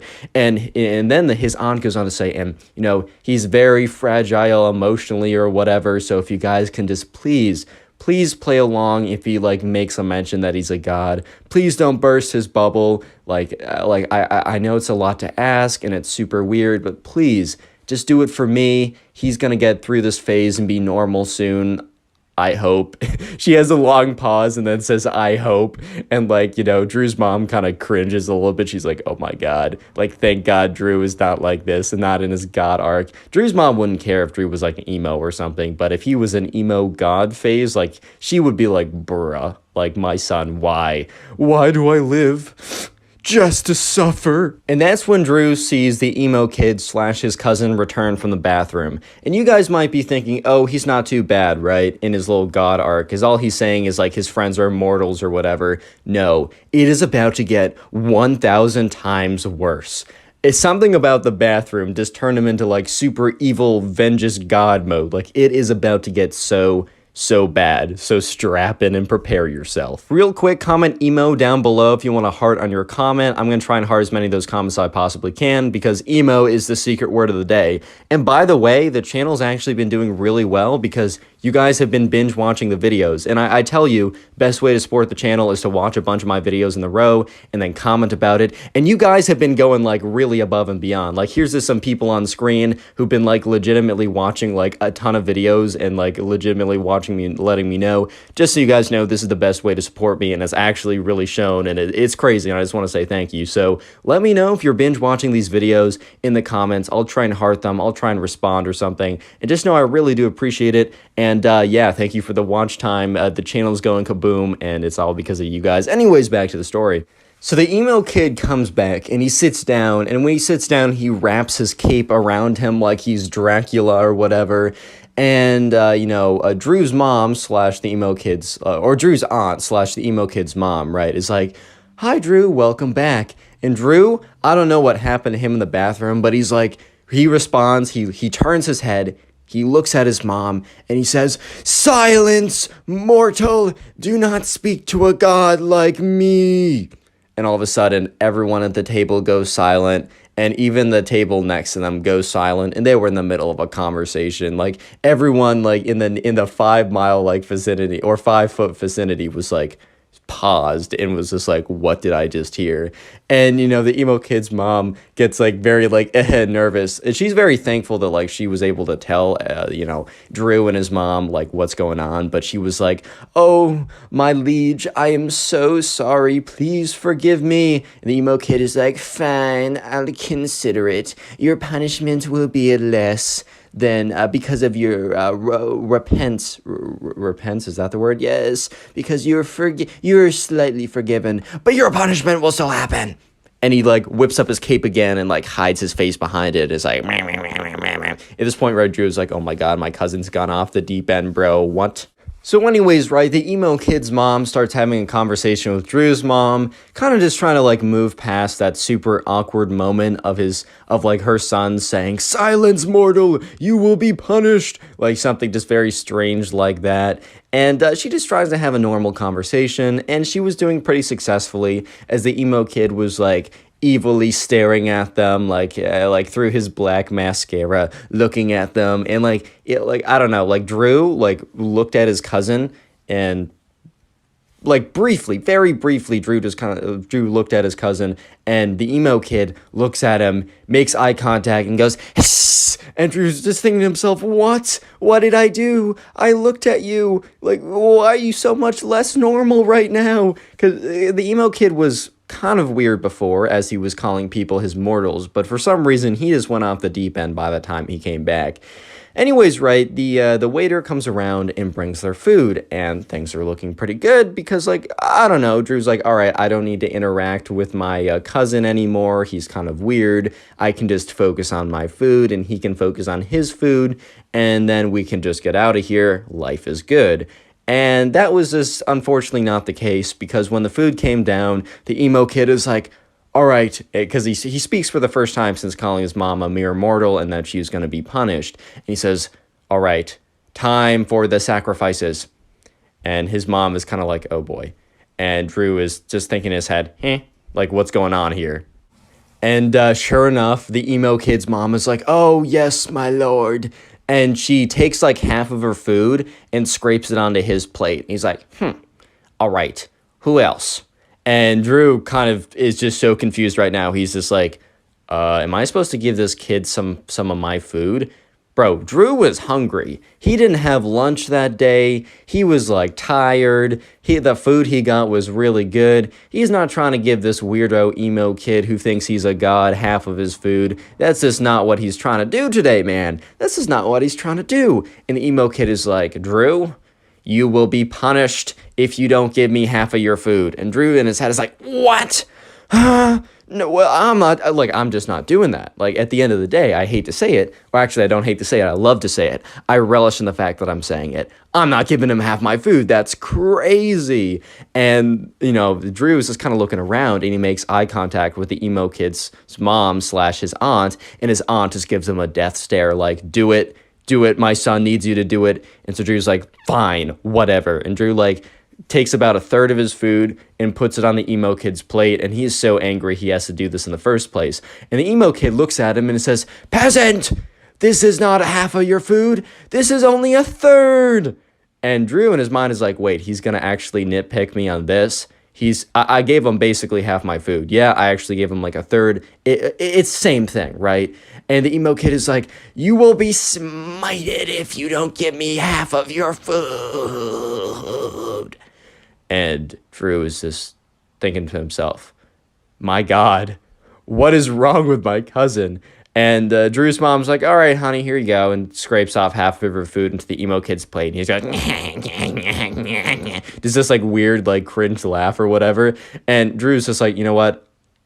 Fine. And so Drew scrapes the rest of his food, or the other half, or at least up to half of his food onto his plate. And he's thinking, whatever, like, I'm going to be hungry. I'll just grab food at home. I'm just trying to get out of this very weird meal. And the emo kid is like, smart move, peasant, smart move. You will not be smited now. And the emo kid starts like, he eats like literally one bite on his plate and it is done. He just doesn't eat the rest of it. And Drew is just like so angry at this point for everything that's happened, but now the emo kid demanded all of this food from everyone at the table, and he doesn't even eat any of it. So eventually, right, the waiter comes around and is like, oh, are you done? And points to everyone else who has finished their food because they're all very hungry with empty plates. And he points to the emo kid. He's like, oh, do you want me to box that up? And the emo kid says, no, I'm done, and hands him the plate. And Drew in his head is like, what? What? You didn't even eat it. Why? So Drew really just wants to get out of there. He's not trying to deal with this nonsense anymore. But the emo kid, like the waiter comes around and says, hey guys, do you want any dessert? And the emo kid is like, yes, I demand it. And the waiter's like, okay, I'll get the menus. And Drew in his head is just thinking to himself, bro, I'm trying to get out of here. This weirdo, but like, I'm just trying to get away from the weirdo, right? But he demands the food, so I guess I'll get some ice cream, whatever, as long as he doesn't take all my ice cream or something. And so sure enough, they get the dessert menus and they all order their ice cream. And the thing is, right, the parents don't end up ordering any of the ice cream.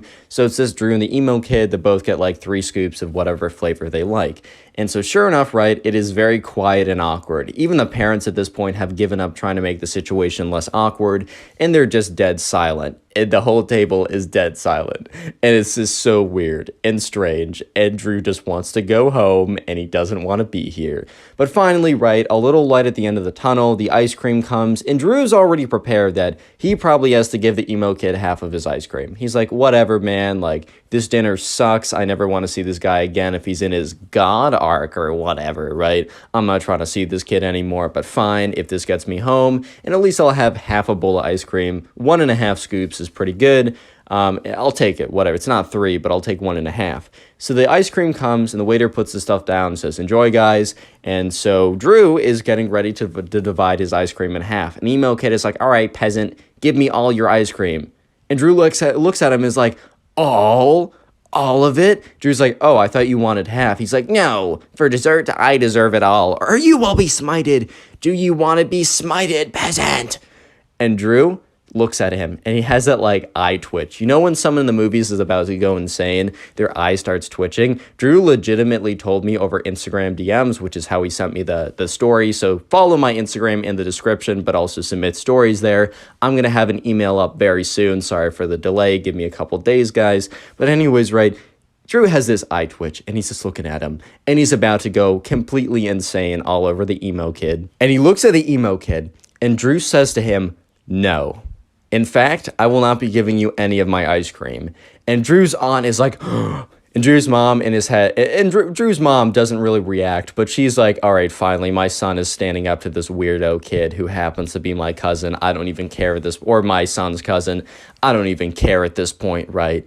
And Drew's like, yeah, I'm not giving you any of my ice cream. And Drew takes a massive bite, and the emo kid says, peasant, you will be punished either way for disrespecting my authority. But I will give you a chance to give me the ice cream before you get smited. And Drew's like, all right, bro, smite me. Yeah, yeah, have you ever smited anyone before? I don't know if that's the correct past tense. Have you ever smited anyone before, bro? I didn't think so. So yeah, go ahead and smite me. And the emo kid is like, very well. And he stands up from his table and he goes, yeah, and like stretches out both of his hands to do like Sith force lightning or something. Nothing happens. And Drew's like, all right, try again, bro. And he's like, he stands as like stretches out his hands. And once again, right, nothing happens. And the emo kid's like, peasant, I was giving you mercy, which is something I rarely give out. Give me the ice cream or you'll be smited for real. And Drew's like, all right, bro, smite me for real then. And the emo kid starts getting angry. And he's like, I was generous, I was kind, and you disgusting little peasant, you don't understand what you did. And the emo kid he goes over, reaches over, grabs Drew's bowl of ice cream and chucks it across the room and is like, if I can't have it, nobody can. And Drew's like, all right, man, I'm done. And he gets up and he looks at his mom. He's like, Mom, we're going. And Drew's mom, instead of being like, oh no, just stay. We haven't seen your cousin and your aunt in so long, is like, all right, bet. And turns to her, Drew's aunt / her sister's like, hey, I'm so sorry. Like, we got to go. I forgot. And, Drew's aunt is kind of just like, yeah, I get it, man. And Drew's cousin, the emo kid who thinks he's a god, is like, no, you will pay. I'm going to put a spell on you. Put a spell on you? What? So Drew walks out of the restaurant with his mom, and they get into the car, and Drew's like, Mom, can we not hang out with my cousin anytime soon, or at least until he's done with his god phase? I don't care about his emo phase, if I'm being honest, but can we at least wait till he's done with his god emo phase? And Drew's mom is like, yeah, you know what? Yeah, that was a terrible experience. We're not hanging out with them for a while. I love my sister, but she's got to take control of her son. Click on the video on screen right now. I know you'll enjoy it. Just click it. Do it. How's it going, everyone? Welcome back to the channel. Today, I have a story time for you guys that I really think you'll enjoy because I think most of you guys enjoy games, at least to a little bit. I know at least I enjoy Minecraft, as you're seeing in the background. And today's story takes place back when I was in 5th grade and I went to a summer camp. And one of my friends at the camp really liked this girl, and this girl basically said no to him and said that I said no to you because you play games and I hate gamers and gamers are disgusting. That's basically what she told him. But at the end of the story, there's a pretty crazy twist that really does make the whole thing worth listening to, so I do hope you guys enjoy. And if you don't want to be called disgusting by your crush, subscribe to the channel with notifications on because you won't see my stories otherwise. And also leave a like on the video as I'm feeling generous today and will give you nothing in return if you do so. And yeah, let's hop right into the story. So as I said a little bit in the beginning of the video, I went to this summer camp for 2 weeks when I was in 5th grade. And so I got there and I didn't really know anyone there. And in the very beginning of the summer camp, there was a lot of icebreaker activities.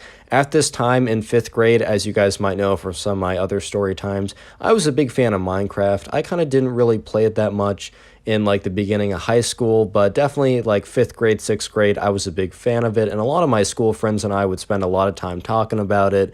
We would play it. It was really just a really good time, just a fun time. Also, my friend was a big fan of Mega Walls at the time, if you remember that game. That has a lot of memories to me. Anyways, though, I'm at this camp, right, and I don't know anyone, and there's an icebreaker activity. Basically, the icebreaker activity goes along the lines of basically someone can basically say something that they like or they really like, and then basically anyone else who like also enjoys that subject matter can like come to the middle and like, talk to the people and like hang out with them or whatever. So the game was played a little bit, and there was some kind of like generic stuff like, I like ice cream, I like dogs, and it's like, yeah, I like ice cream, I like dogs, and I went to the center for those, but because it was so like broad and generic, like if not more than half the people went to the center, so it wasn't super helpful. Basically, then this one guy comes to the center and he basically says that he really likes Minecraft. And now this one was a bit more specific, and while Minecraft was super popular at the time, it was really only like 4 to 5 guys who went to the center, and I was one of the 4 to 5 guys. And because this was kind of a smaller group of people, the thing is, those actually became my friends during the 2 weeks at camp. I'm actually still somewhat in contact with like a few of them. But basically, those 4 to 5 guys are the kind of the main friends I have at the camp. And one of them is one of the main protagonists at the camp as well. And his name is Will. So my other, like, you know, the other 4, or I think it was like, yeah, the other 3 friends at that time, because there was like 5 people in the center. One of them was me, one of them was Will. The other 3 friends, they still play a role in the story, but like not big enough that I should give them a name and then get confused. So if they say something, I'll just say one of my friends said, and this assume it's not me or Will who said that. So we kind of form a little friend group, and it's not like a clique or anything. If anyone wanted to be friends with us, they could, but you know, we kind of like, we started talking about Minecraft. We started talking about like our favorite things to do, if there are any servers we like to play on, like basically our thoughts of what they should add, all that. Is Hero Brian real? You know, all that good stuff, man. But anyways, right, so the day goes on, and like there's a nighttime activity, and we're just still sticking together. And right, so you know, we've kind of formed a friend group, and we really like Minecraft. But we're also kind of known as like the group of kids that went to the center who said that they really liked Minecraft. I'm not saying that like everyone else like didn't like it, but we were like the five of us. We were like the 5 kids that were like known to be the kids who liked Minecraft, because we all went to the center, and then afterwards everyone always saw us together. So that was kind of a reputation, which was very fair, if I'm going to be honest, because that's like all we talked about, man. That's kind of all we talked about. Anyways, so a couple days into the 2-week-long camp, my friend Will comes back to us and tells us about this girl who he met at one of these kind of like camp activities. And this girl's name, let's just call her Sarah, right? So, you know, Will basically was like, you know, he was at one of these activities, and we weren't there because during the day, you know, they kind of choose what you do half the time, like for the activities. Some activities you just kind of can go to with your friends, but a lot of these activities, right, you kind of have to go to with like, you're assigned them, and it's kind of whoever you meet, which is good because if you don't really have like a group of friends there, it's always an opportunity to meet people. So it makes a lot of sense, right? But anyways, while he was there was this new girl there. Her name was Sarah, and he was like, yo, I really like this girl. So obviously we were super supportive, and we're like, okay, man, you're totally going to get Sarah. Don't even think about it. Like, we got you. Like, we'll come up with something. Like, we got your back on this. And it was kind of fun, man. Like, it's always fun when you're like, especially like back when you're a little kid, your friend had a crush on someone. You're like, ooh, right. And then you're like, okay, let's come up with a plan, guys. And then you make it all serious for no reason. We're like, okay, time for a top secret meeting, right? So we all you know, got into like, you know, we had to like check the room, we had to go in there, we got like a whiteboard, we're like, all right, what's the plan? Basically, we sat down and we decided that the best course of action would be that Will would go and talk to her the next day, because there were kind of like free period like times. There's like lunch, and then there was kind of like a recess type thing where basically you could go hang out with whoever, right?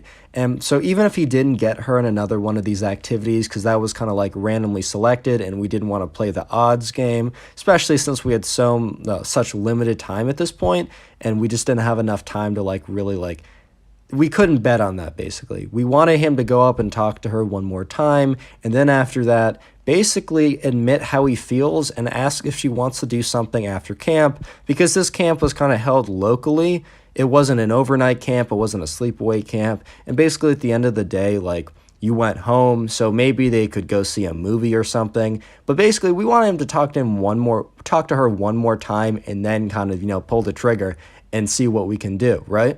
So the next day, Will eventually gets the courage to talk to her, and it's recess period, so we don't all go up to talk to her with him, but we're like far enough away that we're obviously like, well, we didn't think was obvious. In retrospect, we were kind of looking, laughing, and maybe we were pointing, so maybe it was a little obvious, right? But at the time, we thought we were far enough away that like she wouldn't notice that we were watching, and you know, we were basically looking at what was happening, and from our perspective, it looked like it was going really well, because you know, Will was talking to her and she didn't like, I don't know, run away. I guess the fact that she responded was like a win enough for us, which, you know, I don't know what that says, but that definitely, hey, she responded to him. That was good enough for us. We were like, okay, he's got this in the bag. So the next day rolls around and we're like, okay, bro, okay, Will, it's finally the day. All you got to do is ask her out on a date to the movies. Like, How could it go wrong? You guys spoke once. That has to be good enough. Of course, 5th grade logic, but whatever, man. It was what it was. So anyways, right, so we're outside at recess, and we don't want to, like, crowd him. So we do the same thing. We stand away far enough that, like, we can kind of see what's going on, but we can't actually hear what's going on. And we see Will go up to her. We see him get, her attention. We see him say something, and then we see Sarah's face, and it looks kind of amused, and I was like, okay, amused is better than angry or crying, but amused isn't exactly what we're looking for here, you know what I mean? So Will looks a little defeated, and we're like, okay, this can't be good. So he comes back, and basically we're like, okay, dude, what happened? And he just looks at us all defeated like, I don't really want to talk about it. So you already knew, like, right away that it wasn't going to be good.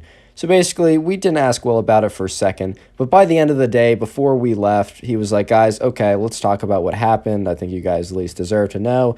Just TLDR didn't go well, so just be heads up for that. So we're like, oh man, we're sorry about that. But then he told us the details, bro. Goes on to explain that Sarah said, no, I will not go on a date with you. I don't want to go on a date with someone who's a gamer like you. You're known as one of the Minecraft kids, and I would never be caught going out with someone who is one of the Minecraft kids, so no. Basically being extra rude about it, basically saying that, like, because he played Minecraft, because he played games, she would never go out with him, basically. This sounds a little cruel and petty, but remember, this was 5th grade. Even for 5th grade, to be fair, this was cruel and petty, but remember, it kind of not expected, but, like, this isn't, like, high school or college. This is still middle school, but at the same time, man, even we thought this was a little mean back in the day. You might be thinking, wow, this is kind of a sad story. Let me just say that, you know, it gets a lot better. There's a pretty big twist, but before I get into the twist, if you made it this far into the video, comment door down below, like the thing that you enter a building with, like a door. I just want to see how many people made it this far into the video, as I really do appreciate people watching my videos all the way.